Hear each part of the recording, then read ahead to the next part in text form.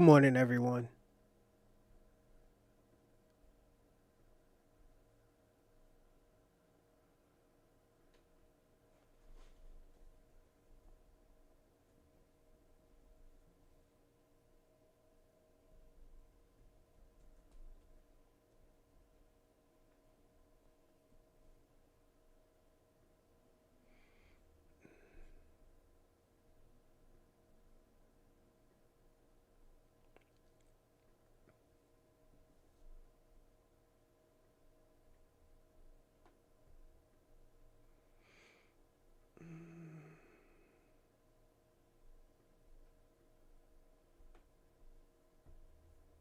I'm almost done, everybody. I apologize. I'm just opening up my windows. You know how I do. Um,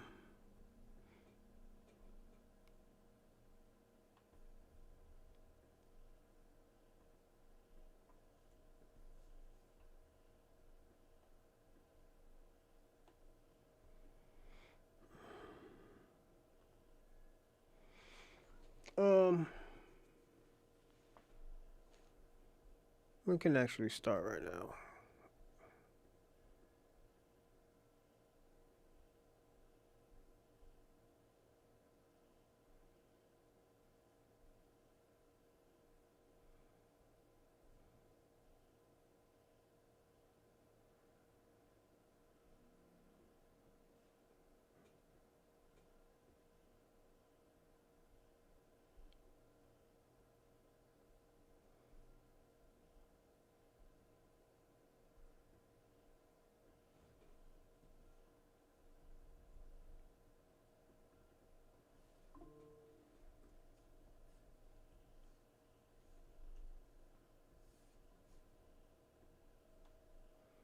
I'm almost done, everyone. I gotta share. You know how I do. So,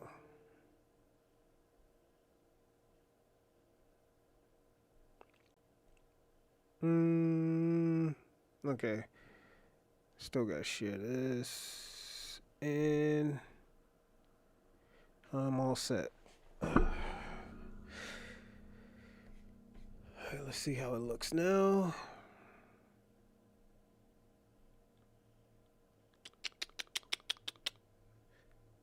Open up Kick.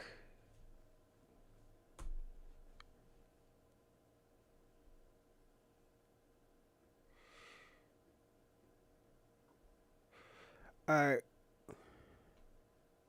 right. We good, everybody. Good morning, everybody, and welcome to the Bronze Reaper podcast. I'm your host, Rosalind Perkins. Nobody hasn't came in the room yet, so as I do, I'll wait until everything gets started. Um, this is gonna be a great show today. I don't have notes, but I had a question. Is the white supremacist, and I think I did something similar as this. Is the white supremacist the face of victimhood mindset? It might be a delicate question for some white supremacists, not white people, but white supremacists, the people who follow that system. So I would say this. I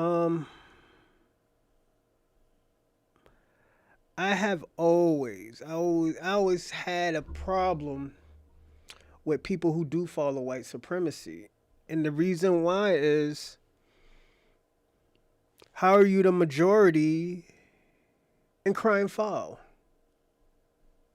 And mm, I understand if you're the minority and you see fuckery, you know? It's understandable. But it's not understandable when you're the majority. And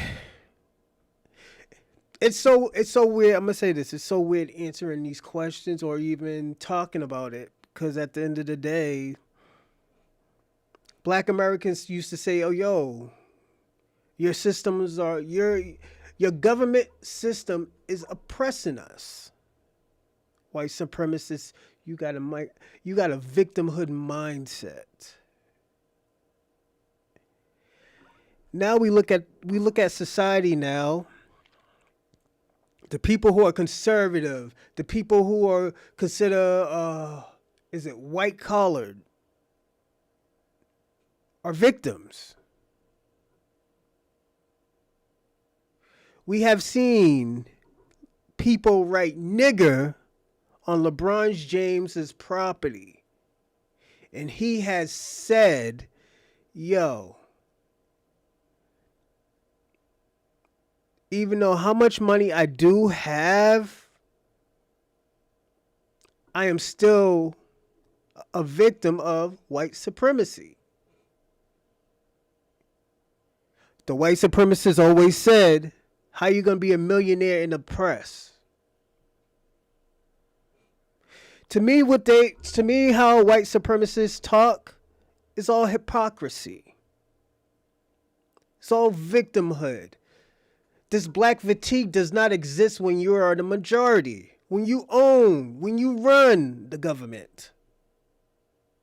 When you break laws, you're a treaty breaker historically.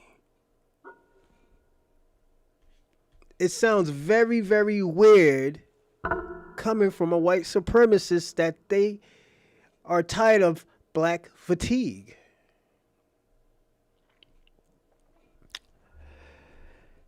When we talk about white supremacists, we're going to put a lot of people in this group. And the reason why I'm saying we're going to put a lot of people in this group, excuse me, we're going to put a lot of people in this group. What's going on? What's going on, Dorsey? Salute. Hold on one second. It's telling me to sign into chat. Give me a second, everyone. Oh, okay. We'll put this over here. Give me a second. We're gonna put this over here. You know, it sounds crazy when the white supremacists talking about, oh yeah, they're being targeted. How you being targeted by? This is the question. You're not a victim when your own people are doing it. I will say that. I will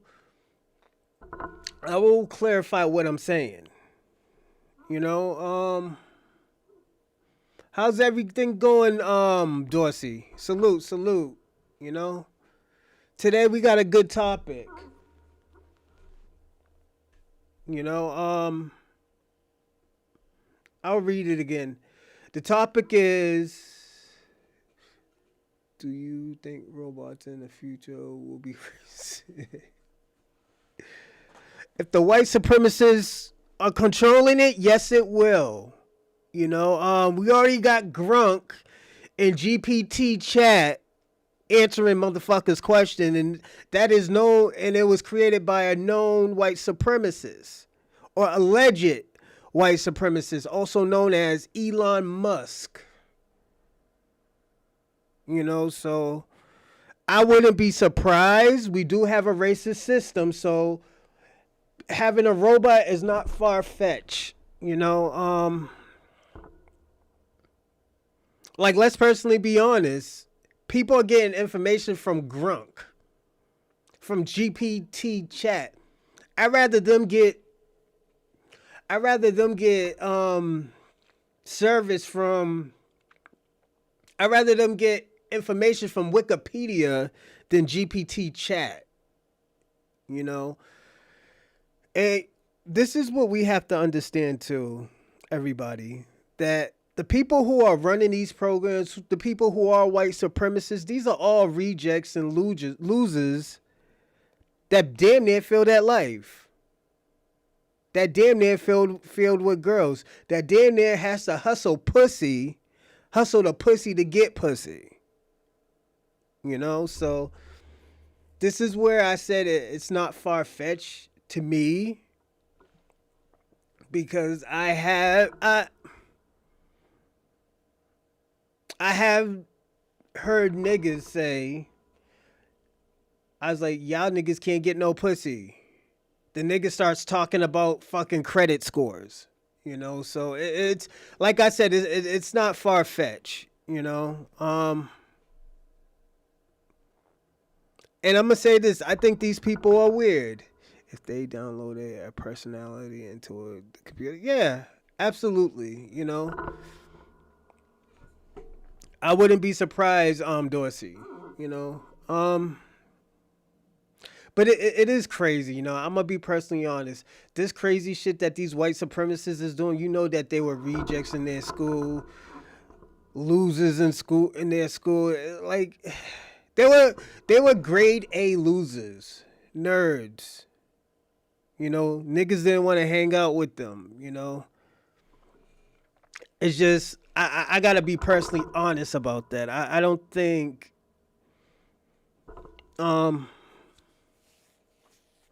I do not think that they were the coolest people in the group. This is why when you look at society now, you be asking, where did these niggas come from?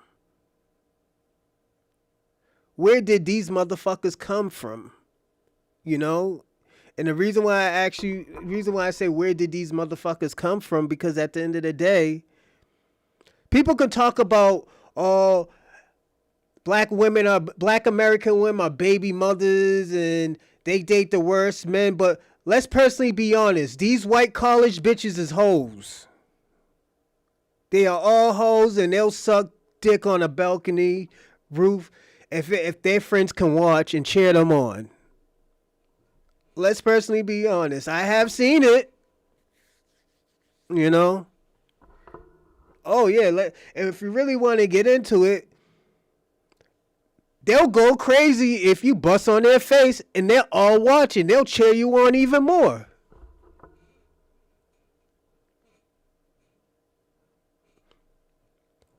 So talking about, oh, black women are whores, they're not valuable. Nigga, you're crazy as a motherfucker. You are crazy as a motherfucker. And after that, I gotta ask you, where did you get your advice from? Where did you get your information from? And that's my issue. It's like everybody's calling the pot the pot is calling the kettle black when these white supremacists talk. And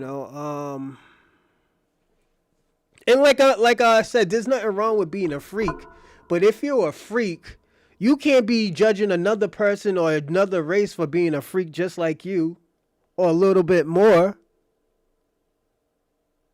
So it's. I'm gonna say this. My biggest concern with white supremacy is not their racist ideology, is their victim cry. How the fuck are you a victim and you're the majority? Then you blame black Americans. Did we not just see a nigga who likes Bussy pop fucking Charlie Kirk? Did we not see that? Did we not see mass shootings come from a white liberal family? And you can't say, oh, yo, everybody needs their mother and father, and these motherfuckers is doing mass shooting, and they got both parents in the house. Let's not do that. Let me give you another example. We can't say everybody needs both parents in the fucking house and your kids is out here sexually assaulting little white women and getting off of prison and getting them out of jail, not getting no jail time for sexually assaulting two women. We don't want to talk about Jesse what's his last name? Burtons or some shit like that. This motherfucker out here in Oklahoma sexually assaulting women is supposed to get 80 years and then get no jail time. He got the bare minimum.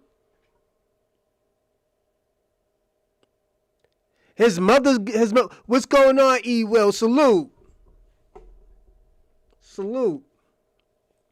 And you got his mother out here giving him a hug talking about it's gonna be all right. Is this what white supremacy is talking about? Is this what they're talking about when they say a strong family? Or how about the white supremacists, the uncle that is having incest with their own children? Or the father or the mother? Don't forget, white supremacists in these trailer parks, it's the mother and father of incest.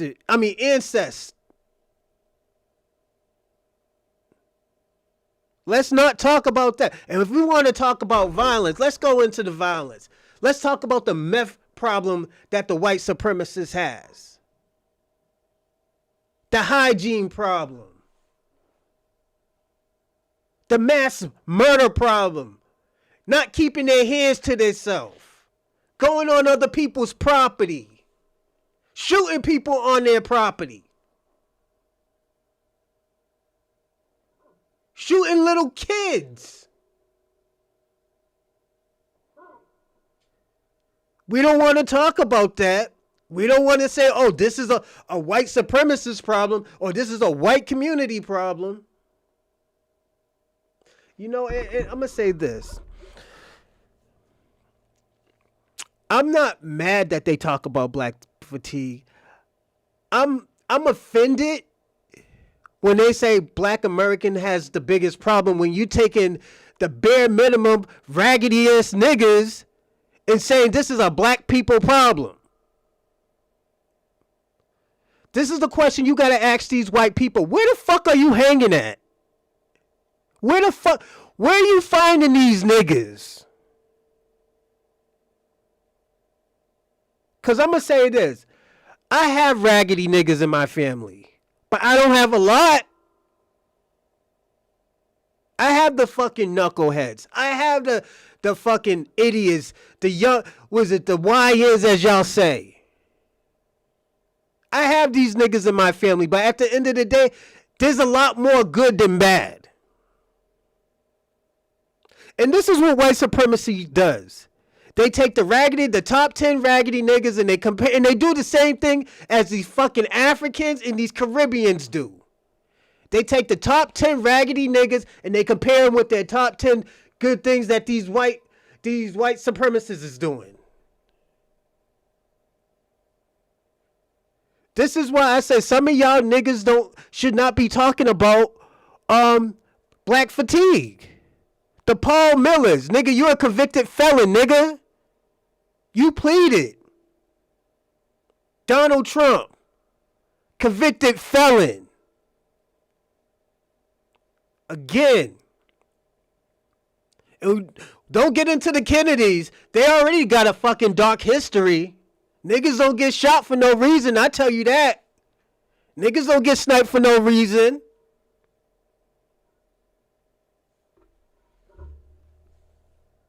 There you go.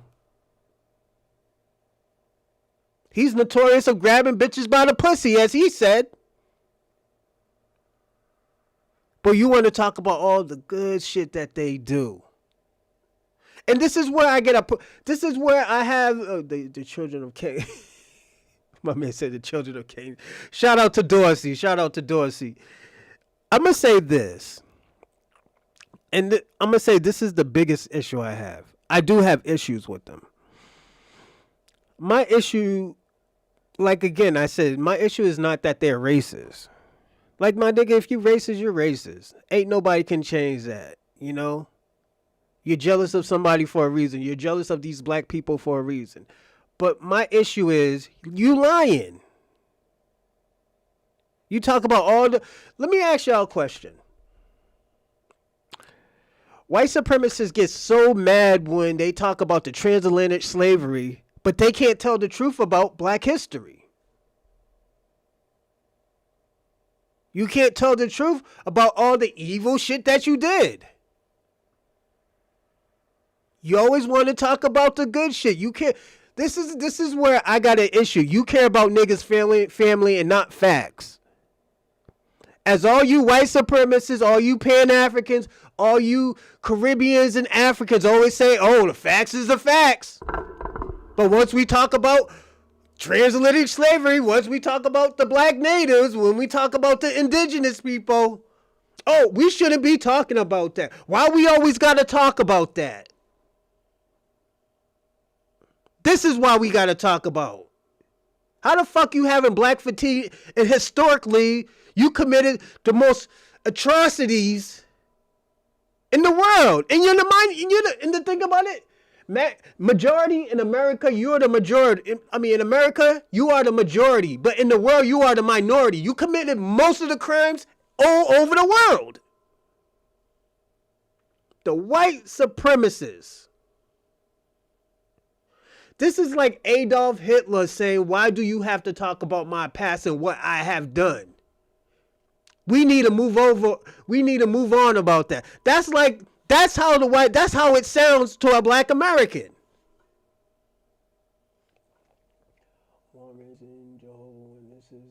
Facts. I agree with you. You too, EY. I agree with that. I was talking to an ex-Mormon chick. She was telling me about the facts. Let me tell you something. It goes on more in these churches than we know. You know? And don't mind my outfit. I was working out and stuff like that. But yeah, it's this is the type of bullshit that we're listening to. You don't want black history to be in fucking schools, but when we teach our kids about black history, there's a fucking problem. You talking about, yeah, we're being victims. How the fuck we being victims if we're not forgetting our history? All the crazy shit that you did. You think we should just forget about all that crazy shit that the white supremacist has done in the past and say like, yo, it's a clean slate. It's 2025. After you still doing it in 2020, in 2000, in the 1990s, in the 1980s, in the 1970s, you think we should turn over a new slate? This is the shit that I'm talking about. And this is what I'm going to say. How the fuck is the white supremacist the victim and you still out here doing the dumb shit that got fucking Charlie Kirk shot? You still fucking around with these liberals that popped you. You still saying, yo, I should say whatever I want to say. Okay, say what you want to say. These liberals niggas shot you. I didn't see y'all go get y'all get back, but y'all want to be tough with black Americans. Y'all wanted to be tough with black Americans. Yeah, y'all be tough, all right? We got something for you. Sophie already got chased out of what? New York, I think? New York or Minnesota? She talk about she's scared for her own being. Bitch, you the one who said it. This is why I say, yo, I don't get these raggedy bitches out here. These white supremacist raggedy bitches. And she's not even American, and y'all niggas is fighting for her. And this is why I don't take y'all so serious about the small hats. That bitch is from Ukraine. But you care about small hats. And what the small hats do. The girl who got stabbed in North Carolina, she's Ukrainian. Now she's white. What's going on, Be Active? Salute. This is what I don't get, and this is why I don't believe y'all when y'all talk about this small hat bullshit. They're controlling the world. We need to come together. White supremacy will never come together with you like other people, like other nationalities. And as I said to other nationalities, we will never come together with y'all. Y'all got to handle y'all own bullshit. This is the hypocrisy I talk about. You talk about the small hats. Oh, yo, they controlling America. A bitch called a autistic guy, a raggedy bitch called a little black autistic kid a nigger. Y'all fighting for this bitch's rights. That bitch was a Ukrainian. Bitch gets stabbed on the bus. Another Ukrainian. What was all this hate that y'all had for the small hats? Y'all are all the same, like I said. There is no difference. You could play this old hot potato talking about, oh, yo, it was the small hats that brought you over here from Africa. No, niggas, it was y'all too. Don't forget, it was the Africans too that sold people. We can't keep on doing this with y'all. This is why the red pill is failing. The red pill is dead too. Red pill dead. Let me tell you something. Red pill died when racism was empowered.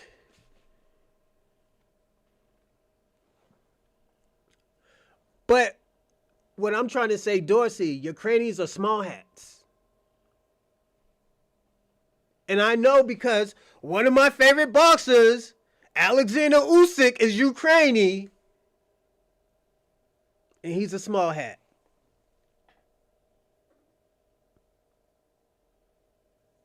Vlad TV is from where? And he's a small hat. But all of a sudden now, we could beat up on the blacks again. They stabbed another white girl. Instead of she's a small hat, she ain't a small hat no more. She's a white woman. This is where this is where the disconnect comes in. This is where we cannot trust these motherfuckers. This is why we say anybody who fucks with that white supremacist system, you are against black Americans. We don't give a fuck what race you from. We don't give a fuck if you are our own kind. We'll kick your back in too. You don't think we've been kicking in the backs of the Hodgin twins? You don't think we've been kicking in the back of the Carter brothers or the Carter's family? We don't give a fuck if they're our own people. And this is what's different from us and everybody else. Give me a second, everybody. Give me a second. Bobby told me to. Everybody, don't forget to like and subscribe and comment in the live chat.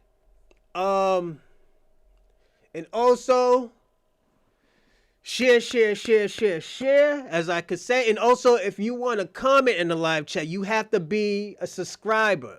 So if you become a subscriber today, in 5 minutes, you can be in the live chat with Be Active, with Dorsey, with E Will, and the guy from Kick too. I don't know. I think he's trying to produce something, publicize something.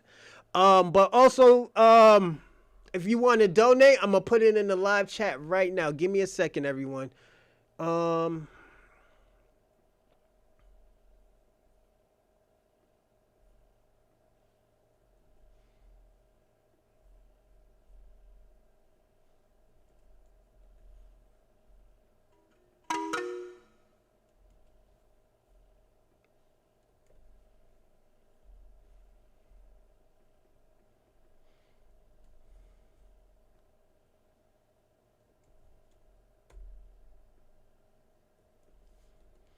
So everybody, we got Super Chat, we got Cash App, and we also got Venmo. So if you want to donate to the podcast, that's how you donate to the podcast. Also, what's going on, FBA Convo? I'm sorry, I went through a blank moment. I looked at my phone. Bobby told me to talk about the Cash App, the donations. I always forget that. But yeah, we got to be personally honest about this. It's like it's crazy. Like, this is why I say, yo, we win when we don't entertain or we don't conversate. We just conversate of what they do. We point fingers, like when Charlie Kirk got shot. Nigga caught a hot slug to the neck. Everybody, oh, yo, it's a black man, it's a black man, it's a black man. We found out it was a nigga who loves niggas with lace fronts. That's one thing that FBA's never talked bad about the white immigrants. No, we always do. You know what? I'm gonna say this: be active. You're so worried about Black Americans. What are you doing in Puerto Rico? Why aren't you helping Puerto Rico? Why aren't you helping Puerto Rico with their colorism problem? You know, at the end of the day, you talk about some solidarity. There has never been solidarity. That's your problem. You want to blame Black Americans for everything. And this is why I say you are a part of that system. You are a part of the white supremacy system. You are no different from the Ukrainians, from the Irish, from the Dutch, from the people from the UK. You're no different. We got drop the link, but don't be that brother Reggie over. No, but this is why I'm gonna say this. I gotta respect Reggie for saying what he said. Even though I don't agree with it, that's his opinion. He lied. Did he lie? Yes, that's what he lied. He lied, but at the end of the day, this is what he believes.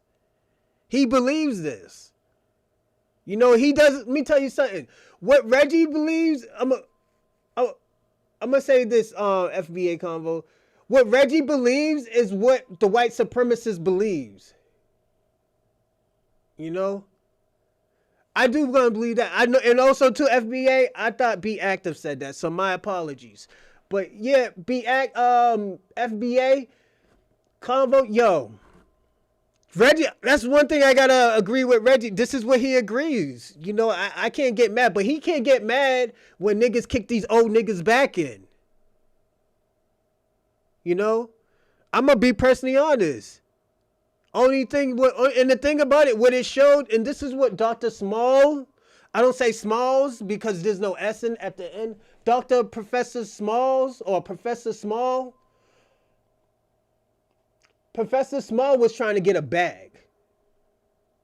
We know that because at the end of the day, money wasn't going through. He lost an $800,000 deal fucking around with foundational Black Americans, saying shit that he wasn't supposed to say about foundational Black Americans.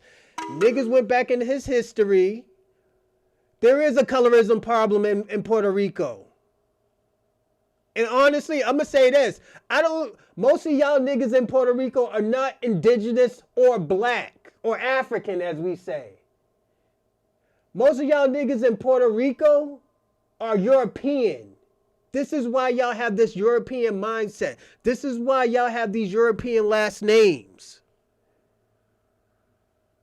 You can't blame the Europeans for that. Y'all always been like, yo, fuck with a white man or fuck with a lighter skinned Puerto Rican. Y'all wasn't no different from the Latin community. Don't try to do that. Be active. Once we start talking facts, man, you can't get mad. All right, you know what? I'm gonna show you something. Everybody, we're gonna go down a road today.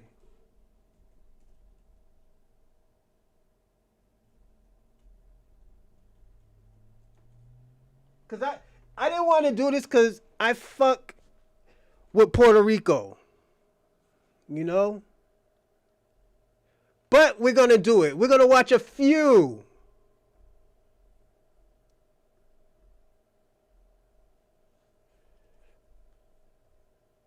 That, and I've never even said that out loud. You mean like colorism or? In every variation of it. We hear a lot about that. I remember Amara La Negra talked. If I'm being really transparent, Puerto Rico's racist. No one talks about that, and I've never even said that out loud. You mean like colorism or?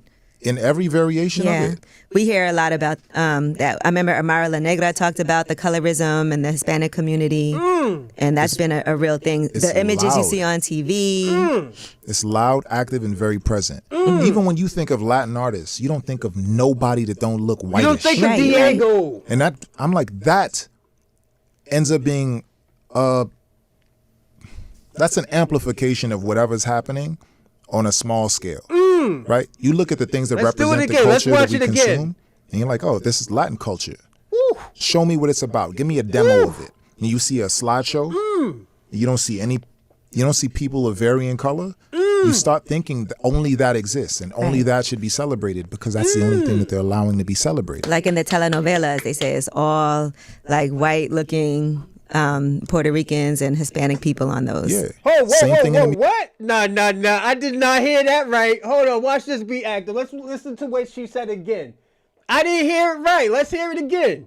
You start thinking that only that exists and only that should be celebrated because that's the only thing that they're allowing to be celebrated. Like in the telenovelas, they say it's all like white-looking Puerto Ricans and Hispanic people on those. Yeah. Same thing in the musicianship. There's black artists you never hear about them. Right. And in that's always been an issue in some of the reggaeton videos. It's like, where's all the brown skinned women in the videos? The Afro-Latinas, where's the representation from them? Where's the representation of the Afro-Latinos? Who represents the Afro-Latinas?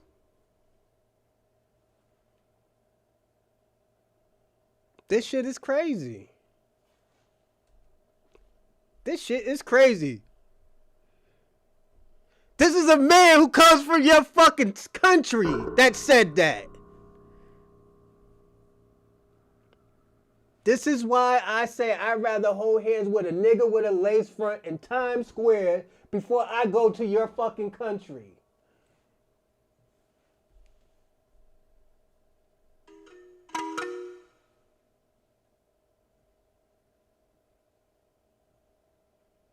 No. He said Puerto Rico, nigga.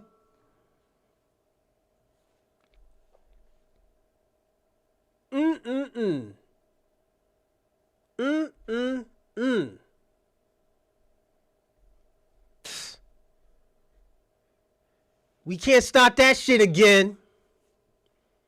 I ain't gonna be arguing with y'all to all. Be active. This is what I'm gonna say. I'm not gonna be arguing with you for 2 hours, my nigga. I'm just going to throw the facts in there. This is niggas' experience that you don't see because you're probably a lighter skinned nigga. You can put all that indigenous stuff, but guess who's your representation? Christopher fucking Columbus.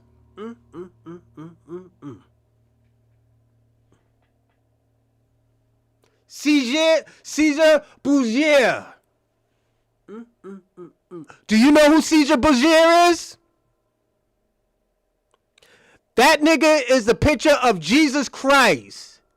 But if you really go back in his history, he was in love with his sister and he was a murderous killer.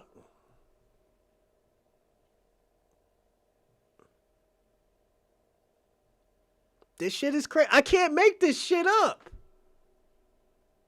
I have no ill will against Puerto Rico.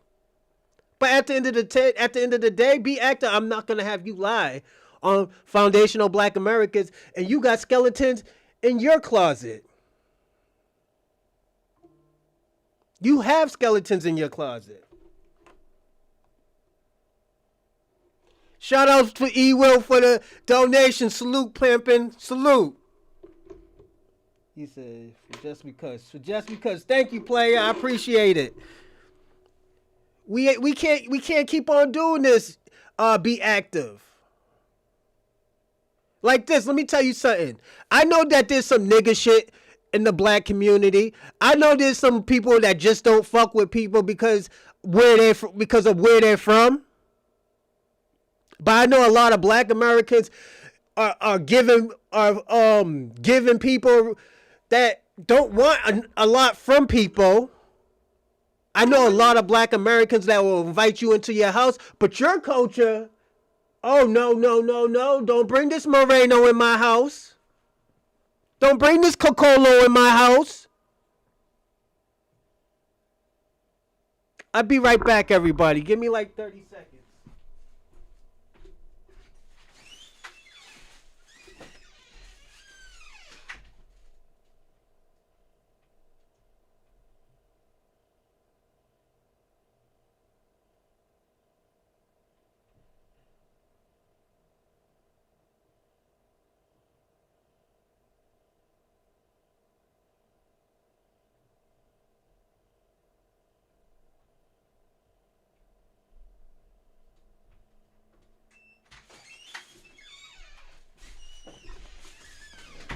All right, everybody. I just went to go cool some eggs down. I'm eating boiled eggs this morning.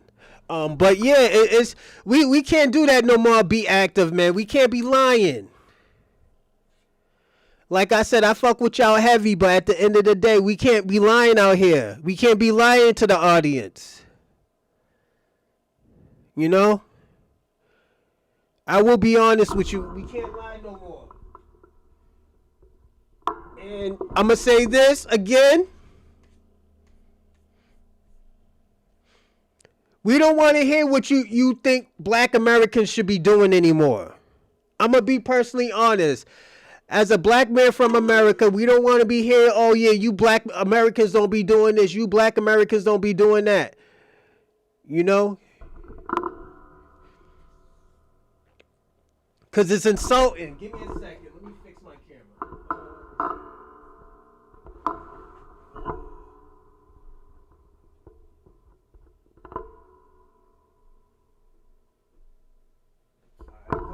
Alright, that's better. I was just trying to get all my pictures and stuff. So don't mind me, everyone. Yeah. That's a little bit better. But yeah, we can't do this, everyone, you know. That FBA flips the facts. What facts that I just flip? Didn't I show you that there was a colorism in your country? You're so worried about what black Americans are doing, you're not understanding that this shit is going on in your country. You're not understanding that, your country has a fucking problem right now. You shouldn't be worried about what's going on in the black community. 9 out of 10 of y'all don't even want to be a part of the black community. You know, so what are we talking about? Give me a second, everyone.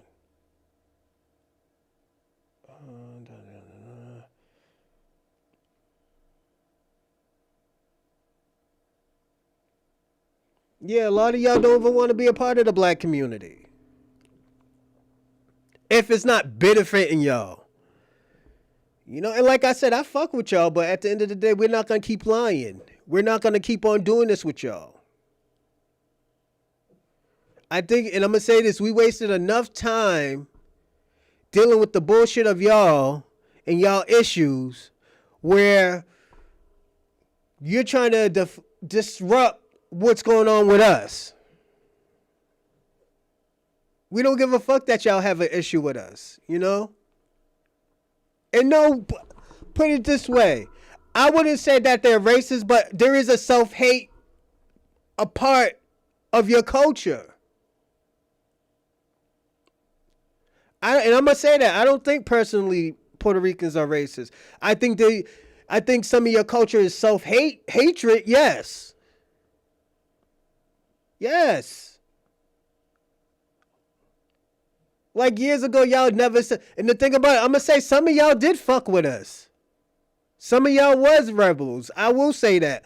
But at the end of the day, we're not going to say a whole collective of y'all was. He said that he thinks that Puerto Ricans are racist just because Puerto Ricans didn't look at him or pay any. No, I'm not saying that. You're not listening. This is everybody pay attention. This is the deflection. This is where we have problems with their community because of this. You know, be active is. Let me ask you something. Be active. As supportive as I am, and as supportive as most foundational black Americans are, why aren't you trying to fight for unity in your culture? Why aren't you not having solidarity in your country? Some of y'all do. But a lot of y'all don't fight for it. You just fuck with that person. I'm going to be personally honest. Y'all just fuck with each other. But when them policies come for Afro-Latinos or Afro-Puerto Ricans, you on the side of the white supremacists. I got to be personally honest. And I bet you Put it this way, I bet you $50 that the Afro Puerto Ricans is always on your side, no matter what color it is. They're always on your side supporting the culture.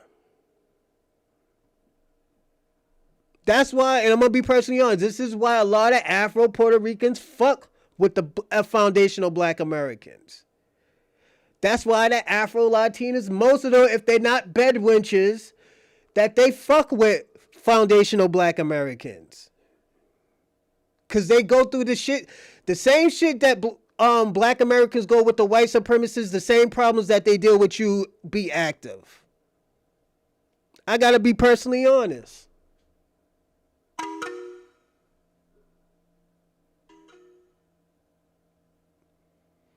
He said that there's racism in your. He said it. I wouldn't say y'all have racism. I think you have a self-hate problem that you do put against the Afro Latinos and the Afro Puerto Ricans. Yes, I do. I think, and I'm gonna say this, I think y'all connect more to your Conquistador side. Especially you, be active. You connect more to your Conquistador side. Your colonizers' side. And I have to say that. You connect more with your colonizers. And now I got to ask you, be active, do you have Stockholm Syndrome?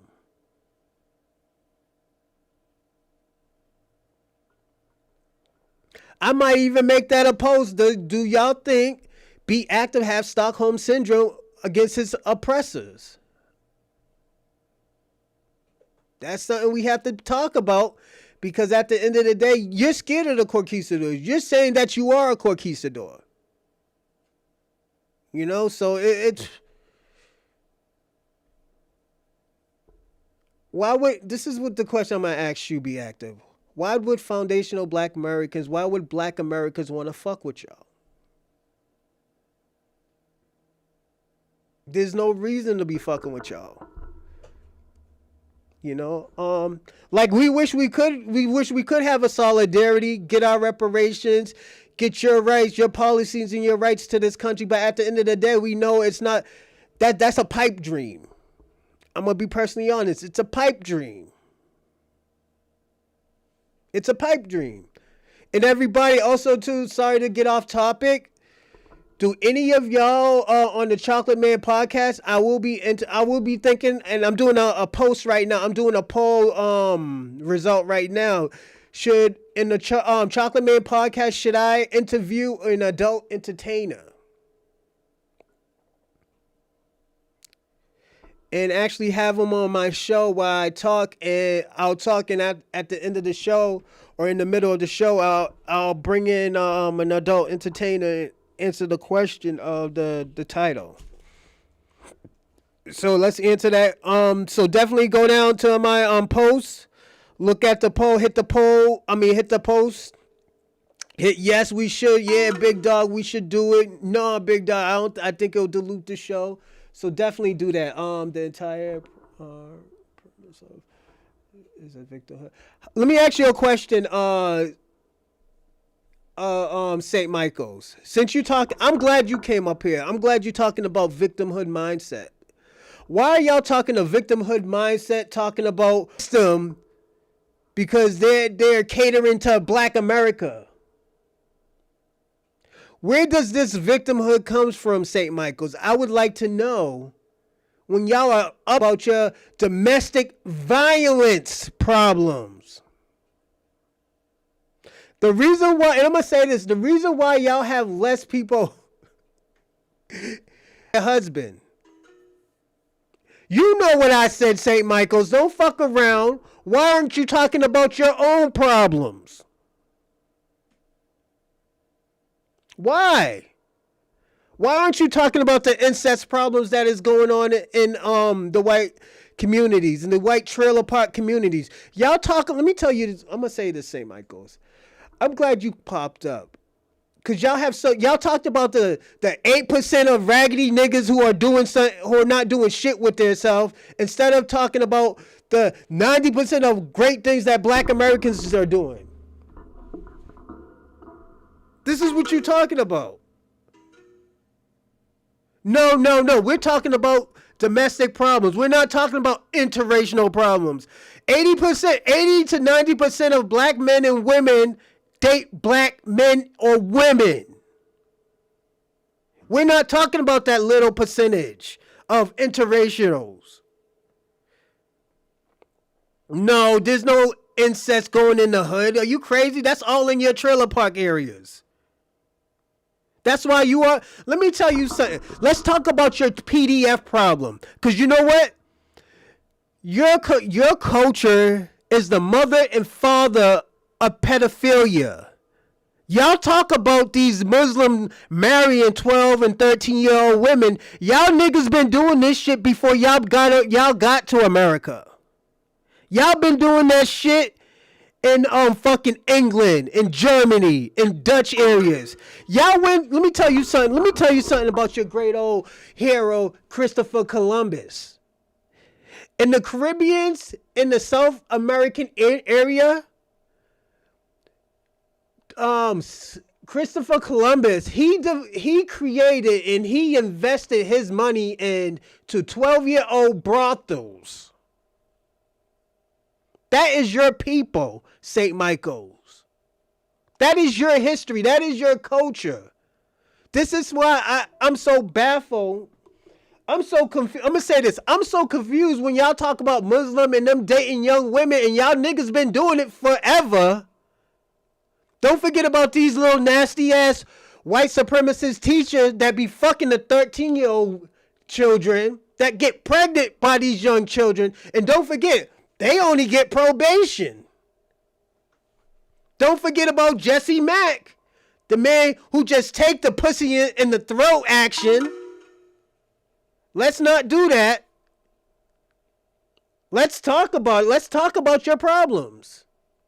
How the fuck are y'all victims and y'all are victims of each other? Your own enemy is yourself. St. Michael's. It has always been yourself. Now let me ask you a question. Since you hate the small hats so much, why are you supporting what's her name? Sophia, who called a little 5-year-old black kid, artistic kid, a nigger? Why are you supporting the little girl who got stabbed on a bus? Why are you supporting her? They're not white, as you say it. They are small hats. They are both from Ukraine. You care about the white supremacists so much, you support these people. No. It wasn't the ADL that helped. It was the white supremacists that gave her $800,000. It was the white supremacists that set up a GoFundMe for her. It wasn't ADL. You cannot blame ADL for that. And this is why I always say we can never trust the white supremacists. We will never be on your side. And I'm glad y'all are handling your own problems and showing y'all weakness. Your weakness your weakness in the black diaspora's problem and weakness is diversity and solidarity. Yes. Vlad is from Ukraine. Yes.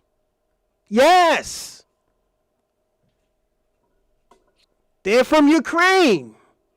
Those are Ukrainians.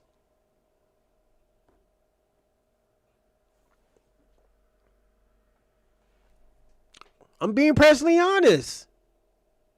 St. Michael's, this is why you are a hypocrite. You are a hypocrite. The only Afro. There we go. Be active. Fix your country, be active. Yes, right. A lot of. Thank you, Robin. Salute to Robin. Yeah, she's a Ukrainian.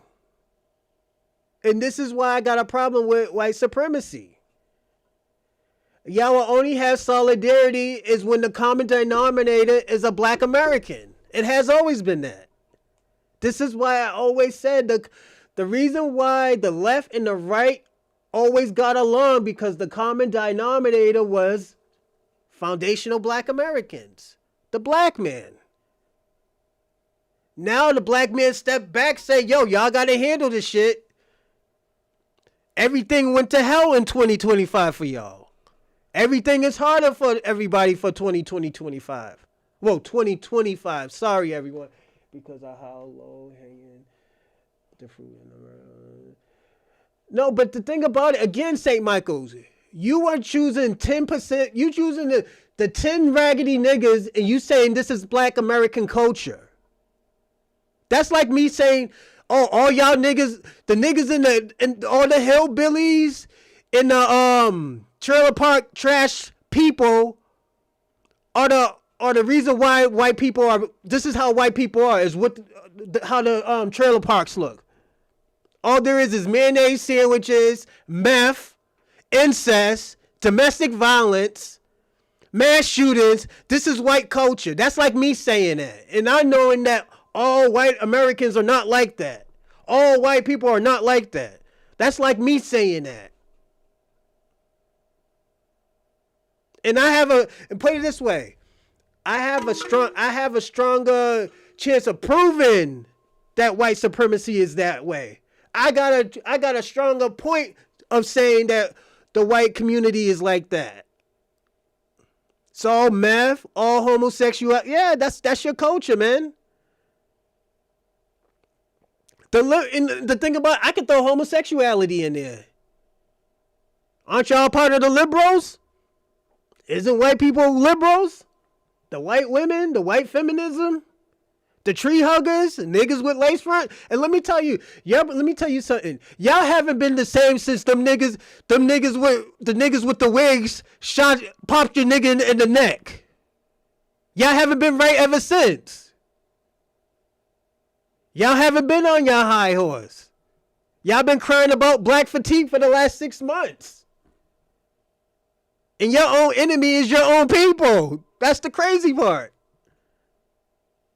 How the fuck is black Americans your problem and y'all niggas is out here shooting each other? Y'all out here beating up each other's parents. Y'all out here kidnapping people, shooting people in their cars. Violating young girls.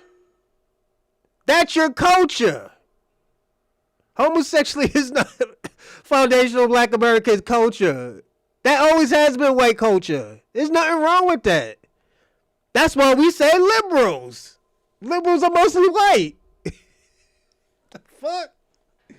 So St. Michael's, we gotta ask this question. So St. Michael's, are liberals mostly white or black? We're gonna get them here, everybody. Watch this. Are liberals mostly white or black? Don't forget, the white liberals thought black Americans didn't have IDs last year. That's why we didn't vote, because we didn't have IDs. Like, come on, let's talk about it.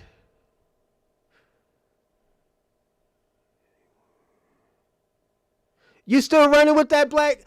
Let me ask you a question, Black King. What about your boy Nature Boy? Can we talk about your Pan-African brother, Nature Boy? Do you know who Nature Boy is, Black King? No, Captain Tazaria didn't know what the fuck he was talking about. He even admitted it in Sonnetas. He said, I'm just trying to figure it out. No. I didn't say Democrat. I said liberal. I said liberal. You can still be conservative and be a Democrat. Absolutely you can. Or even an independent. And most black Americans are conservative. Most foundational black Americans are conservative. So, oh shit, here we go with the per capita. Here we go. Did you get that off of GPT chat? Or you got that off of Grunt?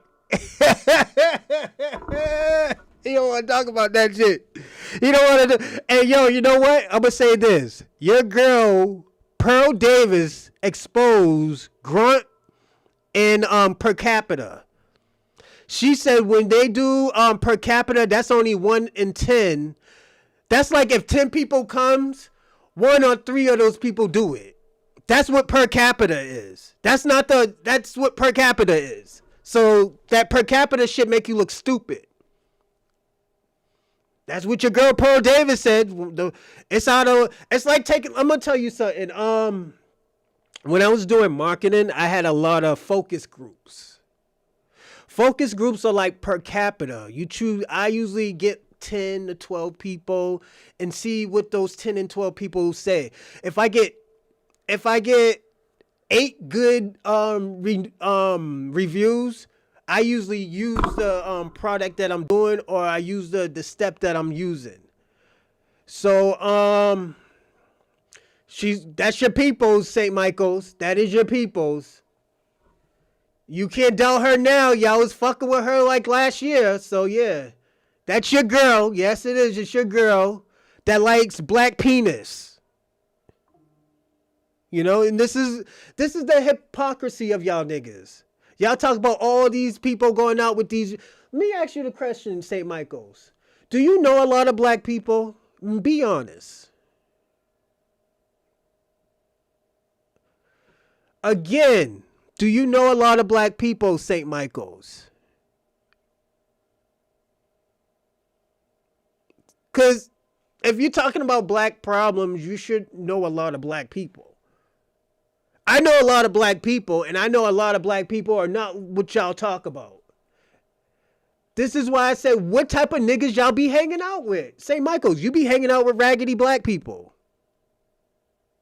You hang out with the YNs. You don't hang out with the sophisticated black people.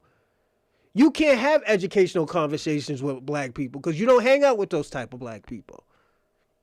You know? And that's your problem. You hang out with the raggedy niggas. So what you think I think of you? I think you are a raggedy nigga. I'm going to be personally honest, St. Michael. You are a raggedy nigga. You are a potato slave. This is why I call you a potato slave. You're a raggedy Irishman, my nigga. Like, come on. You hang out with raggedy people. You do. Like, I hang out with raggedy niggas sometimes, but I don't spend most of my days talking about raggedy niggas. I talk about most of my days the people that I hang out with. This is why you don't know nothing about black people. You don't hang out with the scholars. You don't hang out with the elders.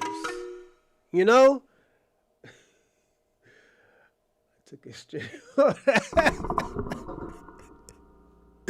Don't worry. It's not a bad thing. Like, technically you wasn't a slave. Technically, I'm going to say this, Robin. Technically, you was an indentured servant. You wasn't a slave. So, you put it this way. Say you owe me money. And I say, oh, yo, you clean my house for like 3 days. That's an indentured servant. You're not even a slave, my nigga. So, I'm fucking with St. Michael's. That's my nigga, St. Michael's. It's your boy War. No. That's your man. That's your Pan-African brother. Be active. Your boy, your Pan-African brother, just as another scholar of yours, Brother Polite, was out here violating bitches. And he rationalized why he was violating these bitches. Your conscious brethrens were out here doing this nasty shit. But let's get a little bit deeper into Nature Boy's skeletons. He wasn't only violating bitches, he was violating niggas too. That's why he's doing life in jail right now. Just like your brother, what's his name? Dr. York? Your brethren? These are your people, Black King. Those are your people. Those are your scholars. Your forefathers of consciousness. Them niggas was out here violating bitches. Let's not go on to what we heard about Brother Polite and African Bombada. Those are your peoples, Black King. Those are your peoples, my nigga. That's your Pan-African scholars, my nigga. Say Michael's mom was a indigenous. Oh shit! I didn't say that. Shout out to Say Me with the bullshit. Shout out to you. Shout out to Black King. Shout out to Saint Michael. Shout out to Robin. when she took the indentures out, she gave a hell of a blowjob. Oh my god, yeah, niggas get crazy. Robert, this is the craziness this is why I say I love my audience. Even if I don't agree with y'all, I fuck with y'all heavy, man. You know, and I will support y'all shows any day of the week. And shout out to, I'm gonna say this to give another shout out to Breeze Omega. Go see his content. His content is lit. You know, he's doing his thing out here, so definitely go support him. Yeah. I just love the conversations. Yeah, the conversations be L. You know, I switched it on the foundational Black Americans and the white supremacy. I'm doing the white supremacy today because I've been seeing a lot of victimhood out of the white supremacy. Oh, that's you? What's going on, Dorsey? That's Dorsey's new number. That man got like 8 numbers. Say Michael. Just be yapping. Yeah, he does. He don't know what the fuck he talking about half the time. Hey, that's the meth kicking in, man. You know, so he lives near a meth lab. So like, what you expect? So, yeah, man. His snap didn't come in yet. His snap benefits didn't hit yet. He said hits on the 12th. What's going on, Shabaka? Shout out to Shabaka. Keep Pan-African out your mouth, FBAs. There we go. We got Shabaka. Oh, Shabaka, how's your brother York doing in prison? You know he's doing life, right? Have you sent him canteen money? What about your boy Nature Boy?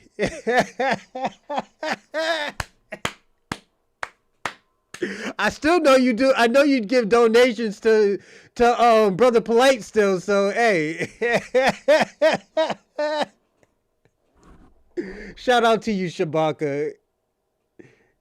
Yeah, they got a lot to do with Pan-Africanism. Yes, they do. Don't you lie there, Shabaka. I'm sorry, St. Michael. Shabaka, yeah, they do. Here we go with the musty shit, yeah.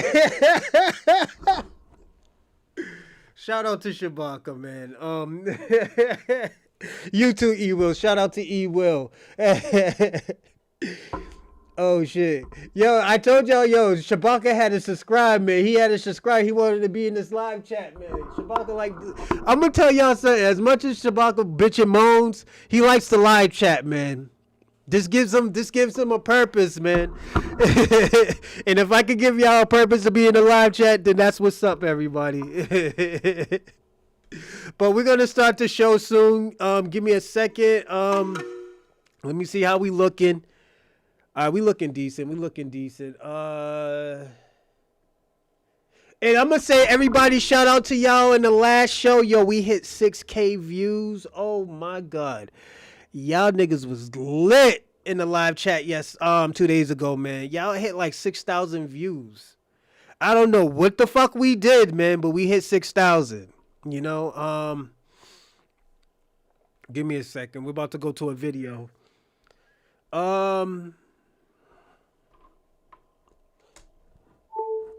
So I'm gonna show y'all the first video I'm gonna show. Oh, thank you, Robin. Salute, player. I appreciate you from Kick, man. Support me on Kick, man. I know I don't got a lot of people on there, but it's gonna get bigger, man. Appreciate it though. The first video I want to show is Tommy Sotomayor, if I'm saying his name right. Thomas. The old man who used to support white supremacy. Has turned his back on white supremacists, you know, and we're going to watch him crash out on white supremacists. And I'm going to say this, shout out to Tommy Sotomayor. Last time I talked to him, I was talking to him was on X, and it was through comments. You know, he tried to gaslight me and stuff like that. I just figured out what gaslight was, but yeah, he tried to gaslight me.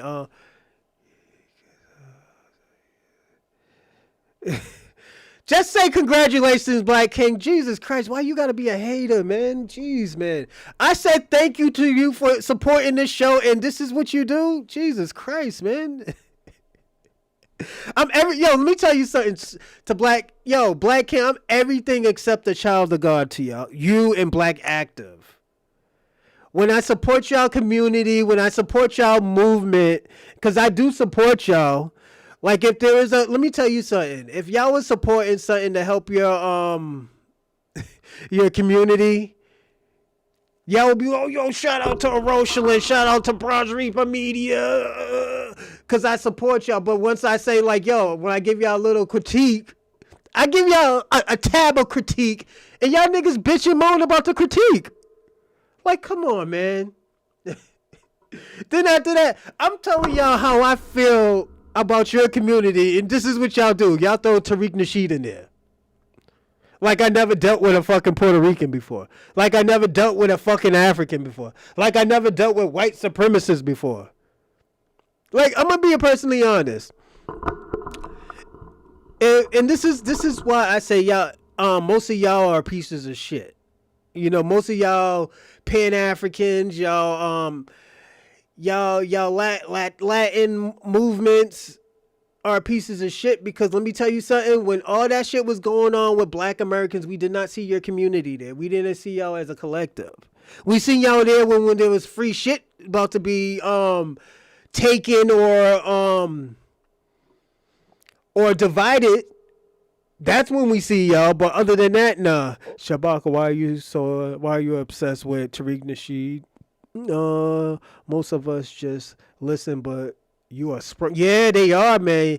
Yeah, y'all, let me tell y'all something. You two Be Active, you two Shabaka, you two Black King. Nigga, Tariq Nasheed is living in y'all head, nigga, rent free. I say that same shit about myself, but Tariq Nasheed, this nigga is living in there rent free, got niggas in your brain. It's sad, man. Like, you get mad, you get mad when y'all get mad when this nigga try to save y'all country. You know? Oh yeah, that nigga sweat Tariq. When he hears Tariq, he starts sweating and shit. Like, yo, nigga, what are you sweating for, nigga? What the fuck? But yeah, man, I gotta be personally honest. Yeah, y'all gotta stop that shit. Y'all niggas look crazy out here with that Tariq Nasheed shit. Also, before we start the show, like and subscribe. I mean, like and share. Like, share, and comment in the live chat. And also, give me a second, everybody. I gotta fix something. And also, if you wanna be in the comments, you have to be a subscriber.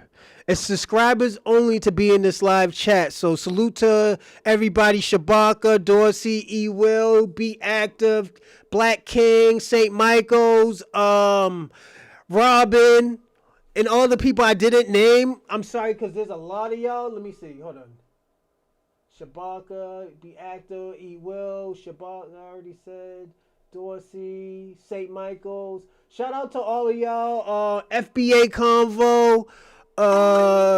Just all of y'all. Thank y'all for subscribing. And what's going on, Clive Zandam? Salute. Like and subscribe. And also, like I said, if you want to be in the comments, you have to be a subscriber, because we're not doing no more of like everybody just jumping on here without subscribing. So subscribers only. You know, again, shout out to Clyde Zandam. You know, he's always lit. He's always lit in the live chat. Where's Ping's ass? Ping been ducking and hiding. He been scared. Ping been scared. So yeah, he don't want to be in this live chat. He said, yo, Shabaka swallow pickles whole. But yeah, we're going to get into this video with Tommy Sotomayor, the guy who used to support y'all white supremacists, support y'all immigrants, and he just turned on y'all. And you know, Tommy does this shit a lot, but this nigga was serious. This isn't the only time that he did this to the white supremacists, you know? Ladies and gentlemen, welcome to the show. My name is Tommy Sotomayor, and this is the show of race baiting. Race baiting politics, race baiting dating, just race baiting. That's all I do. I race bait all day.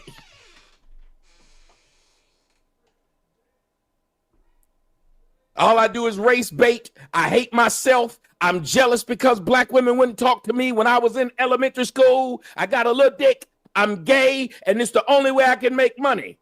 All of the things that you would ever say.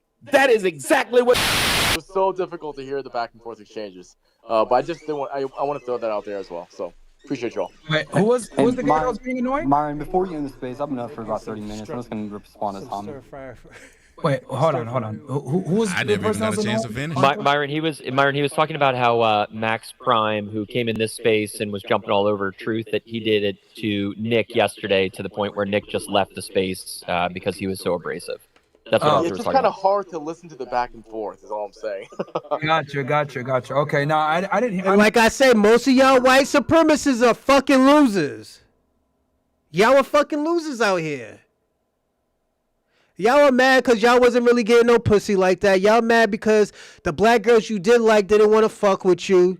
They wanted a big dick fucking, monster like me, myself. A big dick monster, And you're mad at black America. You mad at, the black bunnies don't want no mayo, a little bit of mayo, You just wasn't cool enough. It's not that they don't like white boys. It's just you wasn't cool enough. You wasn't hitting the right note,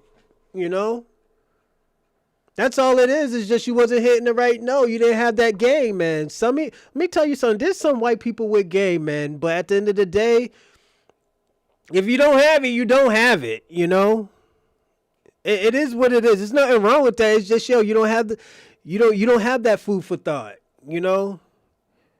It's just it be like that sometimes. Even some black people don't got that. Some of these, I'm gonna say this. Some of these black people, they don't got game either. They overthink everything. That's why they have problems with women. That's why, they have this animosity with women. That's why they think women should just stay in their own place. Let me tell you something. Before we start this show, I'm going to tell y'all what the problem is with these white supremacists. The problem with this white supremacism, and I'm going to say this at the end of the day, and this is the problem with Pan-Africanism. This is the problem with these Latino movements, these Latin movements, is that you're not adapting with the times. It's 2025. Why the fuck are you talking about what happened in the 1960s? Why are you talking about what women used to do in the 1930s and 40s? That shit ain't like that no more. Y'all need to catch up with the time or be left behind. We don't want to hear what happened with fucking the Pan-African movements in the 50s, in the 60s and the 70s, and what y'all niggas used to do. Y'all sound like some recovering dope fiends. What the fuck y'all been doing now? What y'all been doing lately? This is why y'all so mad at Tariq Nasheed. This is why y'all have a problem with foundational black Americans. We adapted. One thing about black America, we always adapt with time. We always adapt with the time where we don't have to get demonetized. We don't have to be canceled. They can't cancel us. They've been trying to cancel us for the last 10 years. Like, come on, let's personally be honest. And I'm going to tell you a corny nigga. If Kanye did not have money, most of these bitches would not date Kanye. These bitches would have a problem. Yo, what the fuck is wrong with that weird nigga? That's what they saying. Why is he flipping out like that? Did he kill his parents or something? That's how niggas would be talking. Like, yo, this nigga's cook. What this nigga was dropped on his head? Like, Kanye's not a cool nigga. If this nigga didn't have no money, was dressing like he dressed now, nigga would think he's a serial killer. Niggas will think Kanye's a serial killer. And I'm not gonna even say, oh, yo, niggas don't understand Kanye because he's above his time. No, nigga. He bitches. Let me tell you something. To get them billions of dollars, to get all that fashion in stores, he bitched and moaned. He complained. He did what nerdy white supremacists did. Complain how niggas ain't listening. Complain about black people's problems because they didn't want to support him. Nigga, we don't want to support that corny shit, nigga. The fuck why I want to go in there looking like a homeless nigga? Like, why would I want to dress like that? Why would I want to dress like I'm in a Mad Max movie?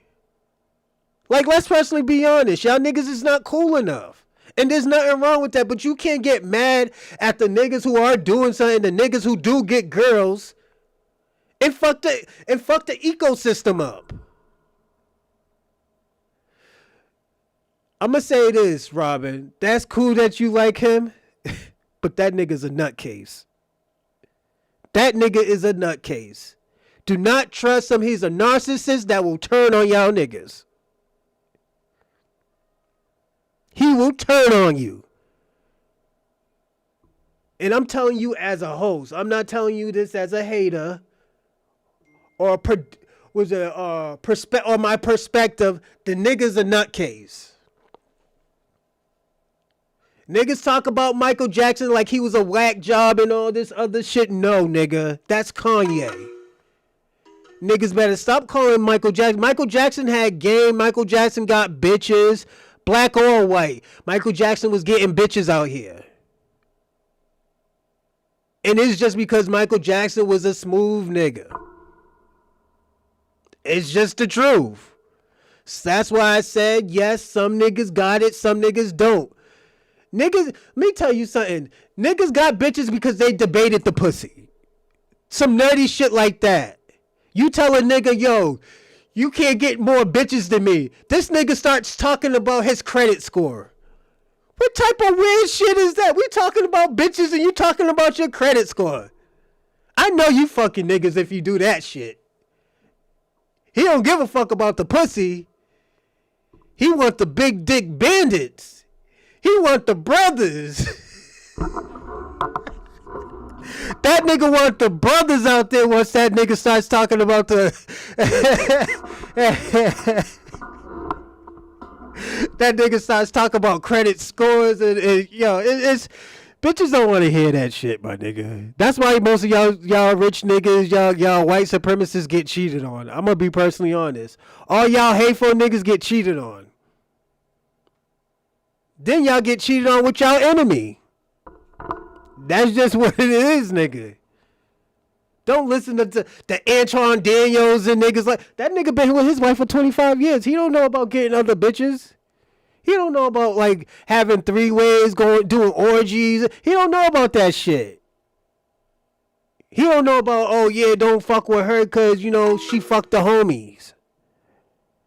You know?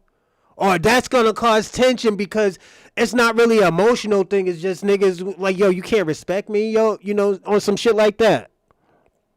And I always tell people, we got to stop saying, yeah, niggas is beating up niggas for bitches. It's not an emotional thing. It's kind of, you look at it as a respect thing. You know, put it this way.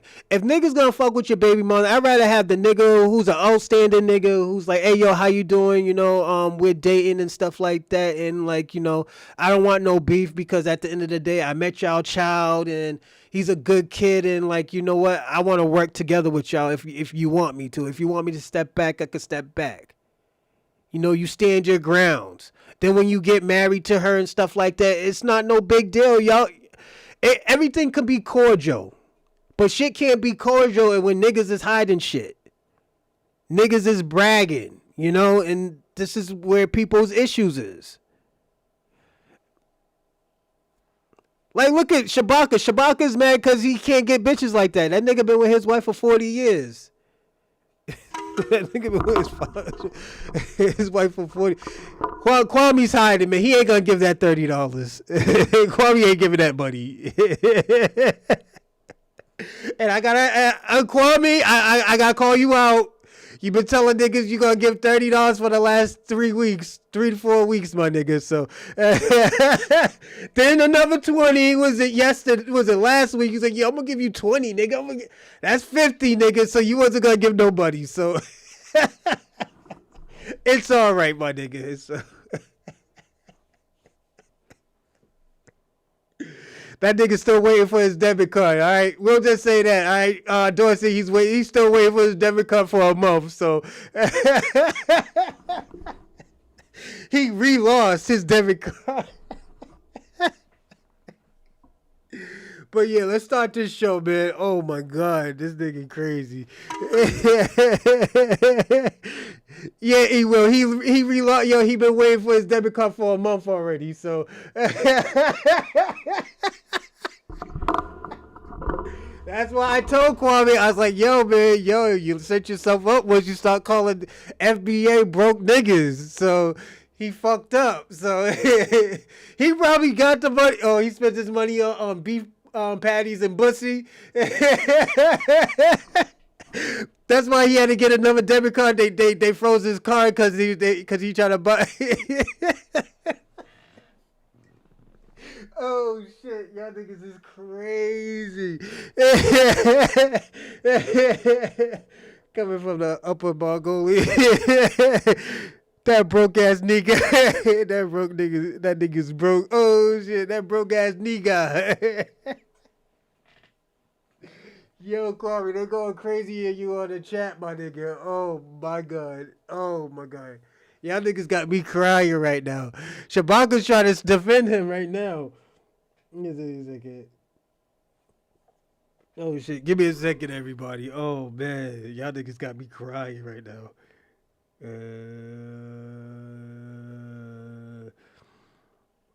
Oh shit.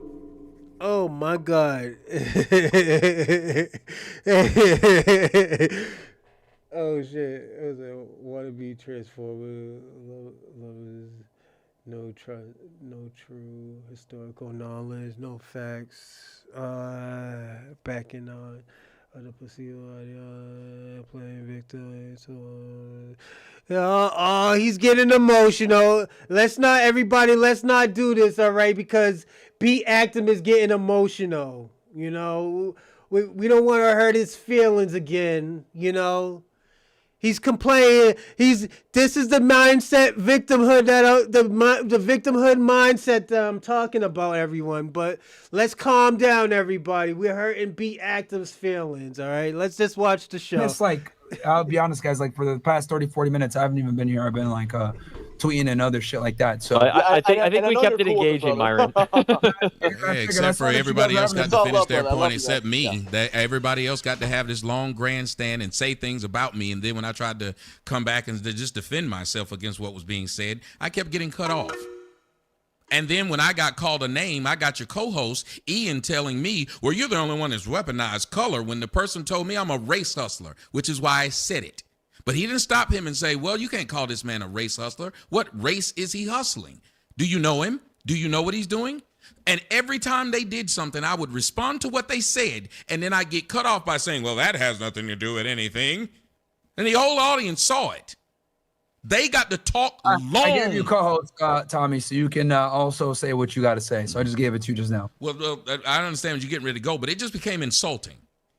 Ian thought that was his damn homeboy, apparently, so he had to defend every damn thing he said. No one ever admitted I made a fucking point, not one. They kept on trying to pretend that I was asking for reparations or I was blaming the white man. Neither one happened. Even Arthur said, I mean, it's disingenuous if people are talking about the Jews, but only so they can talk about what they can get from them. What the hell did I say blacks needed to get? Nothing. They talk to you, black people, like the same person. It doesn't matter who they're talking to. If you can't do something for them, they will talk down to you because there was no reason. What I just tell y'all? What did I just say? I told y'all, I said that like, yo, if the white supremacists can't benefit off you, they're going to turn on you. This is why they're on the side of the small hats. Let me tell you something. White America hates the small hats so much, but they support Shiloh and the girl who got stabbed on the train, on the bus. But the small hats control, and this is why I say it's bullshit. This small hat shit that they talk about, they just mad because they're lower class white people. And the small hats is a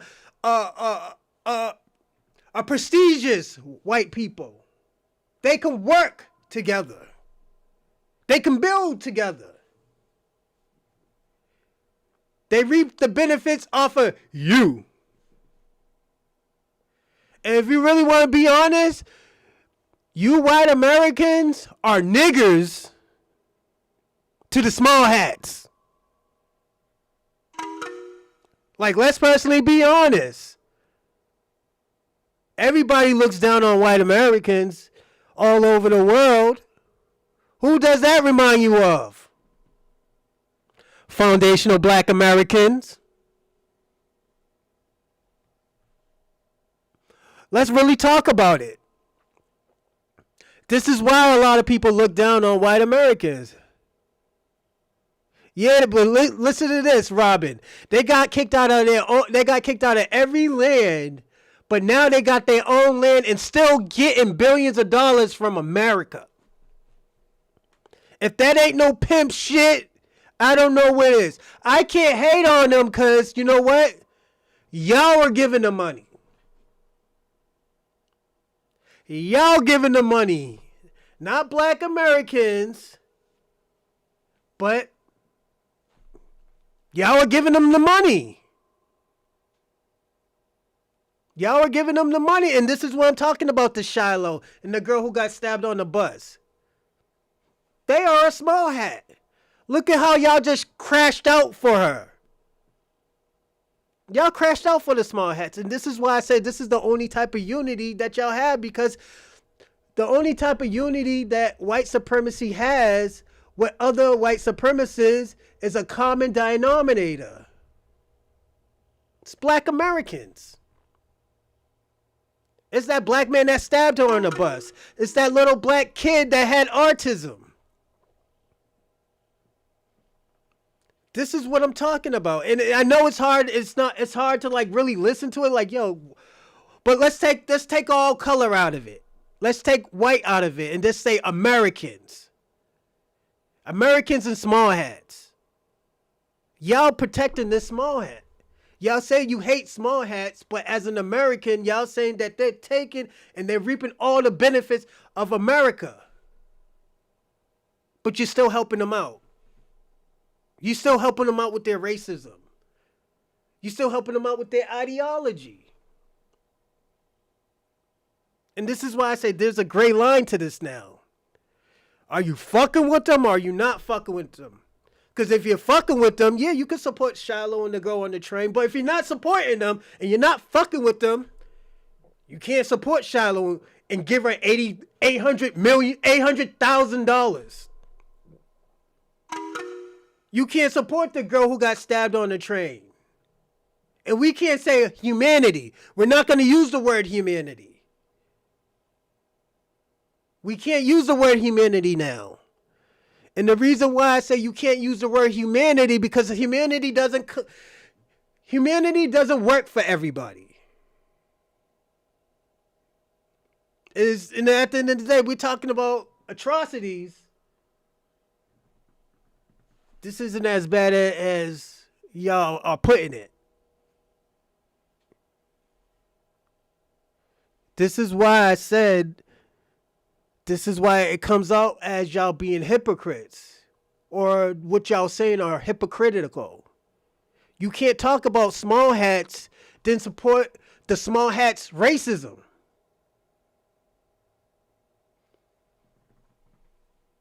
Twice. Or somebody stabbing. Why didn't we send him to a fucking psych ward to get him pills or something? Or keep him in the psych ward? You talk about giving this. It just sounds crazy. Exactly. I don't support them all. Thank you. They better.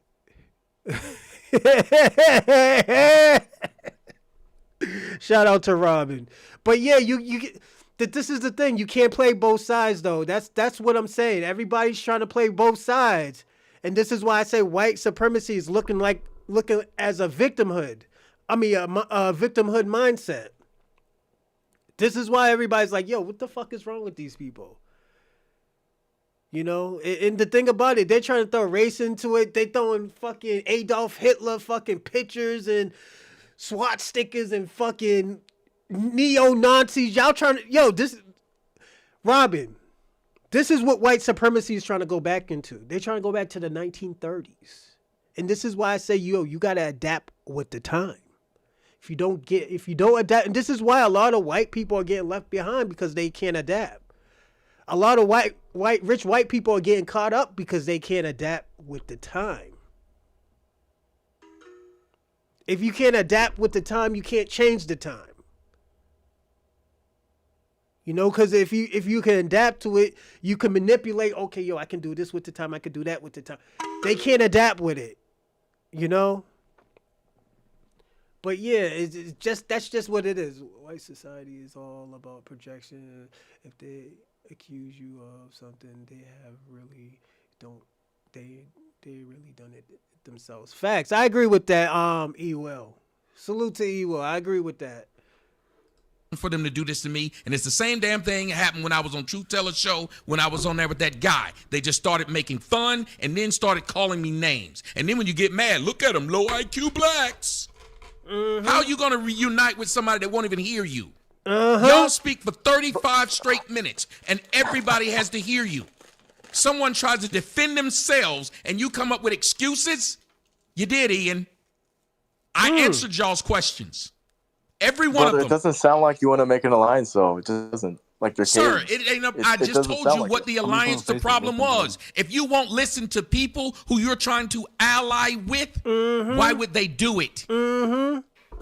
Because how is it that the alliance means that we got to listen to y'all? Isn't it supposed to be we come together and make... Who does that sound like? That sounds like immigration. That sounds like Pan-Africans.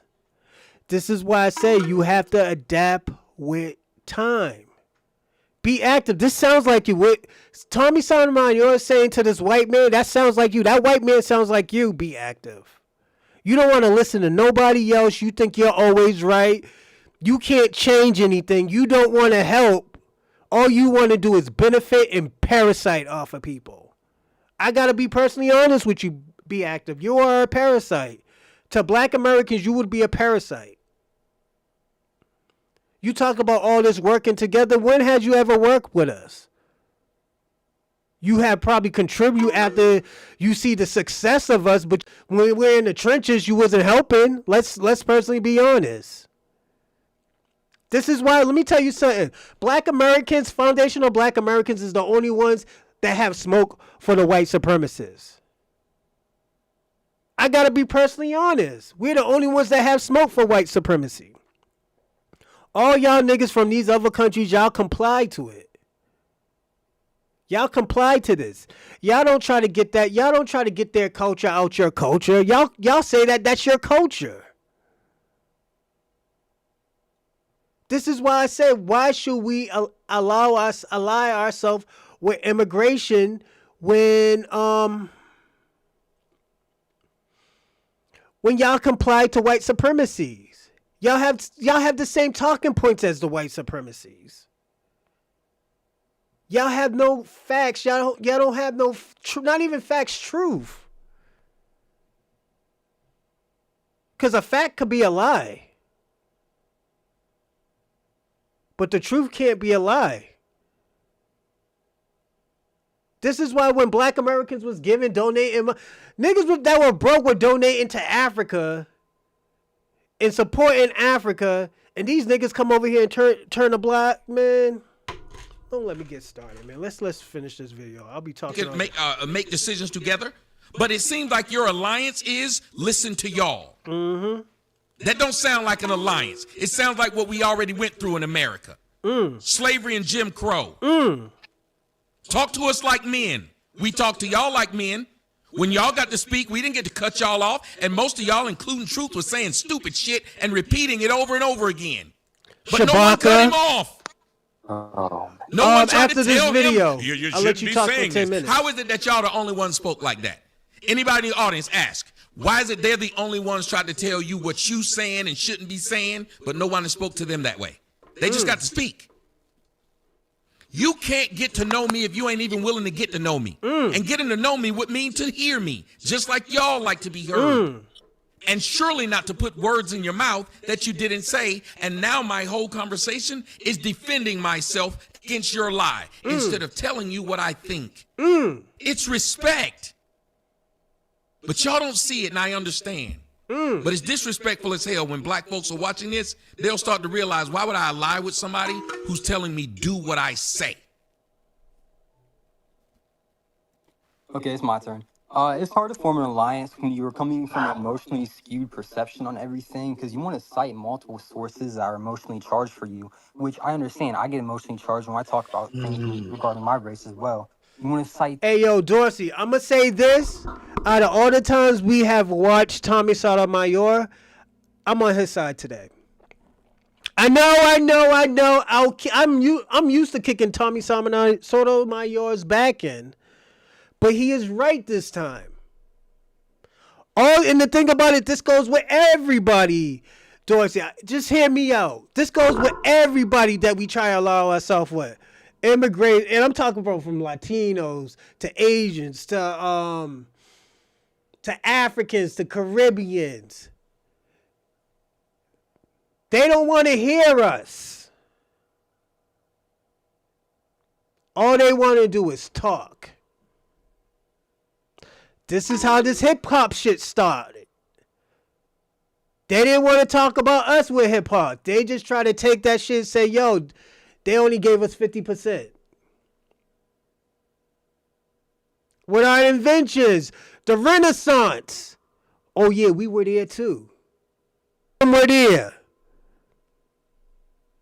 But he knew. He knew what he signed up for. But you know what? I'm going to say this.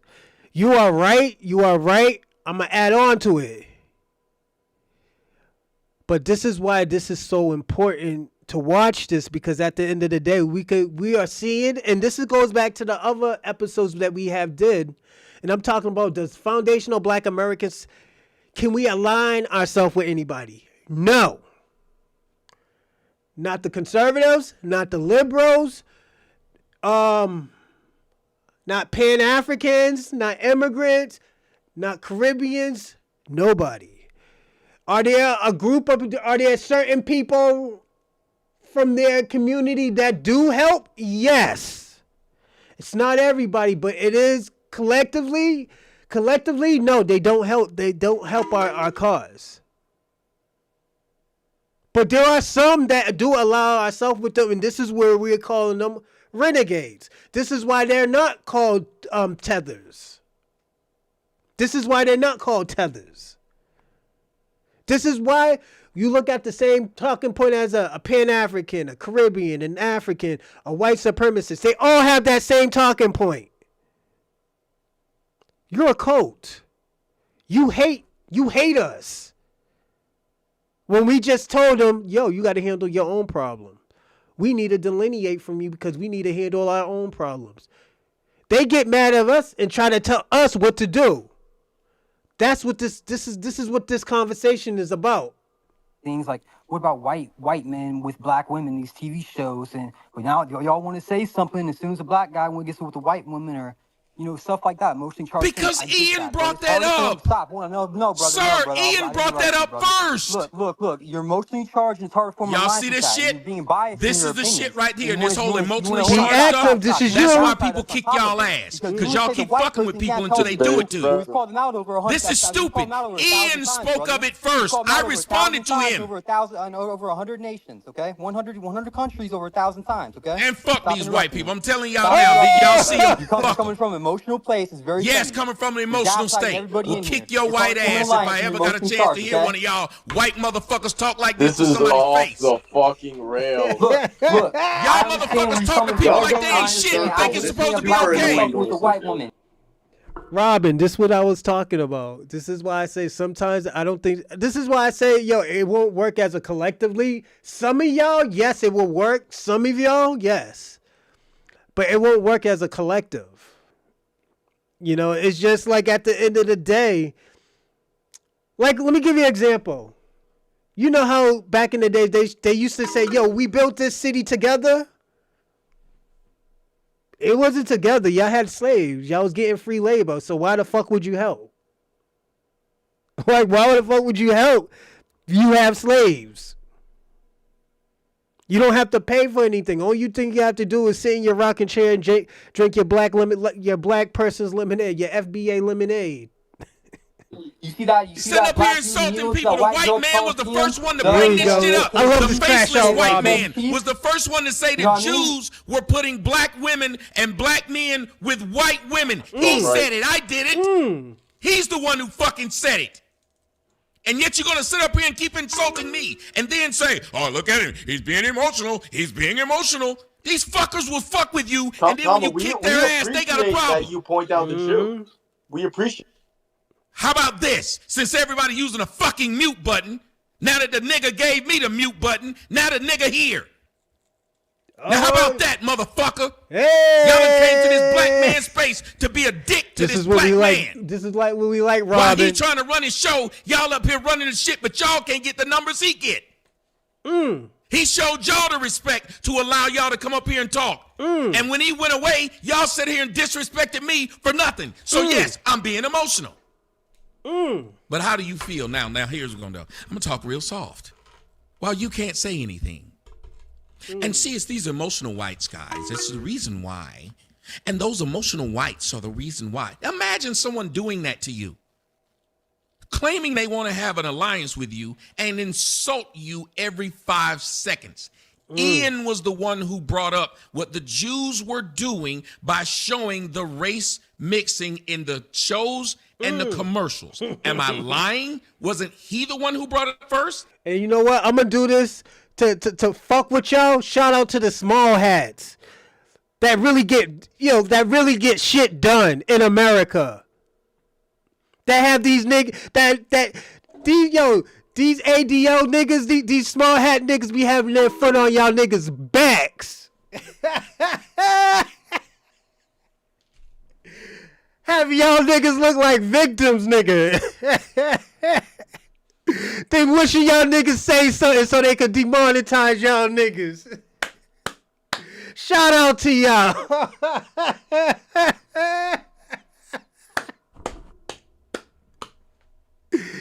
Them niggas that be getting busy in their country, man. Come on. That took their allegedly took their country back. Shout out to you. I'm saluting y'all niggas. They got your foot on y'all white niggas is back, bro. I gotta personally say that. If it ain't the niggas with the lace fronts or tree hugging niggas, it's the niggas with the small hats. Shout out to y'all.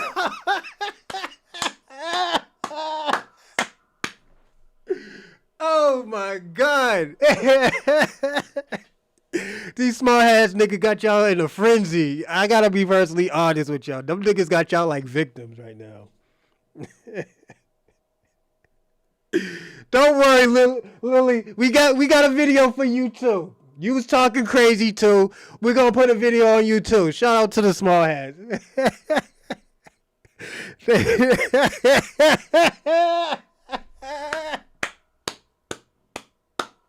Shout out to ADL, man. They be getting busy on y'all niggas. They got y'all niggas scared out here. I gotta be personally honest. Yo, Robbie, I'm gonna be personally honest, all right? These niggas who are small hats, they get busy. They get busy. They let me tell you something. They are what y'all was supposed to be. I'm gonna be personally honest. They are what y'all was supposed to be. And I'm starting to think this. They are the real power country. They are the infrastructure now in America. The real majority, because y'all niggas just kicking up dirt, nigga. Y'all just crying, man. I gotta be personally honest. Y'all niggas is just out here crying like the Pan-Africans. Y'all white supremacists is the Pan-Africans of white people. I'm gonna even be like that. I'm gonna be y'all are the Pan-Africans of white people. So Oh my God. Yo, Robin, you gotta laugh about that shit. Yeah, I've been crying about but yeah. But Robin, you gotta laugh about it. Sooner or later you gotta laugh about it. Them niggas is the y'all the white supremacists is the Pan-Africans of white people. So yo, you know what? We are gonna make that the next topic question. Probably tomorrow. No, we're gonna do it Friday. Are the white supremacists the Pan-Africans of white people, of the white community? Y'all been talking, I'm gonna be personally honest, Robert. Y'all niggas been talking good shit for the last like 50, 60 years of what y'all niggas is gonna be doing. And y'all got ran out by the liberals, y'all got ran out by the LGBTQIA, you got ran out with niggas with lace fronts. Chicks with mustaches and stuff. Yo, y'all niggas been getting run out for a lot of years. I'm a Pan-American. Yeah, you're a Pan-American. Shout out to Robin, man. Yeah. And I just said in retort. Yeah, well, if we're going to call it honestly. Shout out to Dorsey. Thank you, Dorsey. Yo, they booking out here. Women, but they keep showing white men with black women. So I'm trying to ask the question, why are they doing that? Even if you're saying the Jews are doing it, why aren't the whites complaining? Whites should be the first ones to say, we don't want to see our white men with black women. But y'all don't. Needs to be said on a show, then it's okay. And then the truth come in and said, well, there we go talking about celebrities. Ian brought up the damn celebrities. So every time I was responding to what they said, somebody would say, why are we talking about that? Take a deep breath, Tommy. No, don't do it. Ian, don't do it. This is how I fucking talk. I'm a nigga. Let me be that. Just like you on Jurassic Park. Just like you on Jurassic Park and not who you really are. Let me be me. And y'all have said it before, and Myra know it. When a motherfucker loses the argument, they... Shabaka. Pan-Africanism is the white supremacy of black. Yo, that's the new topic question for Friday, everybody. We're crashing out on Friday, everybody. Shabaka, you need to be there. We're going to be talking about it. Is the white supremacy the Pan-Africans of white people? So start telling you to calm down. Oh, I'm just putting it as a favor to you. You got perfectly honest. Take a breath. Dorsey, you gotta be there. Don't tell me to take a breath. Tell me I'm wrong. If you ain't gonna tell me I'm wrong, shut the fuck up and let me keep speaking. Because I'm just saying you sound unhinged, Tommy. Take a deep breath. No, I just told you don't tell me to take a breath again. This the sarcasm of these white fuckers. He gonna keep saying it now. Yo, is FBA the small hats of the black community? Are we the FBA? Are the FBAs the small hats of the black community? Pan-Europeanism. Oh shit. Yo, Dorsey. Let me ask you a question. Is FBA the small hats of the black community? That's what I'm asking. That's why you hidden, motherfucker, because somebody whooped your ass. You couldn't talk to nobody like that in their face. You ain't a man. Tommy, I post a lot about black violence and impulse control, and you're really doing a great job of showcasing my point. Bitch, I'm going to get heated. Now shut the fuck up like I do when you talk. I don't tell you anything when you talk, unless you're wrong. You just told me to shut up. What are you talking about? No. Because I'm going to go on mute and just let you go. That's right. Go the fuck on mute. Go back to Jurassic Park. Oh, shit. Take your ass back somewhere and make the Brundle fly. This is stupid. They want to now turn into women. Well, listen to how you're saying it. When Myron started the show and said, that's what women do. He literally said it. Tommy, he says that women are emotional, and you have lost your mind, and you're embarrassing yourself. I promise you, this will be clipped, and people will make fun of you for it, Tommy. I'm trying to help you. I don't give a fuck if you don't make fun of me, motherfucker. I guarantee I live better than you. Oh, shit. How about that? Why are they making fun of me? I guarantee I live better than you. Oh, and you white, so that ought to make you feel like shit. Now, my emotional black ass got a bigger house and a bigger car and a bigger dick than you. So everything you say don't bother me, nigga. They entertained by me, not your pompous fake ass. Oh, shit. After all that pomposity that you bring to the show. Oh, shit. That nigga Tommy is cooking. That nigga Tommy is cooking.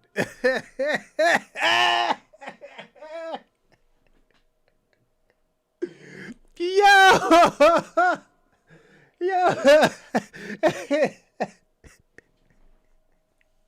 That nigga Tommy's cooking today, man. Yo, shout out to Tommy Sotomayor. I told you this is going to be a good episode, Dorsey. Look it.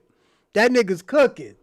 Spectacular. Please keep going. Do this for another 30 minutes. It is gold. This is comedy gold. No one respects you, bitch. How about that? Because nobody knows you. Dave Chappelle was my favorite comedian until right now from the black community. Hey, don't matter. Hey, long as you entertain, bitch. Long as you entertain. I'm like Maximus in this motherfucker. Are you not entertained, bitch? So shut the fuck and let somebody entertain them then. Every time you open your mouth, the majority of the audience falls the fuck sleep. You are the human ambient. Every time you open your mouth, motherfucker get to snoring and slobbering. Now shut up. Now let's get to something that makes some sense. As you listen to them, they don't want to have any kind of alliance. Because if they did want to have an alliance, they would walk in when you're allying with people. You try to make sure you knew who you were allying with. Who wants to ally with somebody and they don't work well together? So all these emotional niggas, y'all need to leave us the fuck alone. Why would y'all want to ally with emotional niggas? How can you call people emotional after what you've been doing the last 15 years? What am I missing? See, he don't listen. Y'all see Ian don't listen? I said, we're emotional. I said, why do y'all want to ally with us emotional niggas? Shut the fuck up and listen, nigga. Do you not hear? Do your big ass ears not work? Why you trying to tell us not to like Jews and got a picture of a fucking Jew? Make that make sense. I'm set up here. Everybody else heard me. This stupid motherfucker listens to respond. He don't listen to hear. I said, we're emotional. We're blacks. We're not very smart. So why in the fuck do y'all want to ally with us? Sir, that's the question, bitch. You see how I speak? Most us niggas talk like this. We'll lose it. We're not very intelligent. We're just funny. Like that's why Dave Chappelle was your favorite comedian, not some lame-ass white boy who don't know a joke when he hit. Now, so since that's your favorite comedian, he's also emotional. So Tommy, what you're basically saying is that you're a massive, bigoted, racist, low IQ individual, and that you don't understand why I try to reach across the aisle. Why do y'all want to ally with us? Why? Why would you want to? Because I'm willing to put my emotions aside and to speak like an educated man who can control his emotions, Tommy. But you ain't willing to shut the fuck up when you weren't being yelled at. Listen to what he just said. I know y'all are emotional, but I'm here to put that to a side. But when I wasn't being emotional, I was just talking to him with common sense, well, they just kept cutting me off and lying on me. Then when the niggas show up, then they want to say, see, there he goes. That's like me literally talking shit to a woman until the woman just says, fuck you then. But Tommy, I spoke calmly to you the entire time. You have just gone off the rails, and I'm still talking calmly to you. You are exemplifying the very things that a lot of the white nationalists would say about the black community that I tell them to ignore. Oh, by the way, I tell them, let's be collectivist in our approach, because we need all of the individuals we can get on our side to ally together against this common enemy. And you're sitting here and doing exactly what people like Hands of Truth would accuse you of doing. And it's laughable. I don't care who these fuckers are, sir. When I accuse y'all of something, did it bother you? When I accuse you of something, does it bother you? No, not in the least, because if you're wrong, I don't care. So then what you accuse me of doesn't bother me. When you sit up here and try to tell me... It clearly does. Listen to yourself. No, sir. I'm entertaining. Remember, I'm a nigga. I have low IQ. This is what I do. Why the fuck you gonna get mad at the damn scorpion? On average, yes, about 80 to 85. Yeah, so sir. So why don't you? Yes, so why that would is you correct. be shocked? So why are you shocked that I'm being what the average one is? Because I'm one of the few people in this community that's actually trying to create alliances regardless of color and creed and all of these other things. You would have let me speak when I kept asking 1,000 times instead of you kept defending the other guy and cutting me off, and he said nothing wrong. You didn't even check him when he said, well, no one brought that up. You should say, well, I actually did bring it up. That's why he was responding to everything I said. Everybody can go back and listen to it. And you think that a grown man wouldn't get frustrated. Well, I've seen white people in white senates hit another, the Senate meetings, hit another white person for doing that exact same thing. But I don't know how those whites did it. Every time the whites do it, it's okay. Nobody wants to be lied on. And nobody wants to have someone take their words and then change them to something else. And because they got a mute button, you just got to let it happen. I haven't done it to y'all. You notice that during this entire conversation, ladies and gentlemen, none of them have ever said, I didn't say that to me. They didn't say, that's not what I said, because I'm not fucking with them like that. So why would they have me constantly saying, sir, that's not what I said? Who holds a conversation with someone to where they can't even repeat what they said? Even just a minute ago, he didn't hear what I said. You're going to accuse us of being emotional. I said, no, I said, I'm emotional. He was hearing to hear what he wanted to hear. He doesn't care what I'm saying. Then when I get pissed, he says, well, but when Myron speaks, he shuts the fuck up because it's Myron's show. Ain't that something? But I have done this the whole time for him. Whenever he speaks, is your point to mock me for having a set of decorum on someone else's program out of respect for them? Is that what I'm like? Am I supposed to just be a massive asshole and just ramble rave like an emotionally unhinged child? All right, my concern right now is this is what always been my concern. And this is why I always told people that this shit would never work. Even with the Pan-Africans, the conscious, the immigrant communities, it just doesn't work. I feel like everybody should just handle their own bullshit. You know? And also, I got a new post, and I got a new text poll in the post, in my post community, my community. The question is the white supremacy the Pan-Africans of the white community? So yeah, go in there and hit yes or no. So yeah, definitely. We want to see the numbers on that before before the Friday night show. So yeah, definitely hit that yes or no. He's doing. I said I had a same respect for you and for truth. For everyone who spoke, I felt it was their time to speak. Then address what they say, whether agree or disagree. But I'd only address what they actually said. So when you talk about decorum would have been you being honest when someone attacked me over something and said I didn't do it, and you should have said, no, he did. You should have said that. Because anybody would do that if you're moderating something. You don't sit me too, E-Will. I'm starting to see that. Like it's your butt buddy. Because that's what you kept doing, defending this one guy. This motherfucker never said a thing wrong. He was never wrong. Everybody who spoke to him was. Mm-hmm. That made no sense. Shut the fuck up and let him have the discussion. If you're going to be biased, then you want to talk about decorum.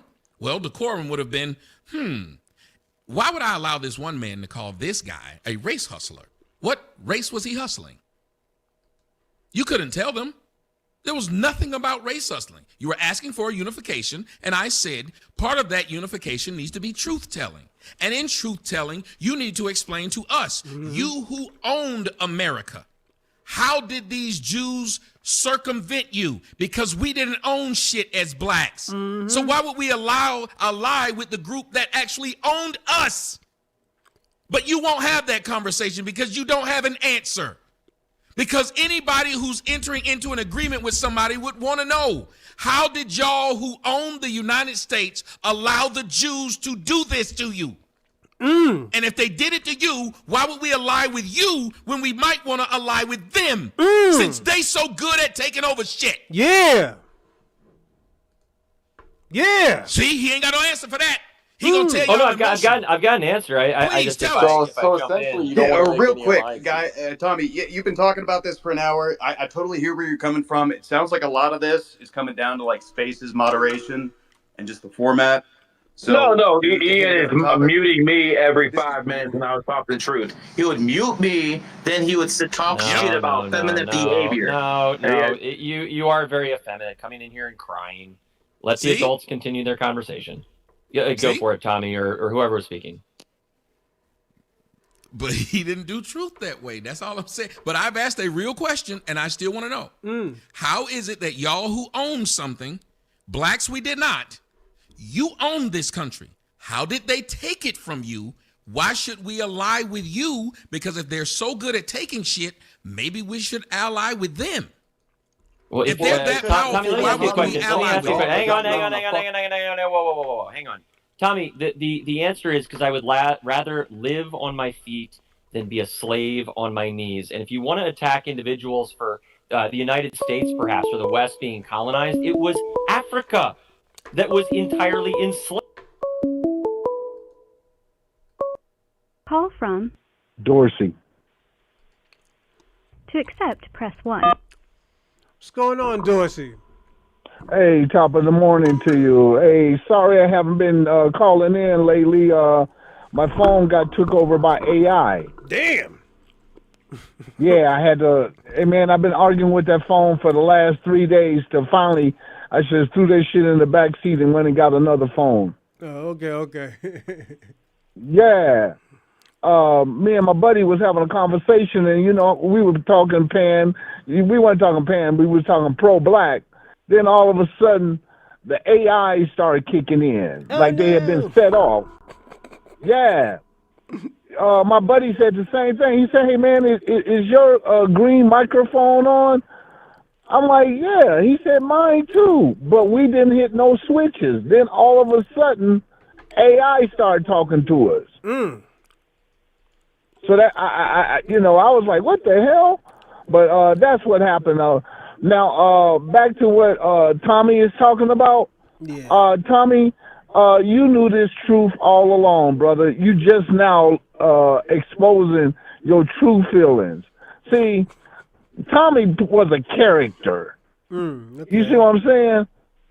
He felt this way all along, but he wanted to play to the white folks to get that money, right? He got a pretty penny of it, too. I'll tell you that. He got a pretty penny of it. Right.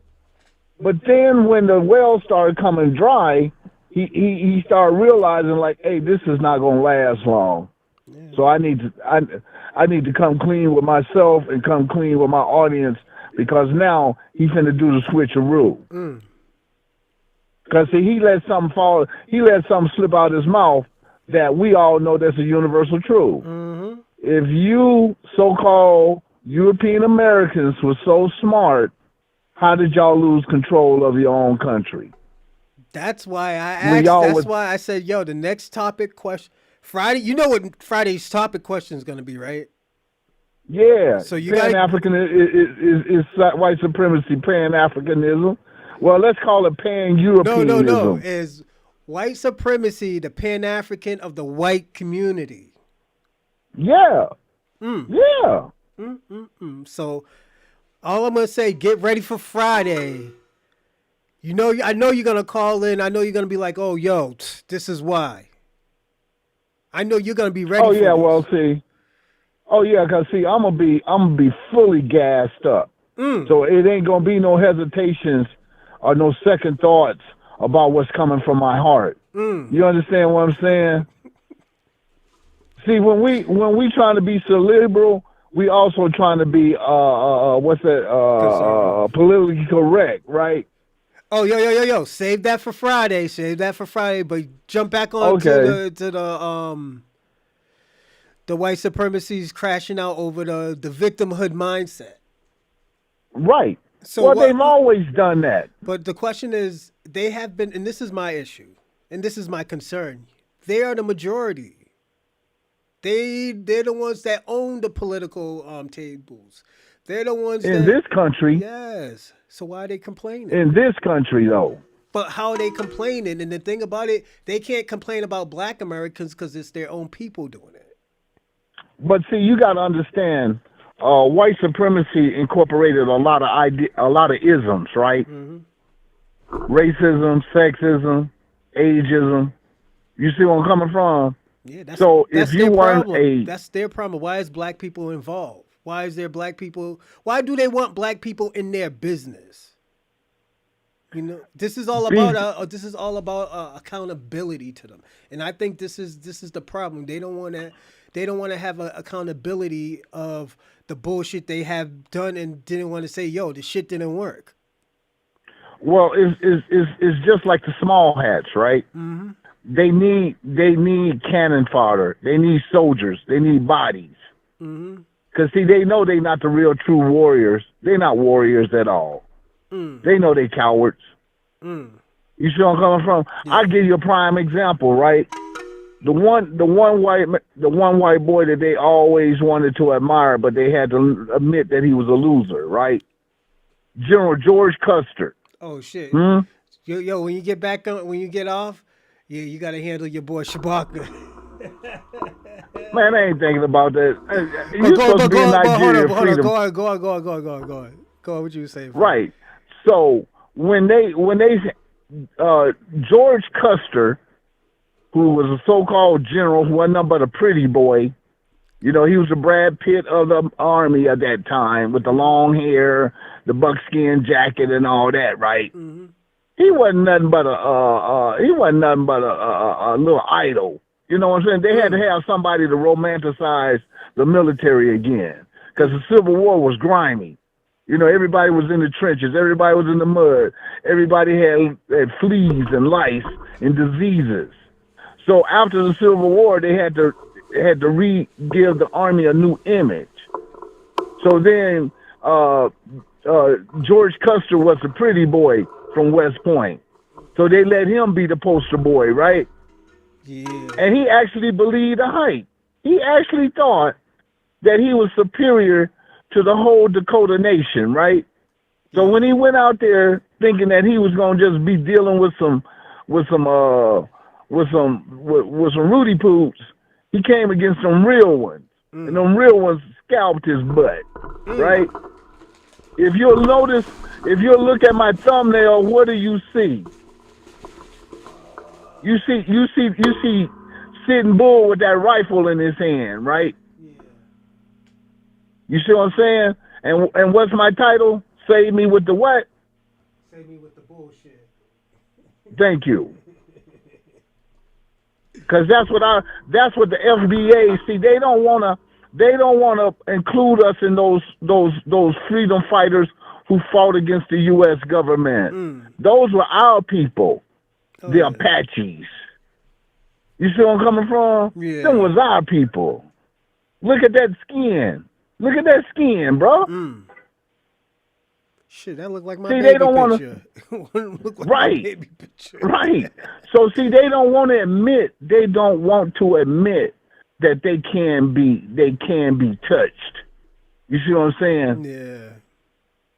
See, and so this is something a little bit off the subject, but I was pondering this, when my phone was down.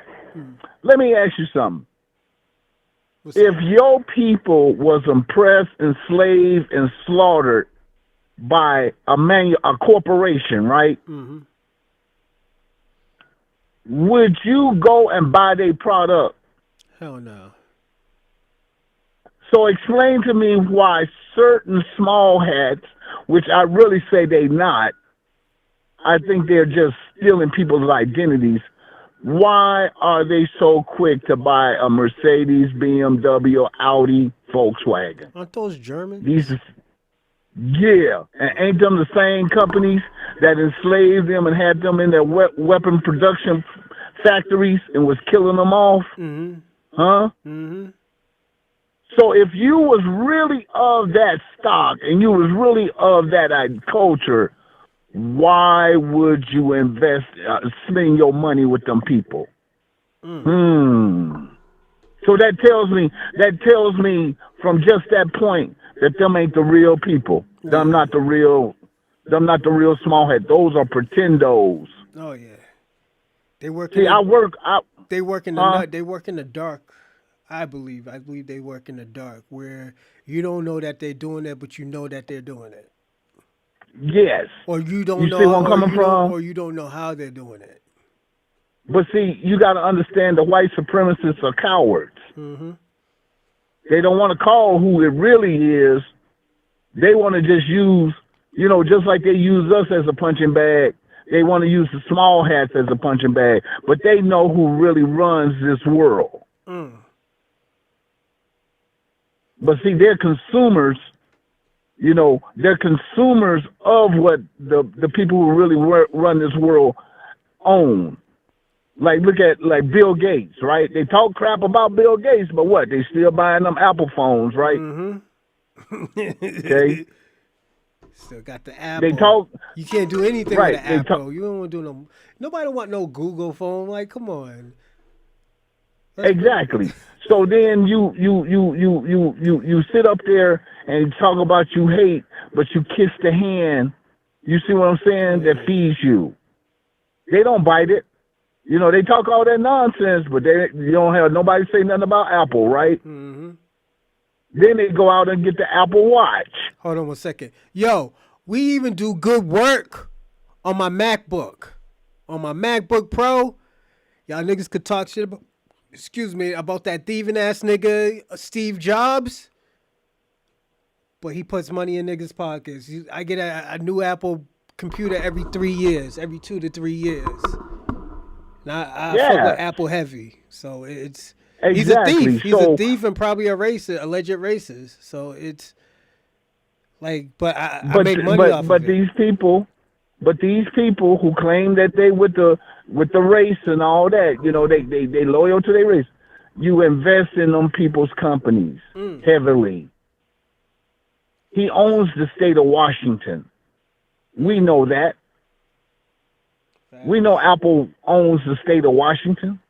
And then they get mad because the people in Washington manipulate the people in Oregon.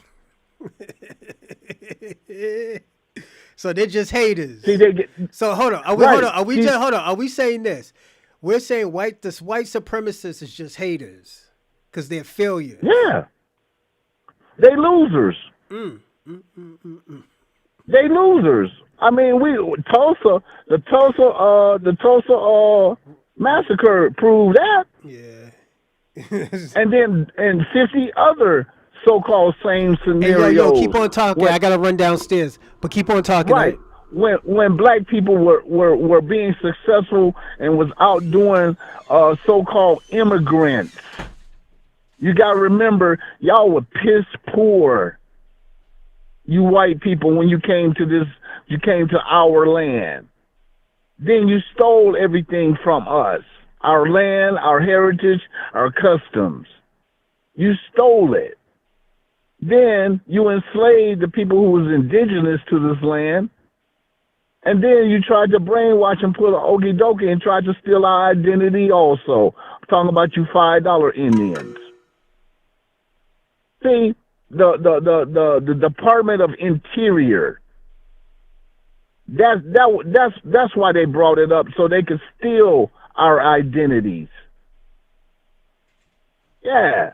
So I mean, y'all only think we just now, because we're getting hold of these documents, and a lot of people are starting to analyze this information, and they're starting to come to the realization that, hey man, they've been pulling this hoax on. That's why they didn't want black people to learn how to read. That's why they didn't want FBAs to know how to read the contracts. Because now we reading them treaties, we reading some of these records, you know, in the halls, you know, the Library of Congress. We starting to read some of this stuff, and now we starting to see that, oh, you guys lied to us, and you guys have been lying to us for over 200 years. Saying that we didn't build anything, we didn't invent anything. We find out we got 50,000 components and inventions. Patents and inventions. But they didn't. But see, that's why they didn't want us to become literate, because then once we start reading the fine print and the actual contracts, we start coming to the realization, oh man, y'all been robbing us blind for over 400 or 500 years. That's where that reparation needs to be kicked in. That's the reason why it needs to be kicked in, because you've been robbing niggas for fucking centuries. So yeah. But like I said, if you'll notice, if you'll notice, when Germany gave them reparations, who did they give the reparations to? The small hats. The survivors. Yeah. But those people, think of it this way. When they were going ahead in 1930s, they was arresting every kind of person that they thought was a blight on society, right?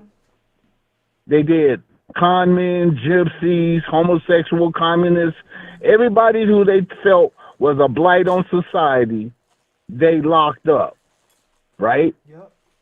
Once they started locking up the people who were in the merchant class, which we'll call the small hats, right? Mm-hmm. Once they started locking up the merchant class, then they start stealing their identity, their gold, their property. You see where I'm coming from? Facts. Claiming it for themselves.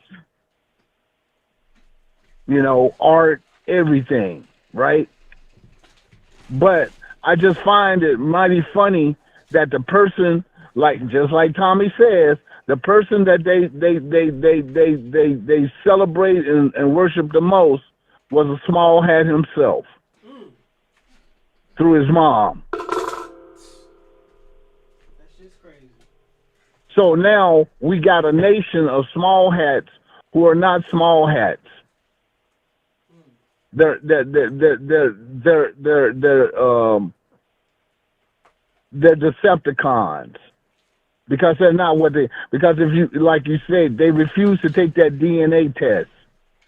I got into a little situation with one about a couple of weeks. This is when my phone started acting up, right? And they come.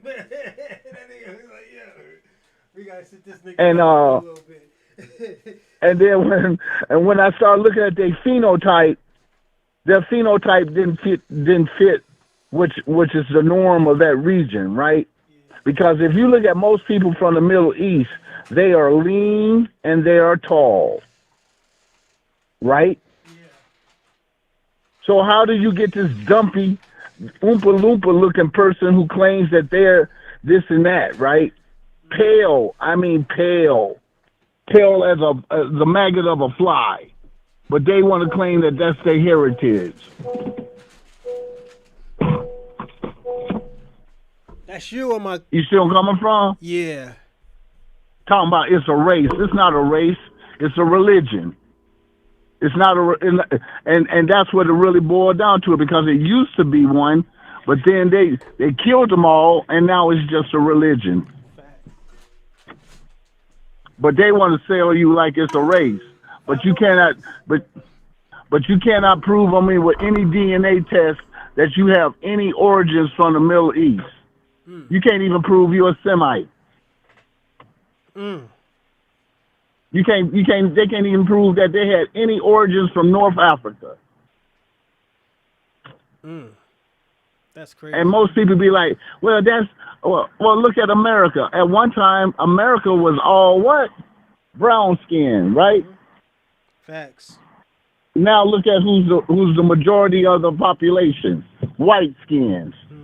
So when you trying to tell me that 2,000 years, man, get out of here. Get out of here. Because we know time changes a lot of things. Even the population of countries. Right, this is the reality. Yeah, and this is the reality that we now face as a culture. We're starting to realize, like, hey, these people done lied to us for centuries. You see where I'm coming from? For centuries, they've been lying to us and stole our identity. So, yeah, I want my reparations, and we gonna get it. Because now it's out there. See, they tried to keep us, they tried to make us ignore it, right? Yeah. What was rightfully ours. But now it's starting to gain momentum because people are becoming more aware of it.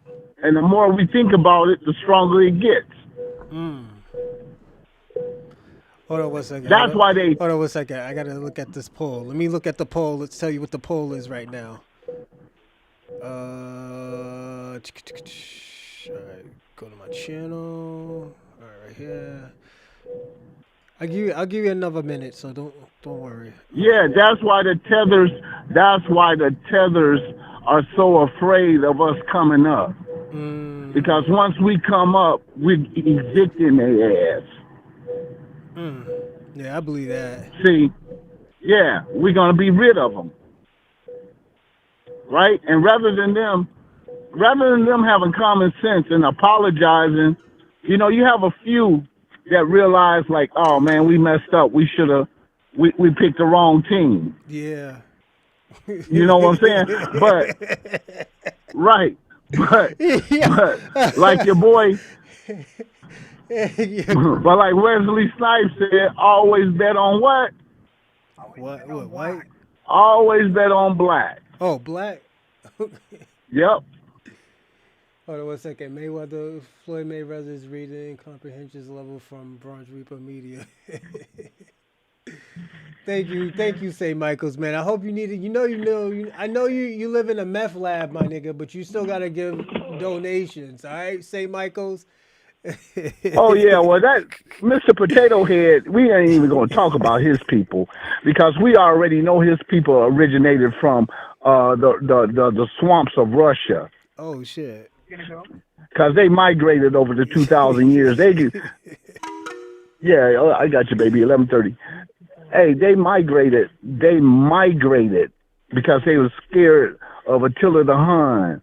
You see where I'm coming from? Yeah. They don't really want to, because if you look at their genotype and you look at them, look, they don't fit in with the original people in Ireland, which were the Picts. You see where I'm coming from? Oh yeah. So 30 seconds. For 30 Mr. seconds. Potato Head, he can't say nothing about his little heritage because he don't even know where he originally from. And then on top of that, since you so-called Potato Head people is so strong, then why is your nation still divided? Northern Ireland and regular Ireland. Why is the white man still running your country? Oh, you mean Britain? Yeah. They still run that shit. Even the EU can't save you potato heads. Y'all got mad because the EU say we gonna send them niggas from Africa over into your country and populate your shit. And then the potato heads got mad, huh? No, I'm laughing. 10 more seconds. Get busy. Yeah, and the potato heads got mad because niggas was putting that dick in their women, right? Having them little, having them black red turning babies. Them in. Yeah, having them little yams. Yeah, that's why they got mad. You see where I'm coming from? Yeah. They got mad because they was having yams in their country now. They got all these little light skin. They wasn't eating potatoes. Hey, yo, St. Michael, when them Africans went over to your country, the Moors, yo, y'all wasn't eating potatoes no more. Y'all was eating candy yams and shit. So. Y'all was eating them yams. That's why they in an uproar now. That's why think about it. That's why McGregor's saying, hey, we come up to straighten this shit out. Irish for Ireland for Irish, right? Yeah. Because they started sending them Somalians, Nigerians, and everybody from the EU started sending their rejects, them Africans. They started sending them to Ireland. And that's when they got pissed. Yeah, they started whooping them. Think about it. Look in the news. They started whooping them Africans' ass. Probably was Nigerians because they talk a lot of shit. Yeah, Nigerians or fucking Ghana or something, Yeah, even the potato slaves don't want y'all no more. It was even the Kenyans. It could have been Kenyans. Kenyans go everywhere, man. Yeah, they'll be everywhere except Kenya. So for Mr. Potato Head and his people, y'all don't run shit. Y'all let the EU send niggas into y'all neighborhood. And when they saw they wasn't getting this American, see they they got mad when they realized, oh, these not the FBA. They were eating food. They were eating fufu with what you call it, the corned beef hash. They were eating fufu with the corned beef hash and shit. So right. They like, these motherfuckers can't cook for shit. You know, they was expecting us. See, that's the whole thing. We are. Go ahead, 2 seconds. We are the small hats of the world, of the blacks. Yeah, they was expecting, they were expecting top shelf. Oh shit. When they started getting that subpar shit, they started getting mad. Oh, when what's his name? What's the one of the African name? Kumu or Kame or whatever. When they realized that motherfucker couldn't play a lick of basketball. Kwame Brown. Yeah. Kwame Brown. Yo, he's Geechee. You know he's Geechee, right? Right. When they realized that the niggas that they sent over was not athletically inclined, wasn't smart, wasn't nothing, they say, send these motherfuckers back. We don't want these. These not the niggas we want. We want them. Yeah. Look how Japan did them. Yeah, Japan kicked them the fuck out. They didn't want that. They didn't want the Japan was inviting people over. They wanted black Americans. Yeah, they didn't want the spare checkers, man. They didn't want the niggas, the niggas who be defecating in the streets. They didn't want them motherfuckers. They didn't want the niggas who was defecating in the streets. They wanted the niggas from Boston, New York, California, Atlanta, Alabama, Texas. They didn't want y'all niggas from Africa or the Caribbean. Y'all niggas is too aggressive with the bitches. So... Yeah. Hey, yo, no, hold on. Watch this. Hey, yo, this is why I be active. I say you do sucker shit, and this is why I say most of y'all Latins, y'all are really not mixed with African or the indigenous. You're mixed with Spaniard. Look how you could get along with St. Michael's. You sucking that nigga's dick, basically, my nigga. You doing Division I dick sucking. Be active. I gotta be personally honest. I know you're gonna be mad that I said this, but you doing Division I dick sucking to the white supremacists right now. So yeah. This is why I say you're not Latinos. You're Hispanic. You're a conquistador. You doing Division I dick sucking to a white supremacist, a potato slave, my nigga. and you showing your true colors, nigga. So. And you know what's the sad part? Yeah. They can't handle. See, this is what they all got in common. Tethers can't handle rejection. When a bitch turn them down, what do they start doing? Getting aggressive, crying. Clausie and DM say this nigga's throwing his neck in the circle, nigga. So. You see where I'm coming from?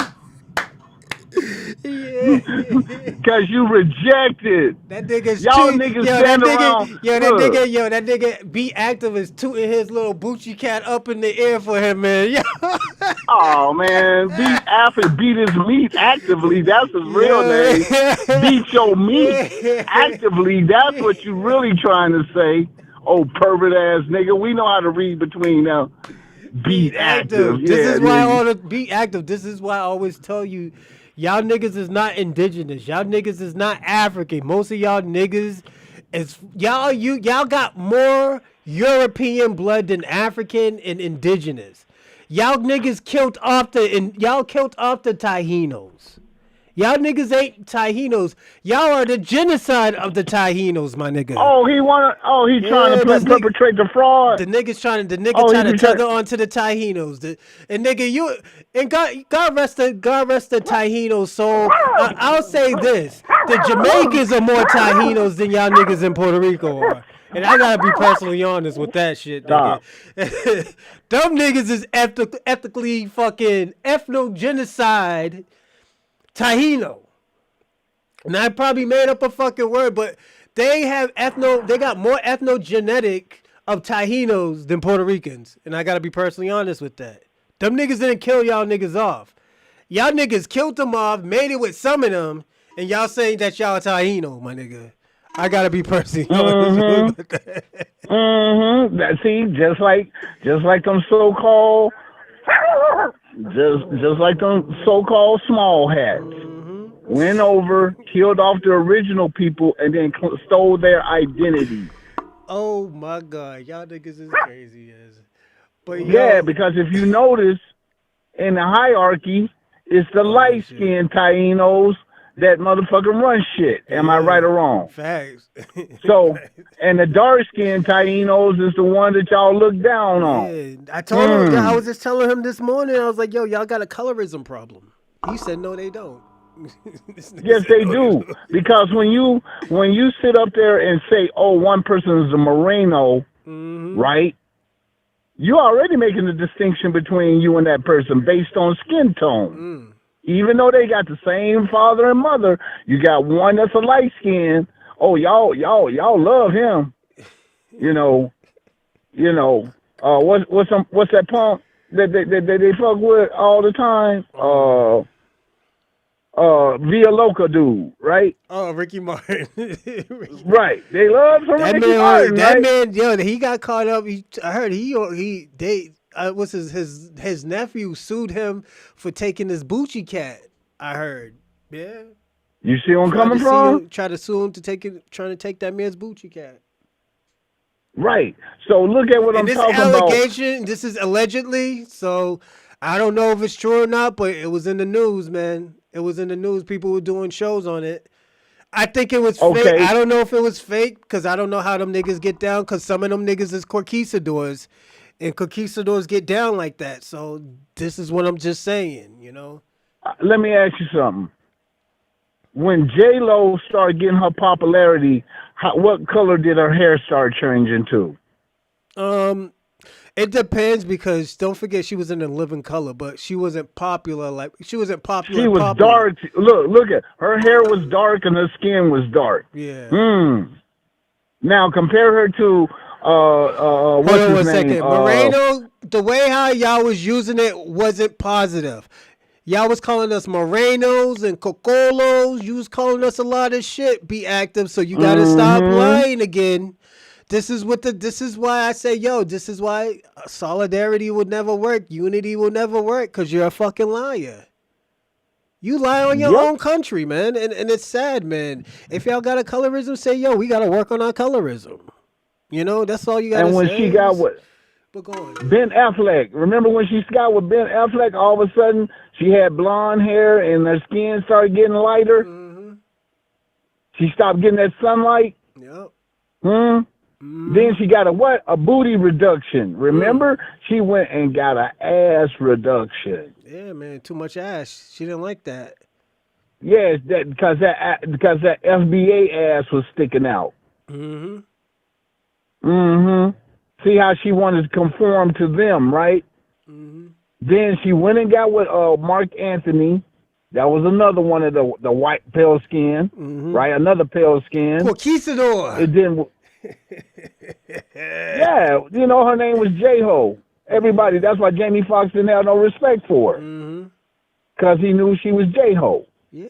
So she my whole thing is... She went out with Diddy. So she knew she was getting passed around, but she was getting passed around and stuff like that, and Diddy was all right with it. Right, only time he had a problem with it. Only time she had a problem with it was when, and that's what I heard. When was it Will and Jada tried to do a 3-way with her? Diddy got mad about that.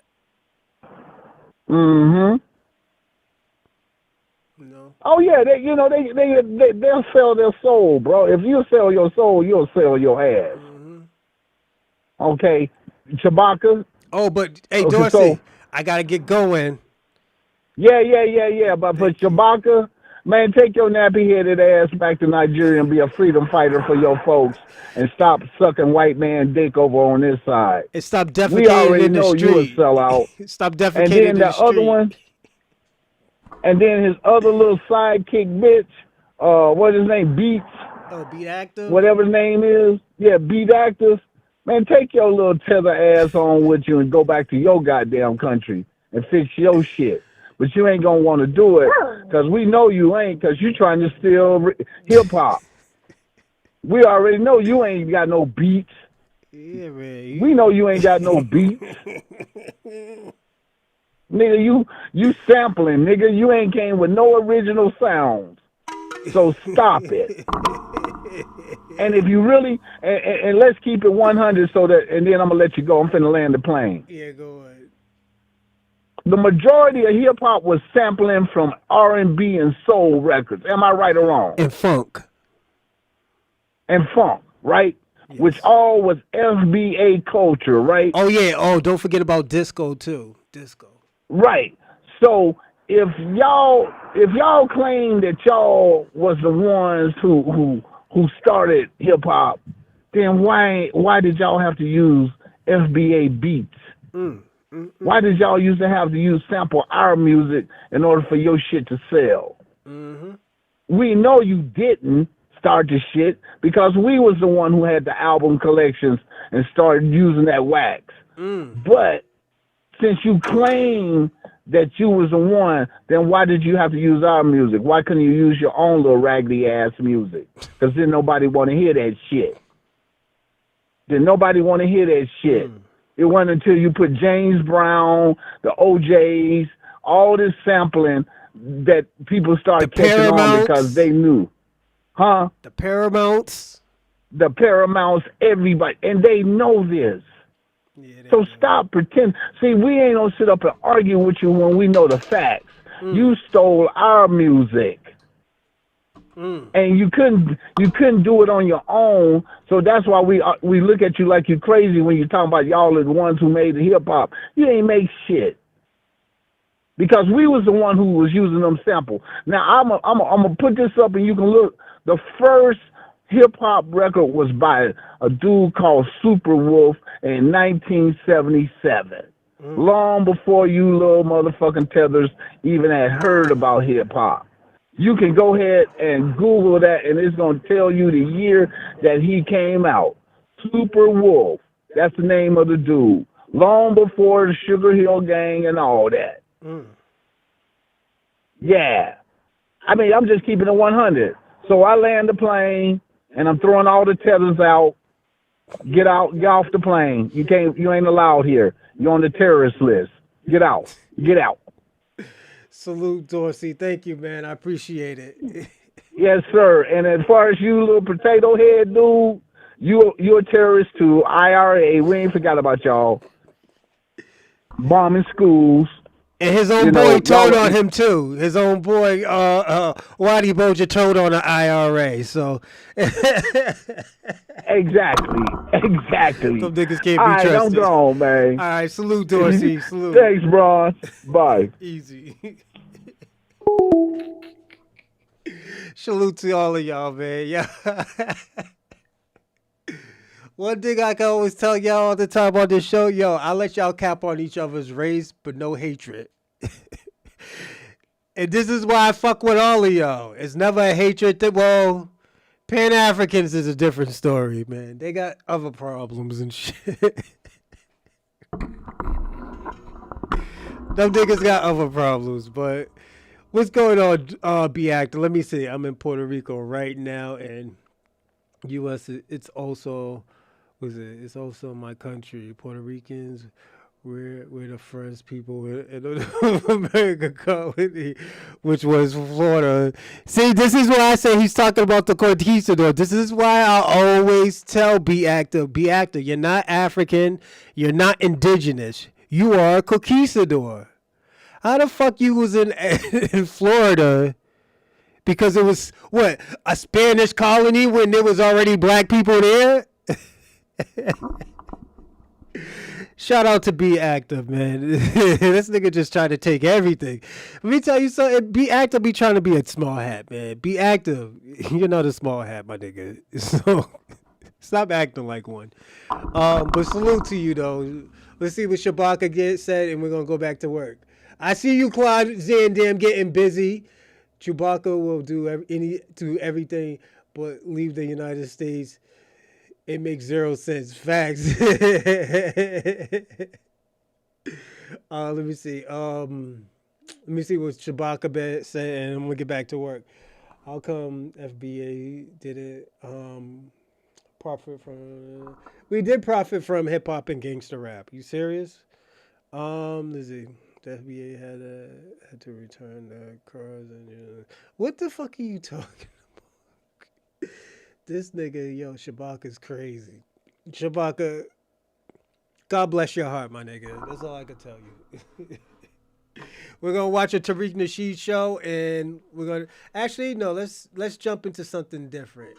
Hold on. Yeah, we're gonna do a Tariq Nasheed show right here. On a white supremacist and him just debunking to practice white supremacy, anti-black racism over any other theory that they put out, and that has been the problem. The problem is that they have military backing over the common law practice of white supremacy, no matter what system we're under, communism, capitalism, socialism, Marxism, all of those end up getting trumped by systematic white supremacy. People, whenever we start getting a financial stronghold anywhere, unfortunately, the white supremacists, they just come along and destroy it. And this has been the problem historically. We talk about the Greenwood area of Tulsa, and the people are still, some of them are still alive, and they're not receiving justice now. They just had their case struck down in court a few weeks ago, and some of the survivors, they're like 110, 100, I mean, like 105, 104 years old. So they're still around, and they're still not receiving justice after the city dropped bombs on their prosperous community. You have other places like Rosewood, Florida, which was a prominent black area, destroyed by white supremacists in 1923. Wilmington, North Carolina, prosperous black area, got destroyed. So he's talking about all the devastations of black communities by the white supremacists, and this is why I talk about their victimhood. Their victimhood.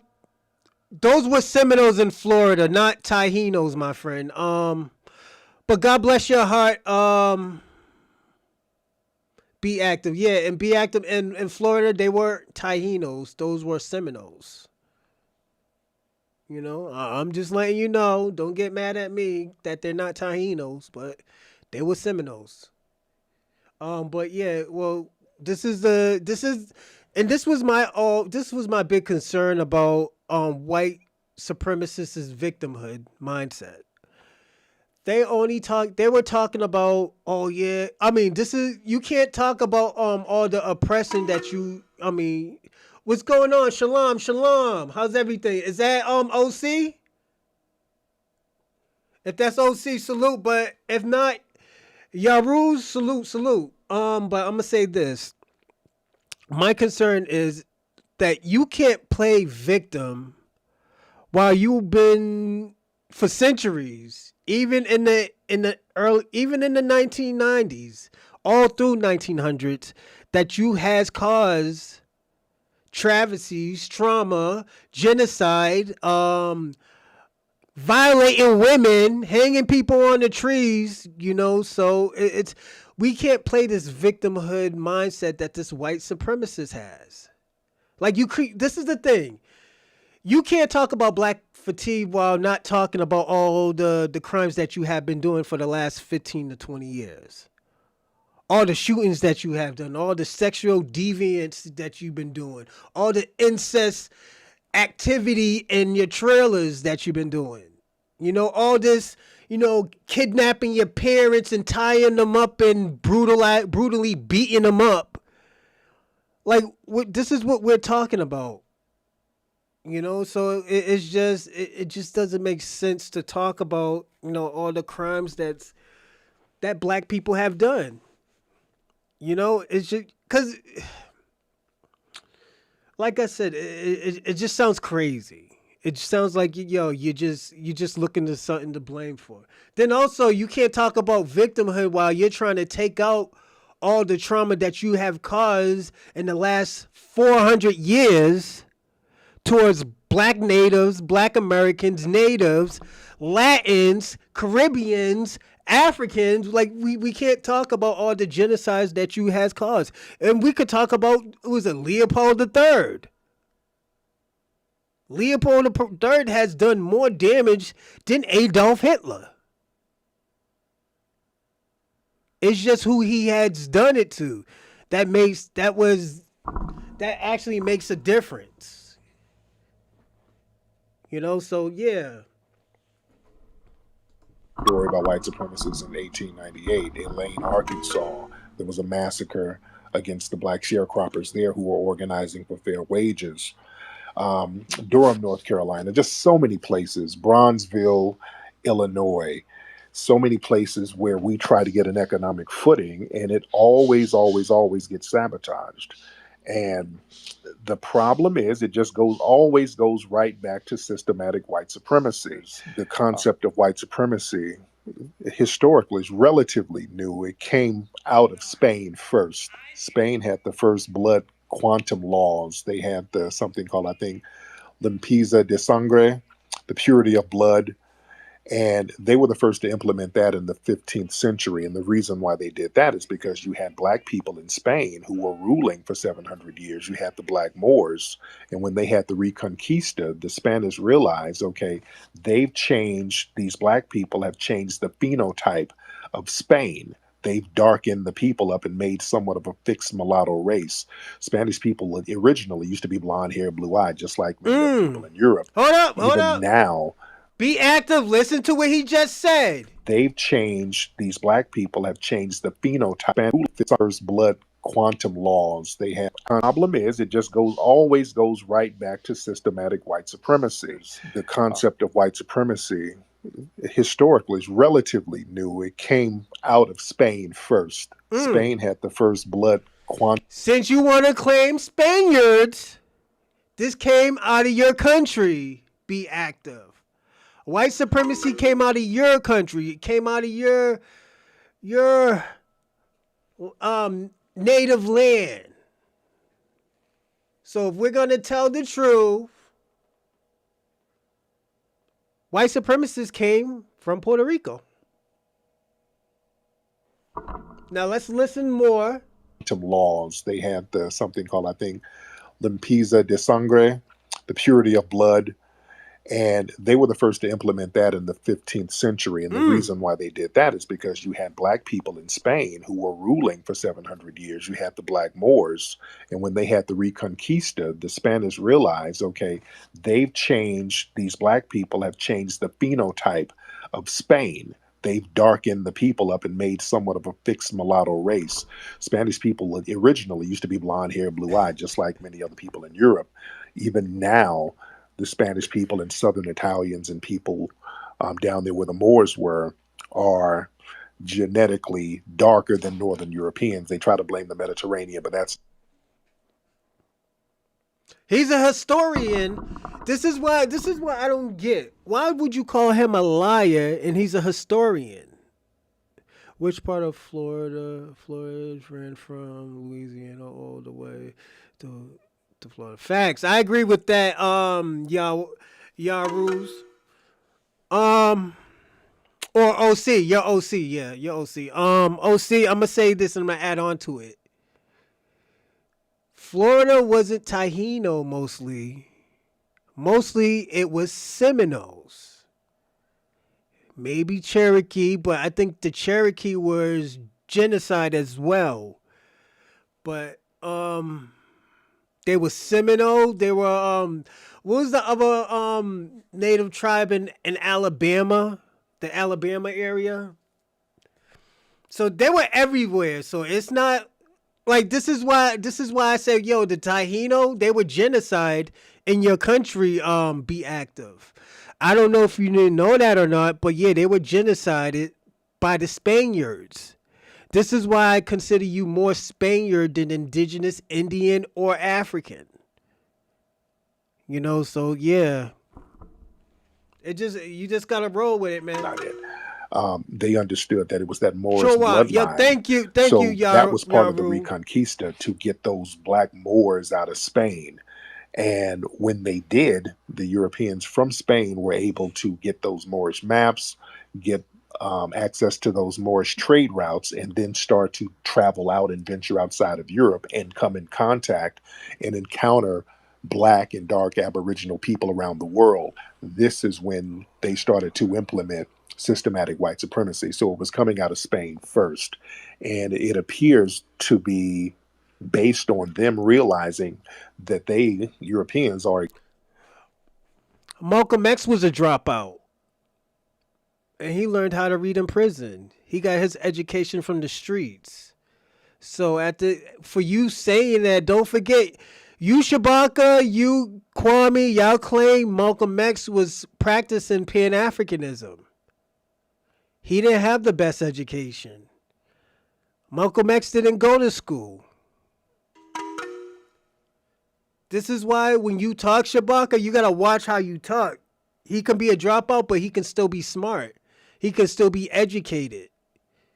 Cause you go to a white man's or a white supremacist school doesn't make you an educated person, because it doesn't make you a smart person. Because let's personally be honest, Kim Kardashian is a lawyer. Technically, she's a lawyer. She just can't pass the bar. And what fucked her over, because the white supremacy didn't want black people being lawyers out here, so they made the bar.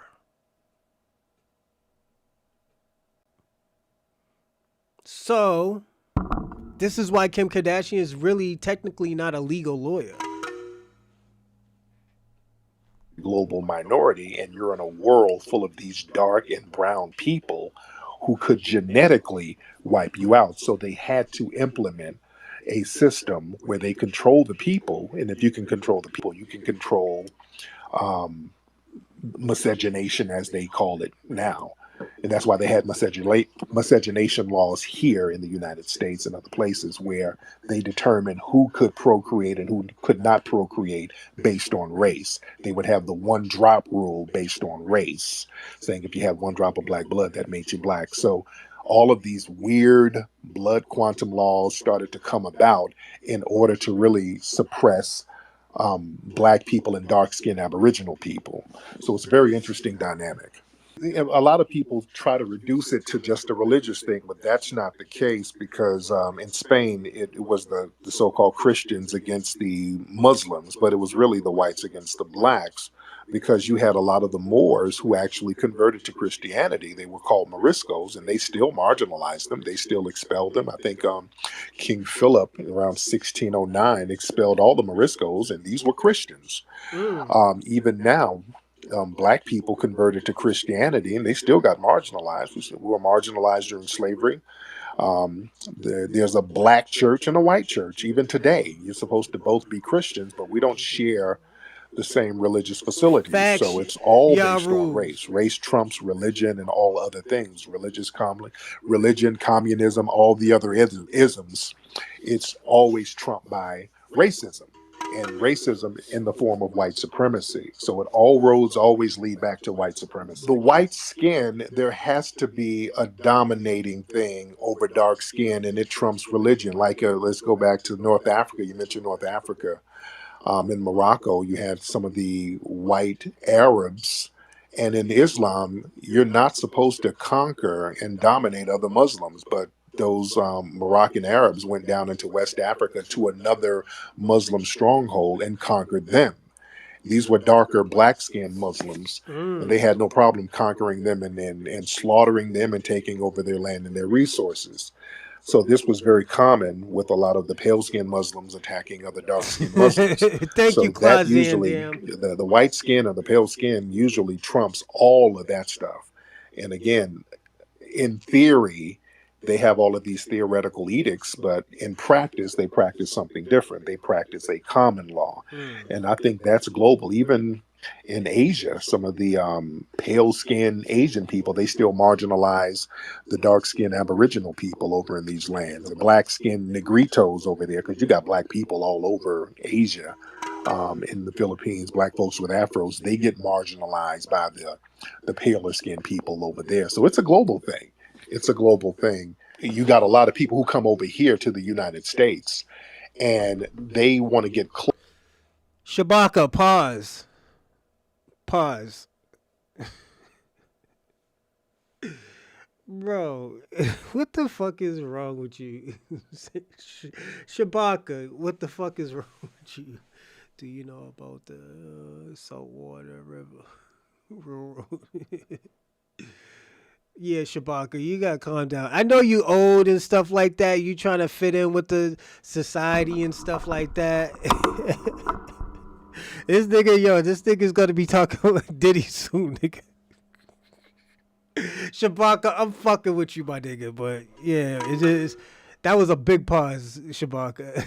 Closer to the white supremacists here, because America is a very prosperous lake nation, and we got a lot going on here. And a lot of people, when they get here, they bring some of. Yeah, those were Africans, but they were Europeans. He said it. They were Europeans that kicked them out the land, kicked the Moors out. They kicked them. Yeah, all your conquistadors kicked them out, kicked the Moors out, because don't forget, the Moors in your country, the Africans in your country were considered high class people. Your conquistadors were selling their daughters to the Moors. Yes. So that's just what it is. Shabaka is a fruitcake. He's jumping out the closet chest first. Peekaboo, I see you. Purr. Gold and shit. It's money. Yeah, they had they were lit. Yeah, they had inventions and everything. The Moors, let me tell you something. The Moors got fucking Africa popping. They got Africa popping. So it's like, I'm going to say this. The Moors mostly were black, but they were some Arabs. There was some Arab Moors. There wasn't a lot, but there was some. It was. That's why people remember Moors of being black. That's why when you see their statues in like Spain and in like France and Russia, they're black people. They're not Arab. They don't look like a Myron Gaines, or they don't look like what you call it, a boat pirate or something, a water pirate or anything. They look African, or they look black. So it's just, it is what it is, man. Shabuchi. Shabuchi is so obsessed with her. She is so sad. Yeah, facts, he will. It is sad. The anti-black racism with them, and they don't mind being second fiddle to the white supremacists here as long as they can be on top of us. So that's another weird dynamic that we have too with other people who've been marginalized by white supremacy, because white supremacy has devastated many of their homelands. So instead of fighting white supremacy, they come over here and be perfectly fine with being second fiddle. And that helps to perpetuate white supremacy. So that's a problem as well. According to Dr. Welsing, when they started to procreate with some of the Aboriginal people around the world, and they saw the offspring, they realized that the offspring was going to be non-white.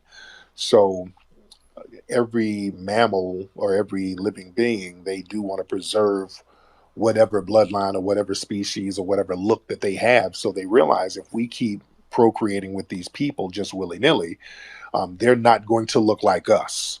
So I think that was the root of white supremacy. In order to maintain or to create within a global society, to maintain whiteness, you have to create a system of segregation where you're basically protecting your own genetics. In order to do that, you have to conquer the world and take over the people who could marginalize your bloodline. So I think that's the root of white supremacy. They had to go in and control the Aboriginal people, control the resources, control the wealth, control the finances, control their movement. So the white supremacists coming from a war society in Europe, because there was a lot of wars in Europe. They utilized that war society on the Aboriginal people, and we're still dealing with that to this day. Groups. And also another thing that's very interesting, that there were black people already here on this land. This was very well documented. And they first brought African enslaved people over here 1619. That's why they emphasize 1619 so much. That's the first time they actually had people from Africa coming to North America. But there were black people already here that was very well documented. It was the San Miguel Delgado. I'm going to say something, Robin. Like our evil is very moderated. I would say that. I would say this, Robin. And I'm going to move on to the next video because we got like an hour left. Hour and some change. I'm going to say this. I don't think your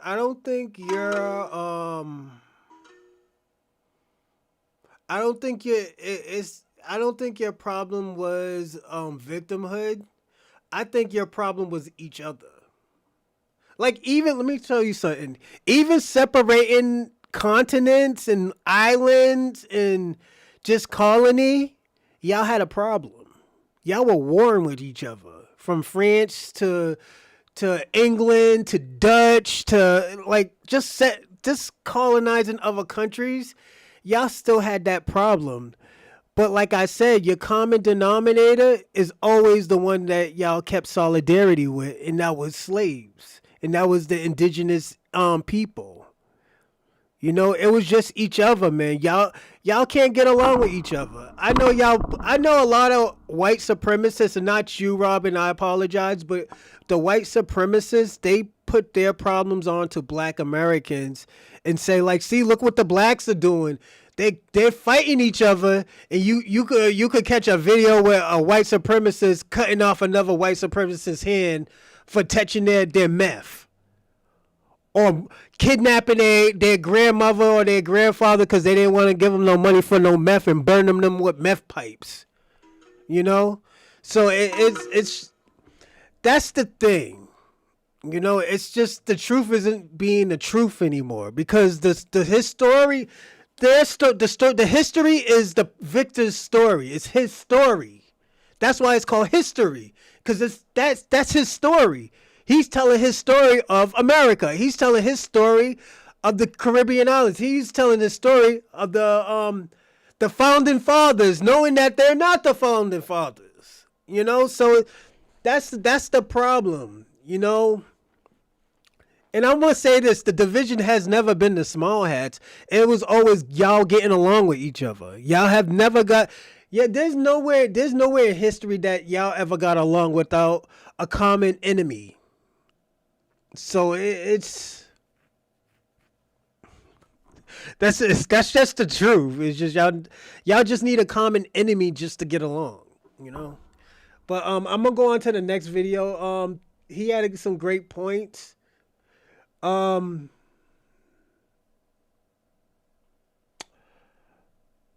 want to show. Okay, what I'm gonna show next is Lily. We have watched this before, but this is a lady who was lit on black Americans, who was always talking shit about black Americans. Thought it was a smart idea to call black Americans niggers, broke ass niggers, dirty niggers. Just anything disrespectful about black Americans. She was even on record with Cap saying like, yo, if you was around black women, will you be calling people niggers? She said no, she don't want to get hands put on her. But she will do it in her own comfortable home. So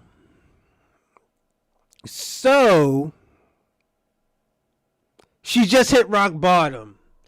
And the reason why she was hitting rock bottom because the ADL, the small hats, the real white people demonetized her. And I gotta be honest, the small hats are the real white people. They're the real white people. You know? So we gotta be honest about that. Rosa Parks are because YouTube has finally demonetized the self-proclaimed truth. Ladies and gentlemen, brothers and sisters, today we're gathered not in sorrow, but in pure celebration. Because YouTube has finally demonetized the self-proclaimed truth teller, the Rosa Parks of racism, the broccoli stem of content creation, Miss Lily Gaddis. Oh, I was just demonetized on YouTube. Okay, this happened this past week. I didn't announce it because I was trying to appeal the process and whatever, but... Yo, homegirl got this lime green shirt on with her dog in her hand. Look like she about to cry. She looks oppressed, you know.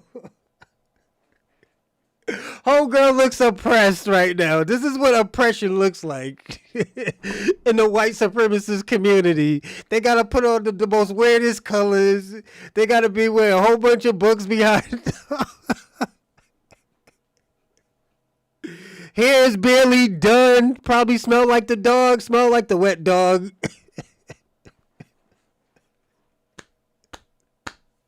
This is what oppression looks like, all right, everybody? And I'm just going to be personally honest. Hey, this is funny, man. This is really funny because at the end of the day, she deserves this shit, you know? We like blacks. It looks hard. Yo, it looks bad out here. Yo, Robin, they looking bad out here, bro. She brought the dog involved. It was like, yo, I was having a bad day. My dog needed to go to the vet. This is why I was calling people niggas. And that's what's going on, folks. I've been demonetized on YouTube. And I always wondered about creators who made a big deal about that until I realized, oh, that's like your sole form of income. A moment of silence for her lost AdSense revenue. All I'm going to say this. Shout out to the small hats and Art and ADO for getting her out the fucking paint, nigga.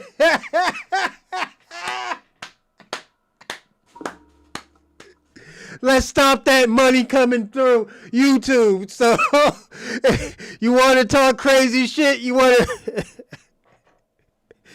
to talk the conspiracy shit? We got something for you.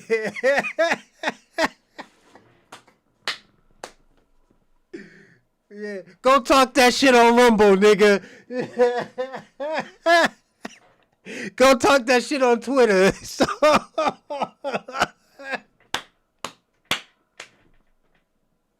yo, let's stop the money coming through. This is how you, let me tell you something. If niggas don't hear you, this is how you stop people. Stop their money flow. Stop the money resources. Shout out to the ADL and the small hats. Getting them out the paint. So we had Myron Gaines and Hoochie Daddies running out crying, talking about he don't give a fuck about saving kids. He want to save the white man from himself.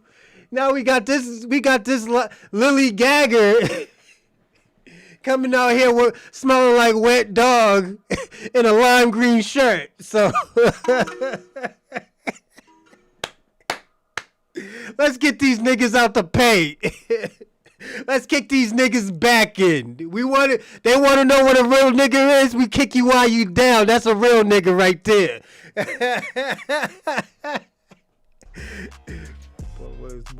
And we're done.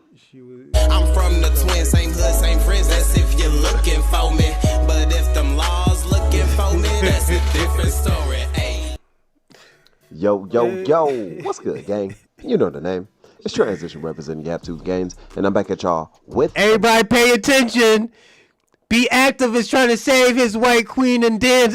He's trying to save his little white queen right now. Watch, he's trying to save Lily right now. She's a damsel in distress right now. He's trying to save her. Don't save her. She don't want to be saved.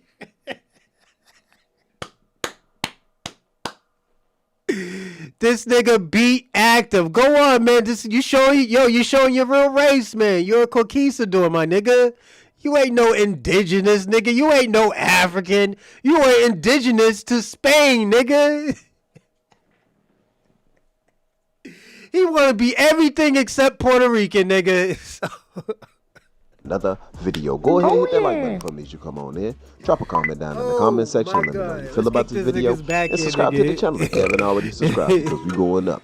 We're on our way to 10K, so if you want to help us get there, just tap that subscribe button and don't forget to hit that notification bell. But Lily rose to fame in the most American way possible by combining ignorance, confidence, and a ring light. Requested, let's talk about trad wife TikToker Lily Gaddis. A trad wife, short for traditional wife, basically the idea that a woman's proper place is in the home, cooking, cleaning, A single brings in mother. the money. And Lily's been in the news recently because there was a video that she posted where she was chatting with her viewers about, quote, dumb whores, immigrants fresh off the boat looking for a green card, as well as gold diggers, with it all then leading to this clip. Everybody I know who's married right now, they're married to broke ass niggas.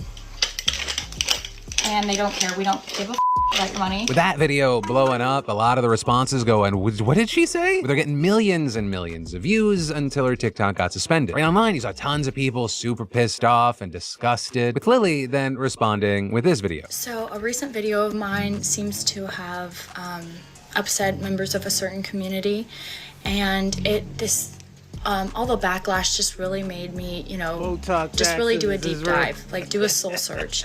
And after all that, I still couldn't find a care. With all of that leading to people online finding her job, sending the clip to her employer, which also I will say I found confusing. Why does a trad wife have a job? You should be in the kitchen making sandwiches and babies, making Harrison Butker types feel like manly men, despite playing the one position they sometimes let women play. But yeah, she was apparently a market. You know what? I'm gonna agree with you, OC. You know what? I'm gonna say this. This is why, and Robin, I want you to hear me out. This is why white people get demonetized. This is why white people are in trouble. Let me tell you why. They're so used to talking shit about black Americans that they talk shit about the wrong people. Ooh, excuse me. They talk shit about the wrong people and got kicked out the fucking paint. Your boy Kanye forgot who the fuck he was talking to and got his banks all frozen. They're all frozen. Started crying. Oh, he got 400 million. No, Robin. The white supremacist podcasters, this is what they do, not you. You're not one of those collectives. These people are the collectives that talk about the small hats, the LGBTQIA, talk about blacks, talk about immigration. No, acting like they're not immigrants. Like they're not like third or fourth generation immigrants. Like, come on.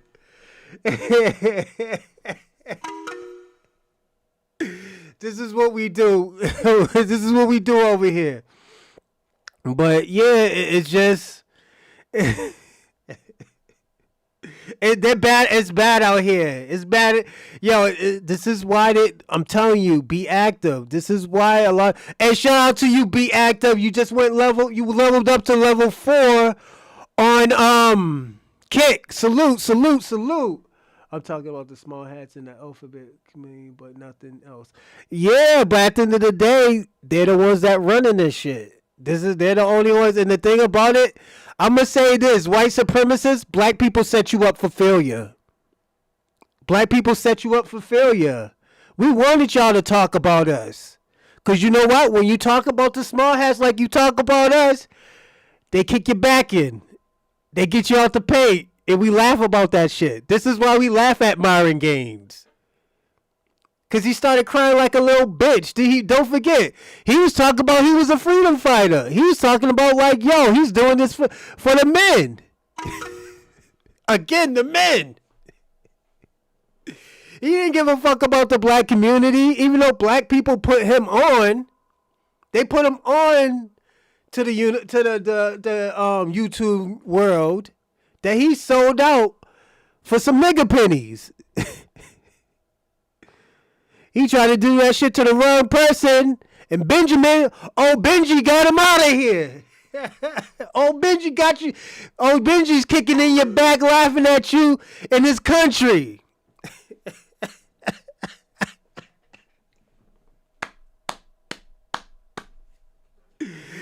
Shout out to old Benji. and sales manager at a home healthcare company for the elderly and disabled in North Carolina. We got to go past tense because yesterday, without naming her, the company announced that it had fired an employee over, quote, inflammatory remarks on social media that do not align with the values and beliefs of our company. Got fired And on we saw a lot of people That's rejoicing, but also a lot of other people pissed off. So personally, my reaction was much closer to Hank Green's, with him saying there has never been a more clear example of a person trying to rage bait their way into becoming a conservative pundit than this woman. And in fact, Lily herself ended up tweeting, "Thanks, Black community, for helping to launch my new career in conservative media. You all played your role." It wasn't even us. We don't give a fuck about your old dog smelling ass. Come on, girl. Your non-seasoning food. This bitch was in there. Yo, she was streaming like she was cook, like she could cook. Let me tell you something. One thing I learned in life, I have never heard in like 80 years that white people could cook. And I'm being personally honest. Even in slavery, who taught them how to cook? What's going on, Ray Ray? Salute. And I'm not even being prejudiced. I'm just saying, out of the last 80 to 90 years, when have we ever heard of like white supremacists cooking? Or even any race, because don't forget, in slavery and Jim Crow and redlining, it was always black Americans, always black servants, always black maids, butlers cooking and serving the food. You know, so it's St. Michael's. Niggas is getting y'all kicked out the paint. This is what I'm talking about. Another victimhood mindset over here. St. Michael's crying. You know, he's crying. Life ain't treating you right. You know why life ain't treating you right? You can't adapt, man. Let me tell you something. I can adapt to the LGBTQIA community and keep my distance. I don't got to be near them and be hunky-dory with them. I just gotta show them respect and get the fuck out the paint. Say, yo, this is my platform. You know, this is what you do. But you always want to be heard, St. Michael's. That's your problem. You always want to be the leader, the ruler. But y'all don't know how to be leaders and rulers. This is why America is damn near almost failed hundreds of times. This is why y'all had the Great Depression. Because y'all was ruling. Y'all was ruling. You needed Black Daddy to help you. You needed that black hero. You needed that Luke Cage. Let's personally be honest. There will never be no Iron Man, put it this way. Iron Man would have never been famous without the War Machine. Let's personally be honest. Let's personally be honest. You need Black Daddy's help. You need the FBA warrior. The warrior that knows how to do stuff. The warrior that knows how to get through those depressions. Y'all wasn't used to the Great Depression. This is why, till this day, you're not used to certain things. You're used to things being handed to you, St. Michael's. I'm just being personally honest. Things is you used to things being handed to you.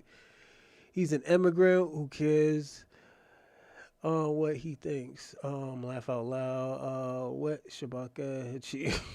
Shabaka didn't achieve anything.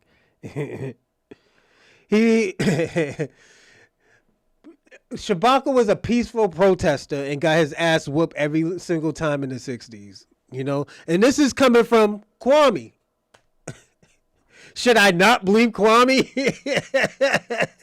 You're Pan-African, brother. Niggas was spitting on you. Niggas was chasing you down with dogs. You wasn't no was a liberal army militant. You wasn't. You was no black army militant liberator. I'm just being personal. You wasn't a part of the liberation movement. You was part of the peaceful protesting with Martin Luther King and shit. Niggas was spitting on you and shit. And I'm just taking this shit from Kwame. Your brother. Well, like the puppets you are. And it appears like she's going to be speed running the circuit. I mean, she was just on InfoWars. She just made a video about everything being gay. And ultimately, this ends up being an example of the culture war economy that we see online. Her first viral moment was the fiery interview with Piers Morgan, where she boldly declared that she will call black people the N-word to their face if the situation calls for it. Which is fascinating because when Piers asked her to actually say it on air, she suddenly developed asthma, emotional trauma, a mysterious cough, and religious boundaries. It's crazy how the world is so free and yet she couldn't afford to say it once on air. So I don't understand why what you've just said to me bears any relation to white unity or anything that you've just said. She's just a racist. End, isn't she? You wouldn't dispute that. It's not about her. It's not about her. It's about Well, it is about her. coming together and supporting another white person. And it doesn't matter. Why would you want to support a white racist? Because I want to support free speech, and you cannot have free speech in a country. No, that's fine. You can support free speech, but you also have to be accountable for what you say. Would you use the N-word out of interest? Yes. You would? I do, quite frankly. You use the N-word quite frequently. Well, why? Other than the fact you're a despicable racist. Are you?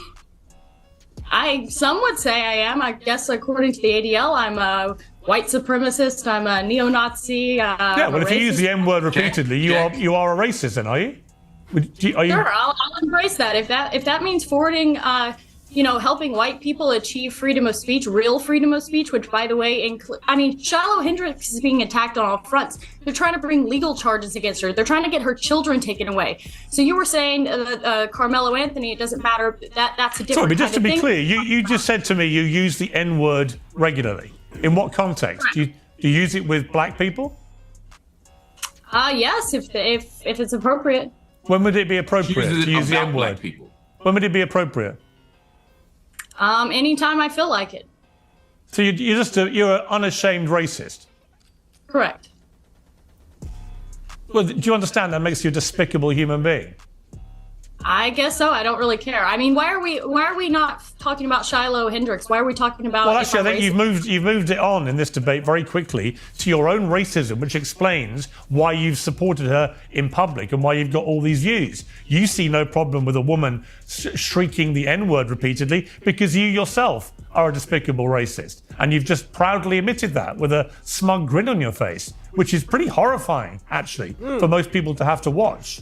From there, she went viral after releasing a blackface skit mocking black women. Because apparently, instead of learning jokes, she learned bigotry and foundation shades that were never made for her skin tone. What's up, folks? Welcome back to the show. So last night was Halloween, as many people know, and I decided to dress up like everyone else does. You know, people are out there dressed like Satan and witches, and they're dressed like every horrible thing under the sun. Well, I decided to dress up as something, the most horrifying thing I could think of, which is the black woman, which is a person who is angry and fed up that their EBT card has been declined. This is who Be Active was defending. This is who Shabaka was defending. This is why I got a problem with you, Be Active, and this is why I say you're not even Puerto Rican. You're a Spaniard. You're a wannabe Spaniard. You're a wannabe. Let's personally be honest about that. You're a wannabe. You have always wanted to be a Hispanic, a white man, blonde hair, blue eyes. Your unity is parasiting off of black Americans. Your unity has never been even. Because at the end of the day, let's personally be honest, you help black people with nothing. Your country helped black people with nothing. That their race card is no longer working in this new climate, and that they're not receiving the reparations that they think they deserve, despite the fact that they did not build this country, contrary to what they say all the time. And they are certainly not improving the country. They are actually doing everything in their power to destroy the country. So I made this stream last night, a live stream, and a few people watched it, and now people are quite angry. Several allegations are being alleged against me. Why is she doing this? Is she just a shock jock, just an agent provocateur? Or is she a grifter? Or is she Jewish? Or is this a federal asset here to seed division amongst people? So I want to put some of those accusations to bed. I want to explain the method behind the madness and perhaps what my long-term goals are. Because unlike an agent provocateur who just wants to cause chaos, I actually want to see my country improved. Okay, and you might say, well, how is doing blackface on a stream, how is that improving the country? Well, let me explain to you how. The country has been slowly dissolving into destruction. It's slowly been destroyed over time. We're frogs in boiling water. That's what's been going on in this country. I want that to change. I want our sovereignty back. I want our racial identity back. And I want my homogenous society back. I want a country to live in that's going to be a good, thriving place for my children to grow up in. I want a place where families can feel safe to raise children. I want a place where everyone, despite how poor you are, despite how rich you are, can live in peace and can live in nice, prosperous communities. I want to live in a country that's respected again, and I want to live in a country that is ours again. And that's what I mean when I say I want America to be great again. And the way we achieve that is that we start actually putting America and Americans first. First of all, we have to start by identifying who the American people are. This country was founded on white Christian people and on white Christian values. And that is who I care about. And that is what our politicians should care about. They should care about those people. They should pander to those people. And they should serve those people. They should not be serving the interest of foreign countries and of foreign people. And they should not be encouraging the mass migration of foreign people into our lands, which will cause the inevitable destruction and strife and chaos as we're seeing in the UK, as we're seeing in Canada, and as we're seeing now in the United States. In order to achieve this, we need a leader to rise up. The people are getting there. The people are waking up slowly but surely. It is happening. And the powers at be are not happy with that. They are using every sort of ploy in the book to get the people cowed back into a good place of submission, like how we used to be. Ignorant, blissful, our heads in the sand. We don't know what's actually going on. We just think if we go to the polls and vote, everything will be fine. Well, as a lot of people are realizing, we do crazy things and we say offensive things and we say the worst things possible in the most wild, outlandish ways possible, okay? We are, in a way, an agent provocateur. But unlike some agent provocateurs, there is a method to the madness. We have an end goal that we want. What I see myself as is I see myself as the temperer. I want to temper the people for that when we have a leader that has all the messaging that we want, instead of people digging up his past and, oh, he said this racist thing and, oh, did you hear that he said the N-word once? That people won't care because they're so used to hearing the craziest things ever that a leader with our aligned view. This is what I'm talking about, everybody. And this is why I'm going to keep on pushing this message. The white supremacy cannot adapt with the world, cannot adapt with America. That's the point that I'm talking about. They can't adapt with America. They couldn't adapt with, okay, you know what? I know this is going to offend somebody, so let me do it a different way. Let me figure it out so, nothing don't go left. Instead of like, yo, I'm going to do what I want to do. Why the fuck would you want to do that if you know it's going to offend somebody?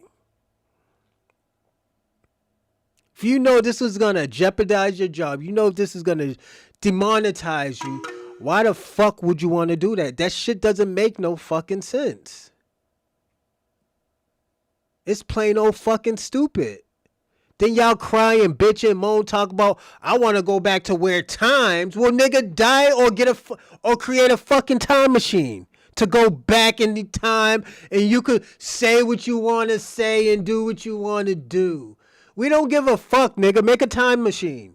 You can't do it no more. Get over it. Get over it. Get over you can't come to this country on being pregnant and having a baby in America no more. Get over that shit. Let me tell you something. You know what black people would do if they would have passed a law like that? We would have fought. We would have disrupted. We will cause more problems. We will cause more problems and just letting them just say, like, know what, just give it to them. This ain't worth the problems. But y'all were so scared, and this is why I say you gotta defeat it. You gotta not even I'm just talking by experience with foreign people. You got a defeated mentality. Y'all were already defeated. Y'all don't want to fight. You're supposed to fight for your rights. You should say, like, yo, you know what? If they don't want me in this country, you got to make better rules to get to this country. If you don't want me abusing the policy, make policies so I don't abuse it. Don't just plain old kick me out. Like, I get that part. I get it. But at the end of the day, you should fight and say, yo, make better rules. She's a single mother. She needs to take care. Yes, thank you, Ewell. She is a single mother. Lily, you should be taking care of your kids and not fucking and sucking dick. All right? I will say that. All that sucking dick and fucking without no condom, you need to put on a Jimmy hat.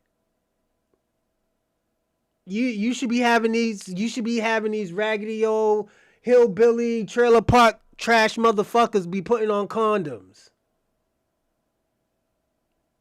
She shouldn't be doing that. If you want to be conservative, you better go find your baby daddy.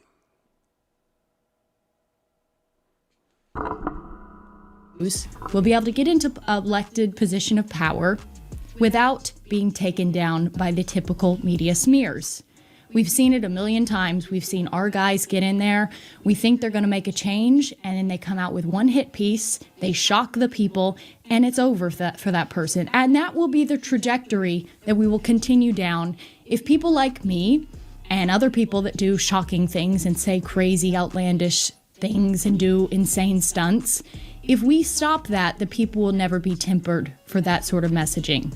I want a leader to come up. I want a leader to rise. I want a leader to take this country back. And I want a leader where the people will actually fall in line behind, because that's what you need. You need unity in the country, and you need people unified behind a leader and a common goal.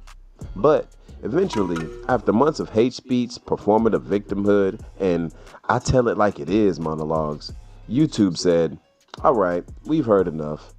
Her channel was stripped of monetization under their official policy category, Girl, Stop.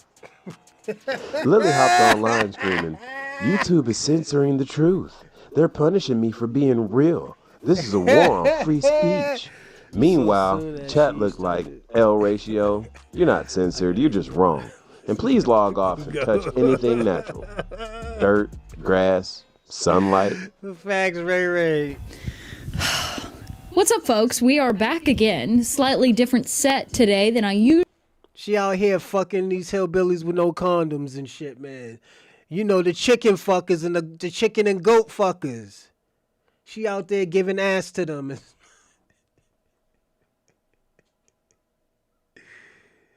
Hillbilly Lily. Yo, this is bad. Yo, and the sad thing about it, Be Active is defending her. Shabaka's defending her. And Shabaka's a Pan-African defending a white supremacist. He ain't worth shit. This Shabaka, this is why I tell you ain't worth shit, my nigga. She was being real dumb. Shout out to OC. Usually have. I'm also looking quite overweight in this sweater. I promise I have not gained weight. Well, maybe a little bit. It is the day after Thanksgiving. We got a little bit of an announcement for you guys today. So not our usual content, but the tragedy of today that we are going to be talking to is not about black people attacking more whites on the trains. shockingly enough, we are actually going to get to talk about something different. I know that that's a common thread that seems to be happening all the time, but today, you know what's happening? They're trying to keep a real down. They're trying to keep a real down. That's what they're trying to do because they cannot handle the truth. And this is just the facts. When you come speaking the truth about certain things, if you're racing... This is what I'm talking about. This is, yo, bitch, this is how you got in trouble this is how you got in trouble. Not even the first time, bitch, this is how you got in trouble. This is sad. And you blaming everybody except your fucking self. No accountability. She thinks she has. And she won't say this around black people. I'm gonna tell you, Lily, I'll probably pistol whip you. I probably would do it. I really think I would pistol whip you. I don't know, man. I will fear for my life. I'll be scared for my life. You out here calling me a nigger in my face. Bow! Oh, shit.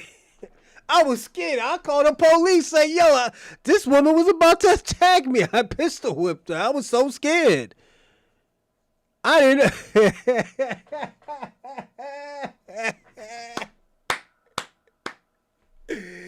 Yo, I'll be so fucking scared right now.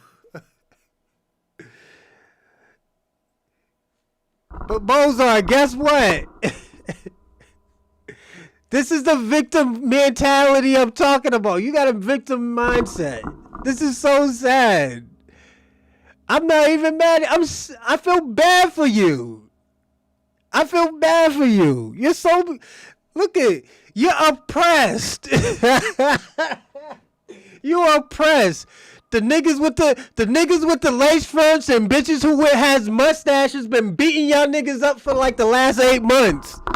Y'all niggas can't even defend yourselves. But now you want to attack a black man after the black man been beating you up since fucking August? The black Americans ran you out of Ohio. Niggas beat you up and stripped you butt naked in Mississippi. Niggas been hitting you with chairs last year in August. Like, yo, what the fuck is going on, my nigga? You can't... Niggas is getting popped in schools. Niggas got a hot slug in the neck. Like, y'all niggas can't defend yourselves.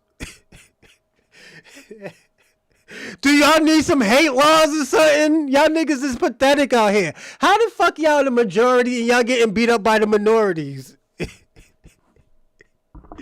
It's so bad out here. Yo, it's so bad for y'all. Y'all niggas is getting beat up by immigrants. The immigrants it's not even the black people robbing you, it's the immigrants. Niggas is running up on y'all niggas. Y'all niggas is sad out here. Mozart, all I'm gonna tell you, man, go get yourself a gun, nigga. Matter of fact, I don't even think that's gonna be a good idea because you might get trauma and shoot somebody by an accident, my nigga, or blow your dick off or some shit.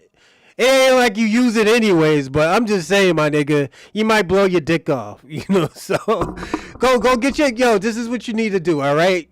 You might need to move out of America. You're not built for America. Because we ain't going back to 1930s. We're not going back to the 1940s. We're not going back to the 1950s. Niggas was fucking you up in the 1960s and 70s. Niggas was fucking you up in the 80s. Y'all niggas was getting pulled out of trucks in the 90s. Like, my nigga, it's sad for you. You white supremacists is pathetic out here. Oh, we got another super saver hoe. This nigga's out here saving snow bunnies. Black King, what's going on, Black King? I heard you out here saving snow bunnies.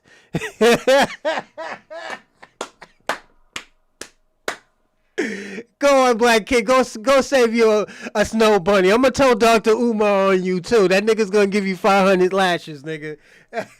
Racial awareness, let's say. If you are... heaven forbid, pro-white or a pro-white voice out there, which I am, which I always will be and will always influence my content no matter what it is, they will try to keep you down. I've said in a couple other videos that there is a pipeline of cancellation. So what this is here's the top tier of cancellation. The top part of cancellation is they will try to smear your name. So they'll put out hit pieces and they'll try to cancel you. But we're living in like the post-cancel culture society where that doesn't really work anymore. In fact, it actually lends a little credibility to your name, and you gain kind of a little loyal, staunch group of supporters rather, of people who don't care about the media slams. Okay, so they don't quit there. When they can't defame you or smear your name or ruin your reputation, then they will try to take you off the platforms. Hang on, the dog's screaming to be let in. So to get back to the video, the cancellation cycle, they try to defame you, they try to take away your platform. And they can't take away your platform or get you banned. Then they will take away your means of funding the project. Oh shit, here goes another Snow Bunny saver right here. We got some knight in shining armor niggas up in here. Right, be active, you out here saying you saving Snow Bunnies. Oh yeah, this nigga's jumping out the window for Lily Gaddis. Or Gaddis, you know. That's a damsel in distress right now. Yo, be active. You pathetic out here, my nigga. You dick sucking fucking white supremacists. You out here saving Snow Bunnies. You stealing culture. You erasing indigenous culture. You erasing African culture from Latino communities. Like, yo, what the fuck is wrong with you, my nigga? You can see project. They will demonetize you so that you cannot make the money that's necessary to continue putting out the content. If they can't stop you then, well, then they try to either jail you or ruin your life through lawfare, or like what's happening to Candace Owens, maybe even put out a hit on your life. Well, I am in the middle phase right now. I was just demonetized on YouTube. Okay, this happened this past week. I didn't announce it because I was trying to appeal the process and whatever, but that's what's going on, folks. I've been demonetized on YouTube. And I always wondered about creators who made a big deal about that until I realized, oh, that's like your sole form of income. Like, so now I'm just making videos for free, and I have the electricity bill for all the billions of lights that's in here. I have to pay for the equipment. Okay, now he looks like he's dying. I have to pay for the equipment. Okay, get down. Just stop whining at the door. Yeah, lay down right there. You got to pay for the equipment. You still have to pay for the people who make the thumbnails. You got a lot of bills to do, aside from the bills of natural life there. So yes, I have officially been demonetized on YouTube, which was my sole form of income. Aside from a few tiny little outlets here and there, YouTube was my main money maker. And I'm kind of stupid. I don't have a 5-year plan. I don't plan ahead. I live in the moment. I put it all out there. I'm an open book. I live with my heart on my sleeve, you know? If I say something, I mean it. I couldn't censor myself. I refused to censor myself. It's just impossible. I really tried. I really tried my best. Believe it or not, what you saw on YouTube was the vanilla me. It was like the vanilla of the vanilla.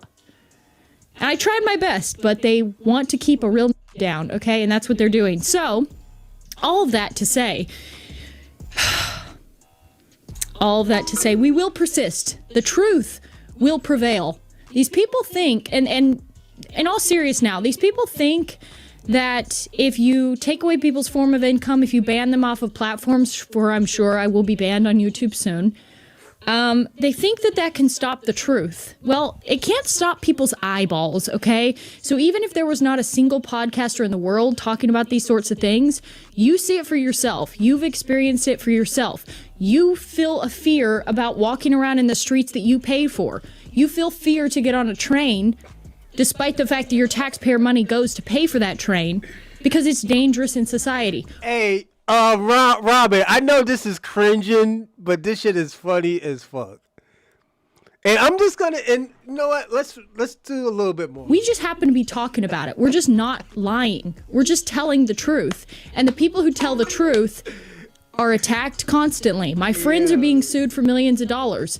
The censorship clouds are really moving in. It's starting to get bad out there, folks. It's starting to get bad out there. So if you want to support what I'm doing, because I will always be a pro-white voice, I will always be a pro-white activist, you know where I stand on that. Yo. All right, we gotta end it. We gotta end this video. And all I'm gonna say is, to Lily Gaga, best advice I'm gonna give you is, bye-bye, bitch.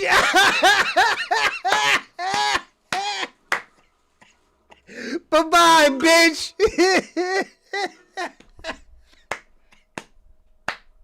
Bitch, you deserve to get demonetized. Y'all don't feel bad for you. What the fuck? That's the most funniest shit in 2025. Yeah, they held your ass down. Shout out. And yo, bust this, everybody. Shout out again today. We're going to be doing shout outs. Shout out to the ADL. Shout out to the small heads of getting her out the fucking paint.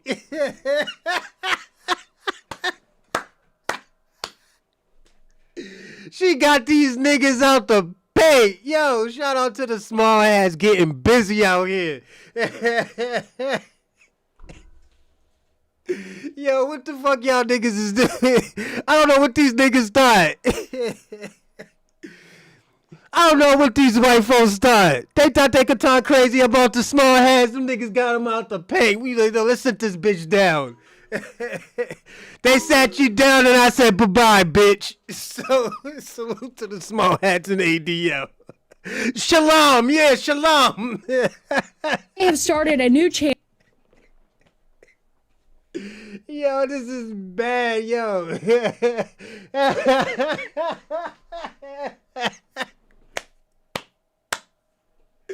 Yo, we getting these niggas out the paint. This is why niggas is trying to turn on FBA. Yo, we ain't talking about the small ass no more. We gonna go.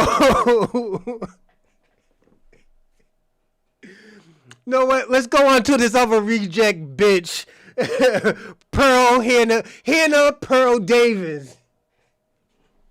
After getting demonetized, when they say, yo, there's from down you can only go up. Nah, this bitch went to hell. She never recovered. So Pearl has never recovered after she got demonetized. So if there is, when you're already down, can you go down lower? Ask Pearl Davis. You can go lower. So she's feeling that volleyball now. She's feeling that podcasting. She's feeling in debates. She's feeling of being a grifter. She's feeling that being a girlfriend. She's feeling that looking like a girl. She's feeling that everything. So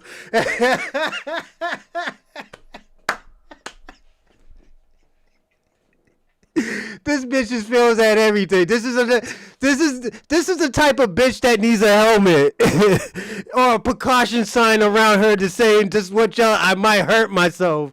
This bitch is stupid, but let's see her fuck up again. You're speaking, and I want y'all to peep this. Look. Oh, did it get bad? No, I just we can't. Hold on. Let me message it. Is it still on YouTube? Yeah, it's still on YouTube, and it's fine. I'm fine talking about it, but it's just with your show, it's kind of a contentious topic. So I don't know if you. Okay, just tell us what happened. Does Kat have her tongue? Why is she not speaking the same way? What? She spoke about some stuff. It's not like she was cursing at people, right? So why can't she say the same thing on Lead Attorney's channel? Why is she pigeon baby-footing around the situation? We're going to see exactly why she's baby-sitting around and baby-footing around the situation, right? Yeah, it's still on YouTube, and it's fine. I'm fine talking about it, but it's just with your show, it's kind of a contentious topic. This is what you call pussyfooting around things. So if this shit can't get no worse, it's gonna get worse for her. So I don't know if you want. Okay, just tell us what was the topic. So the topic was if black women date criminals more than other races. If black women date criminals more than other races. Yeah, and I would say that's true. No shit. Okay. So and I'm not saying the white women don't do it. That nigga Black King got his cape on today. Go on, Black King. You gonna go and get your snow bunny, nigga. Be Active's cousin's fucking her, so.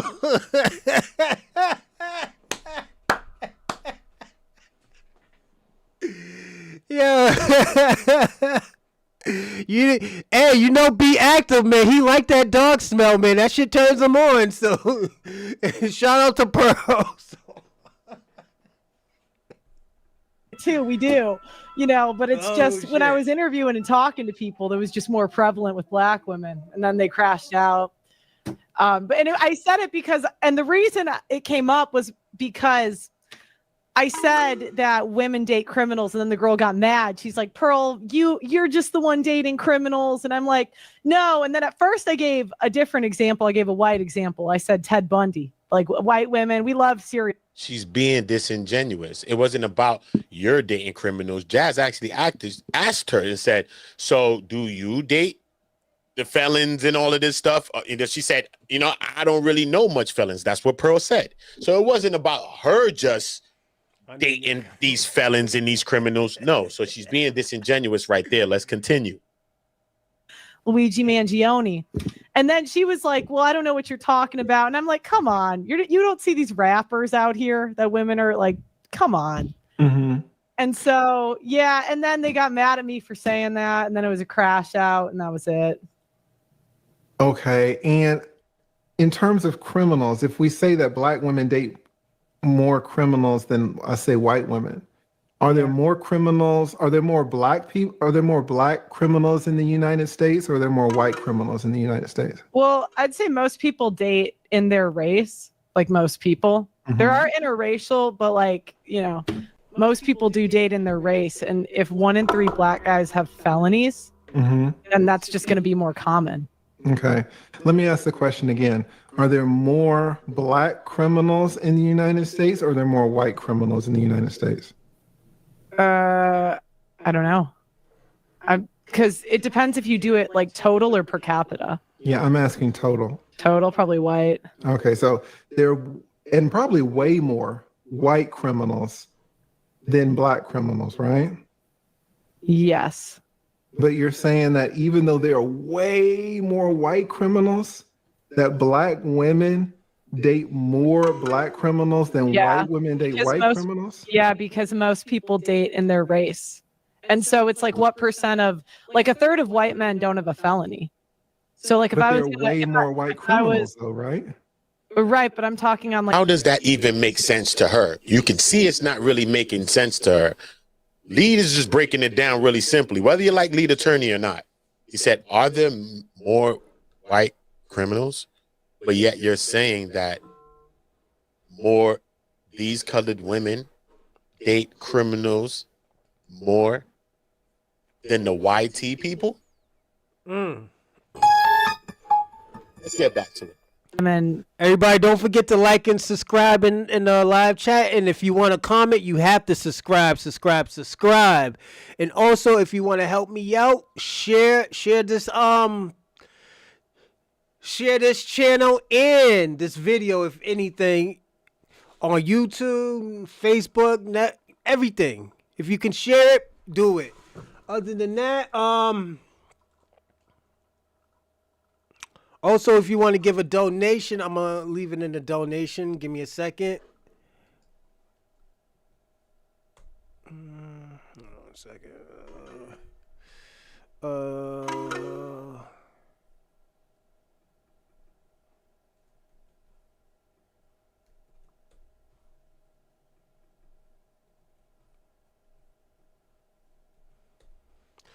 So we have Super Chat, we got Cash App, and we also got Venmo. So if you want to donate, you can donate to us. It goes straight back to the channel and the platform. So definitely everything, I appreciate it. So again, thank you. They're not going to know as many criminals, just like on a balance of probabilities.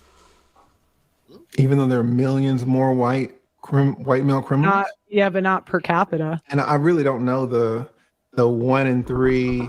That's surprising to think that 1 in 3 Black men have felonies. Where did that come from? You can Google it. Oh no, you can't be serious. That's some bullshit right there. You can Google it. First of all, this is why it's disingenuous as well, because she don't even know about YT men. She don't know the stats on this. But you know why it's also disingenuous? You know why? What they're not telling you is that the stat that she's reaching from, she's talking about you can Google it. That means Google make everything right. No, the stat that she's reaching from is a stat from like 1948, I think, 1940 something to like 2010. By now, the people that were a part of that statistic have moved on with their life, have probably not committed any crimes no more. And so she's not saying that part. All right. You're not adding that part in. You're not factoring that in. Most felonies are not violent felonies. They're drug-related offenses, even property offenses. There's many other felonies besides violent crimes. We understand that some things are lead-ups and build-ups to people doing violence, but that doesn't mean that people have a propensity to want to go to people that are violent. No, it's not true. Let's get back to it. And again, are there more black criminals in the United States or are there more white criminals in the United States? I don't know. Because it depends if you do it like total or per capita. Yeah, I'm asking total. Total, probably white. Okay, so and probably way more white criminals than black criminals, right? Yes. But you're saying that even though there are way more white criminals, that black women date more black criminals than white women date white criminals? Yeah, because most people date in their race. And so it's like what percent of, like a third of white men don't have a felony. So like if I was way more white criminals though, right? Right, but I'm talking on like a percentage. So if you talk to like 10 black women versus 10 white women, like if you talk to 10 white women, that's what per capita was. And you know what? Be active. In St. Michael's laughed about it. It's every 10 they do every 10 people, which one of them has a felony? That's what per capita means. That's why I always tell people all the time, stop using per capita. It makes you look fucking stupid. It's always, what is out of 10 people, how many of them you think has a fucking felony? You know, the shit's fucking stupid, man. Yeah, that's their high IQ. This is the high IQ shit that they're talking about, everybody. The shit's fucking crazy. And they're not going to know as many criminals, just like on a balance of probabilities. Even though there are millions more white male criminals? How does that make sense? I really don't know the 1 in 3. That's surprising to think that 1 in 3 black men have felonies. Where did that come from? You can Google it. All right. So I think we're kind of seeing a little bit of looseness or shoddiness in these arguments here. I mean, that's a very, and I'm not saying that it's wrong. Hold on, Shabaka, aren't you married? I'm going to tell your fucking wife you're defending white women. White supremacist women. I'm gonna be personally honest, Shabaka. I don't think you got a black wife, man. I don't think so, man. You caping for these white supremacist women, man. I'm just saying. This bitch out here looking fucking stupid, and this is what you do. That's a very stark argument. That a very stark statistic that 1 in 3 Mr. Know-it-all, she looks black men lost. have felonies. So it would be good if you're going to put that out there to kind of know where we got it, right? And then it would be good to know the stats for white. It's kind of weird to know the stats for black men and not know the stats for white men. Is that a little weird? Do you know how many white men are felons? Not off the top of my head. I know I've looked it up before. Do we all see kind of what's going on? Right? And this is what you got to be careful about. Venezuelans look white. Most Venezuelans are white. Be active. I don't look nowhere of a Hispanic. You know, I'm being personally honest. I like burritos and everything. Don't get me wrong and stuff. And I like, bacalao and stuff like that. But I'm not into Spanish food like that, my nigga. Most of y'all niggas got diabetes anyways because y'all put too much salt and pepper into shit. You overuse things. So at the end of the day, I know I'm not Spanish. Now, if you're just going to be dating on this fatty guy's channel, you don't really have to be, I guess, so buttoned up, right? But if you want to present yourself and like, hey, I know what I'm talking about. It's weird to know how many black men are felons, but not to know how many white men are felons. But then Do you want to just Google it? You can Google it if you want. But you're the one making the argument, not me. Well, I came here to talk about the marriage debate. Okay, so let's just end it. Now we're going down. Oh no, you can't be serious. That's some bullshit right there. Automatically sidestep the whole situation. Nah, I'm gonna tell you, OC, the thing you do, you entertainment. Hold on, let's do this, everybody. Wave your flag of corruption. Let's see who is in the shame of. Shout out to Ray. My flag's right there. That's my flag right there. They're not waving their flag. Ray. They're not double R. They're not raising it. Everybody's clout chasing each other. Facts. They're losing out here. I gotta be personally honest. You white supremacists is losing out here. You know. You know what? Give me a second. I'll do one more. All right. I'm gonna do this last one right here. Just to prove, and you know what? This is the victimhood mindset that y'all have. I'm gonna say, you know what? I think Charlie Kirk influenced it. And I'm talking about in the modern era in 2025, Charlie Kirk influenced it. And you won't have a single gun death. That is nonsense. It's drivel. But I think it's worth it. I think it's worth to have a cost of, unfortunately, some gun deaths every single year so that we can have the Second Amendment to protect our other God-given rights. This is why we love Charlie.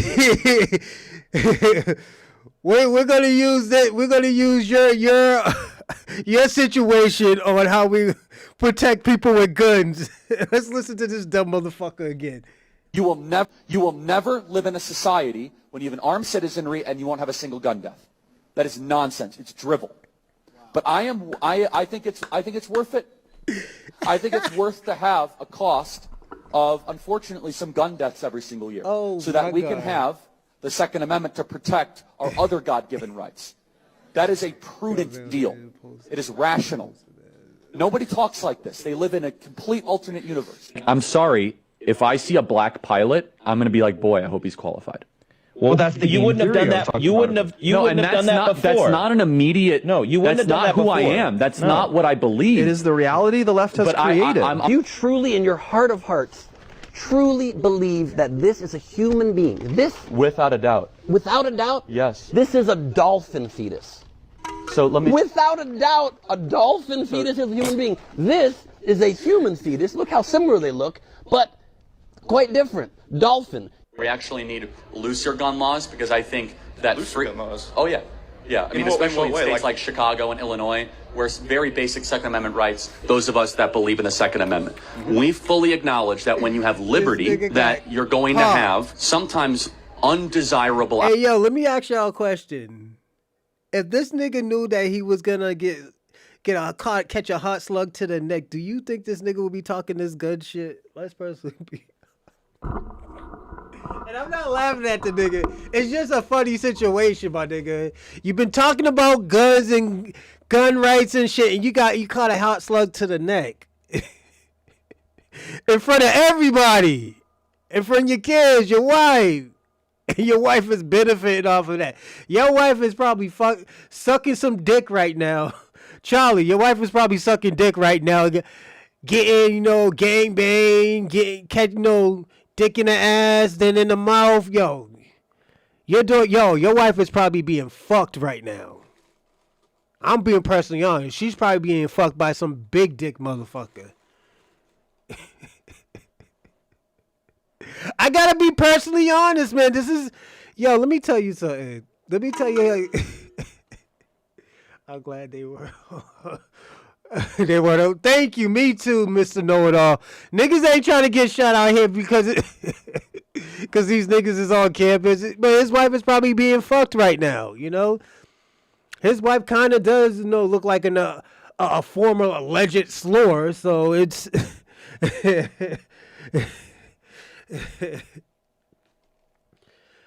Who knows? Pass around Erica's probably back. You know what I'm just saying.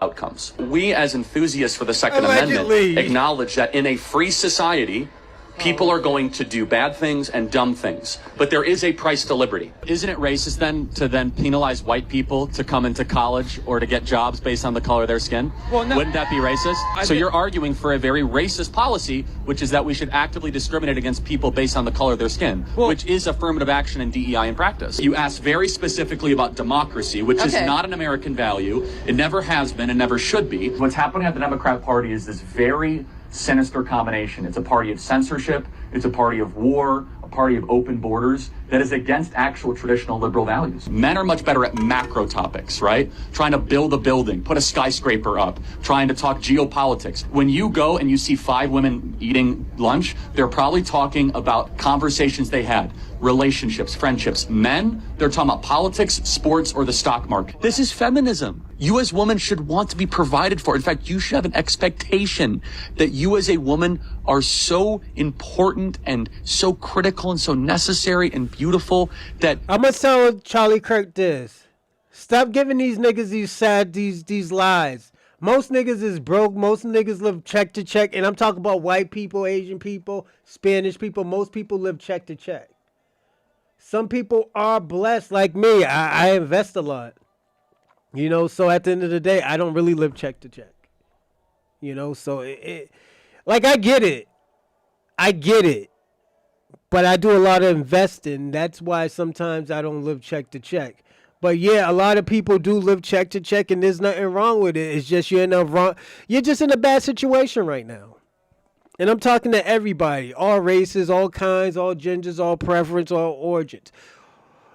Like, this is why certain people do it, you know? So at the end of the day, these people are dehumanizing people because they need help paying their bills. They need help because they're in a situation. So at the end of the day, I'm not going to pass on this message where I'm telling everybody, yeah, you're supposed to work like 5 or 6 jobs just so you can support a family. No, sometimes if your family can help, if your wife can help and get a job, what's wrong with that? This ain't the 1930s. There are women out here that has degrees that can get great jobs. You know, so at the end of the day, I hate when these white supremacists, these red pill, these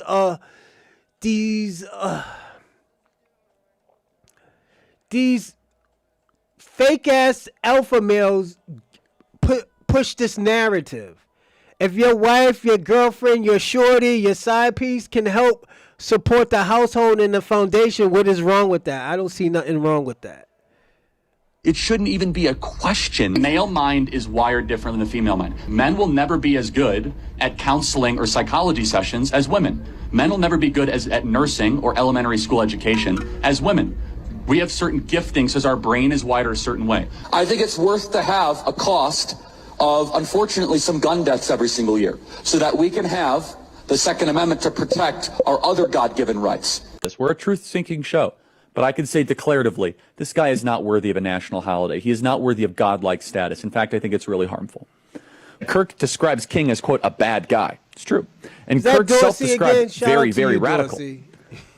View that the country made a mistake when it passed. Officer who murdered George Floyd pardon, and I just want to know what your reasoning was about that. Well, George Floyd didn't die because of the police officer. He died largely because of a drug overdose. But he had his knee on his neck. And we all saw the video. You're going to remove my appendix and you're a black lesbian. See a black pilot, you wonder, you say, I hope they are qualified. If I see a black pilot, I'm going to be like, boy, I hope he's qualified. I'm dealing with somebody in customer service who's a moronic black woman. I wonder, is she there because of her excellence, or is she there because of affirmative action? Thomas Sowell and Justice Clarence Thomas are far better black role models to celebrate than Martin Luther King. Period. End of story. This guy is not worthy of a national holiday. He is not worthy of godlike status. In fact, I think it's really harmful. And this is why I be telling these white supremacists, stop putting them pictures up of Martin Luther King and fucking Charlie Kirk. Charlie Kirk didn't like MLK. He didn't fuck with Martin Luther King. So yeah, that shit gotta stop. You do not have the brain processing power to otherwise be taken really seriously. You again. I'm gonna land here, everybody. We actually did great. We did great time. We did 4 hours and 16 minutes. And I want to say this, everyone. These type of rejects like Charlie Kirk, fucking Myron Gaines, Nick Fuentes. These are all rejects and losers. And the people that niggas made fun of. Hold on, I just found another one.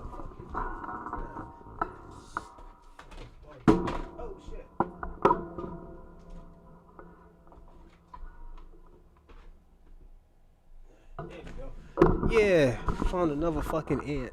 But yeah, Charlie Kirk was a fucking reject, man. 10 weeks pregnant with JD Vince. Shout out to Dorsey. I know that's Dorsey. But yo, we gotta be personally honest. The white supremacists, I'm gonna just tell you, you're not the only person that has this problem. The reason why you're mad at black Americans, the reason why the Pan-Africans are mad at black Americans, the conscious community is mad at black people is because we adapt. We can adapt with society where we can still get shit done. We don't have to fucking debate you.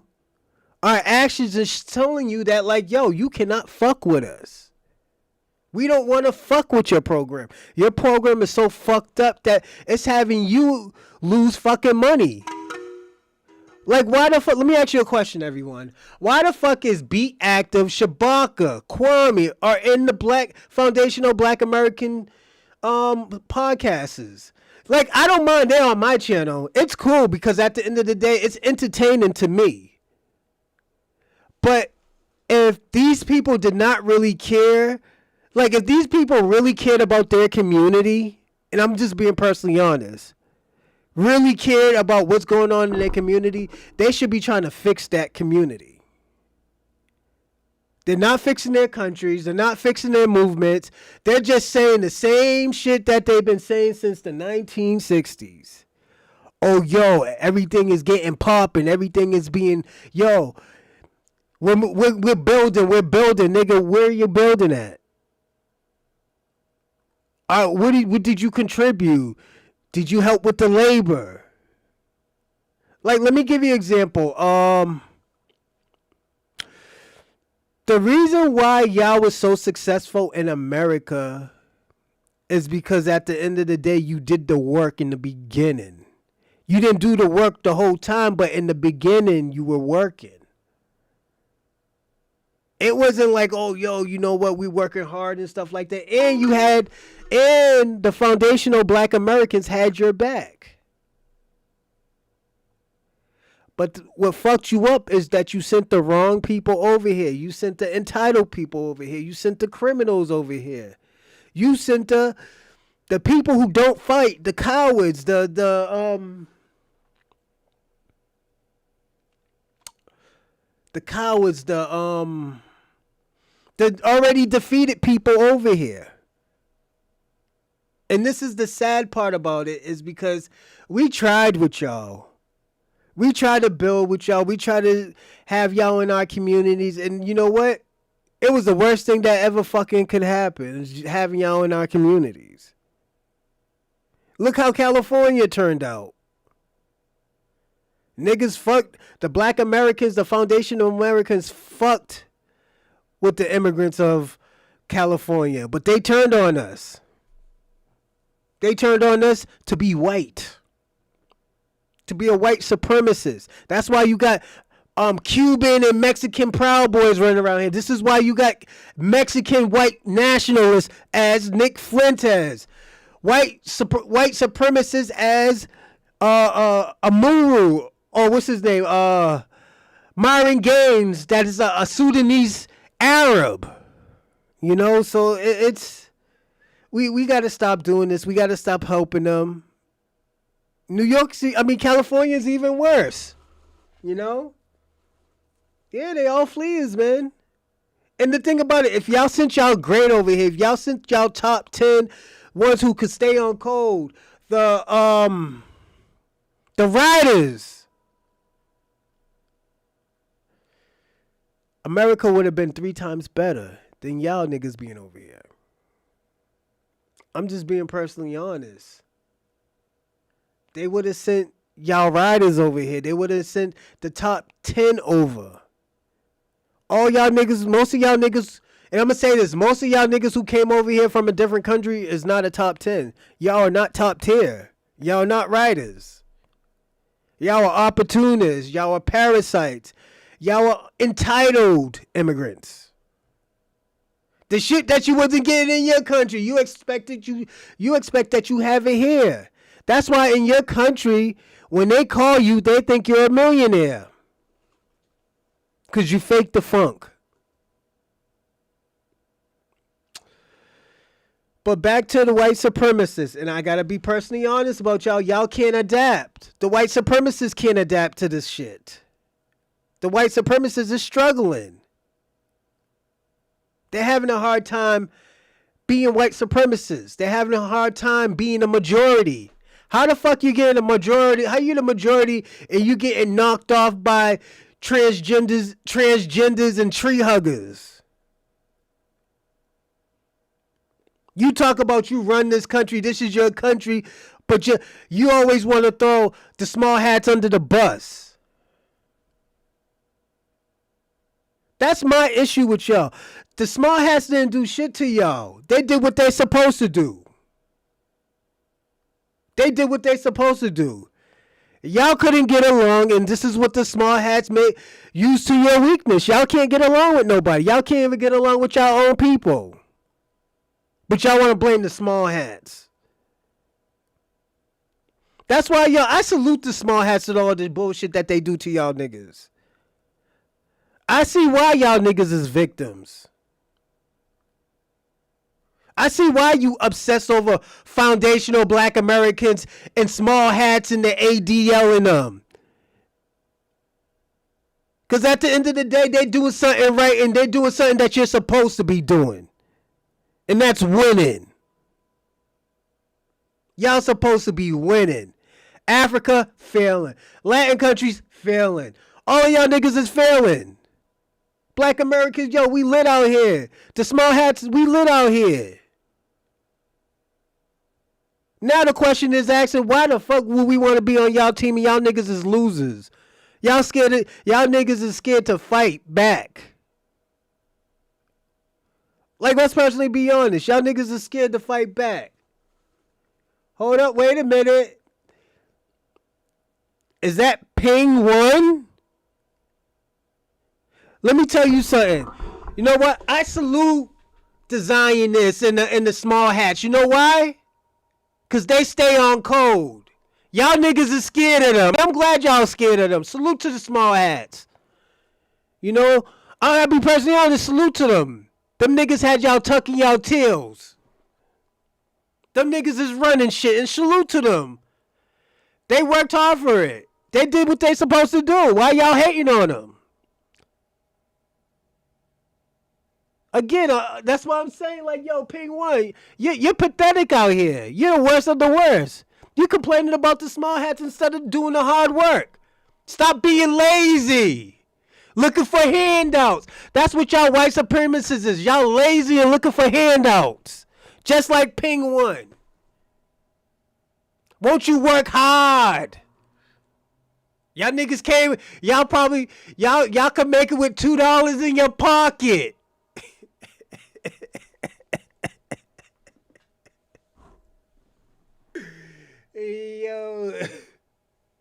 Hey yo, Ping 1 knows how to make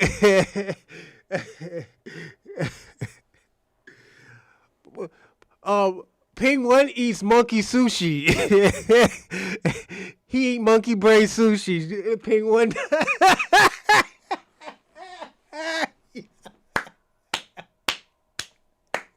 That nigga eats monkey brain sushi. This nigga Penguin. That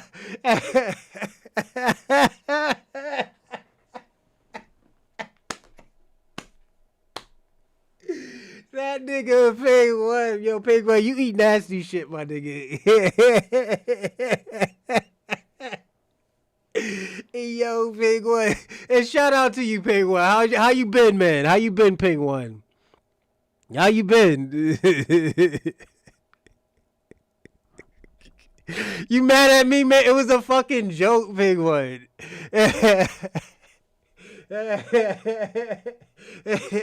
Penguin, I was joking.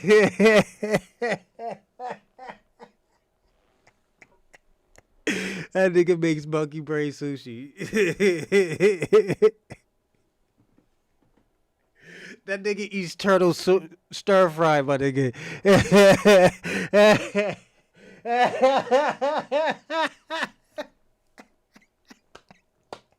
I'm joking, big one. I'm joking, big one.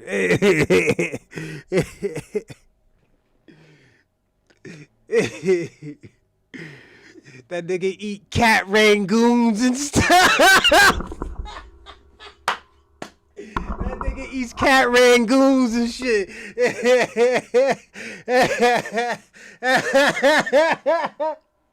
I'm fucking with you, Penguin. Yo, hey, Penguin, I hope you're doing good, man. I haven't seen you in a while. I'm just hoping you're doing okay. I'm fucking with you, all right, man? But, yo, shout out to Canada. Penguin's from Canada, man. I fuck with Penguin. He could take a joke.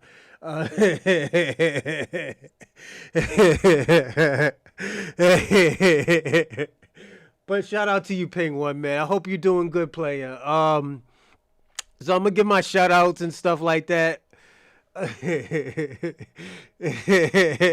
Shout out. Oh shit, let me spread this out a little bit. Alright. So shout out to Beat Active, shout out to E Will, shout out to Shabaka, Clazan Dam, salute player, FBA Convo, salute double. St. Michael's, salute, thanks. That nigga, let me tell you about St. Michael's. St. Michael's, every show I have, he hits me up before he goes to work, and he hits the live chat when he's on his break. So salute to St. Michael's. Thank you for the thank you sir for the support. Salute to Black King, the snow bunny slayer. Shout out to Black King. Salute. Shout out to the notorious Ray FBA. Salute. Shout out to OC. Shalom.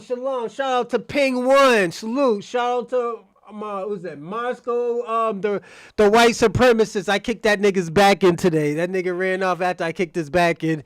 Shout out to Mr. Know It All. Salute. Dorsey 3 times. Shout out to Dorsey and shout out to Bomb Legacy. Salute. New York, stand up. Everybody, I appreciate all of y'all for being on the show. Ping One came in late. Ping One, you should have came in with the heat early. Again, man. So, again, shout out to Ping One. Shout out to all y'all. Because, yo, I say this. Ping One is international. So, he's jumping on this show internationally. So, that's why I do give him a shout out. And the FBA family, they always look out. Shout out to the FBA family, the immigrant and tether family. That is 2 different things. Immigrants and tethers is 2 different things, everybody.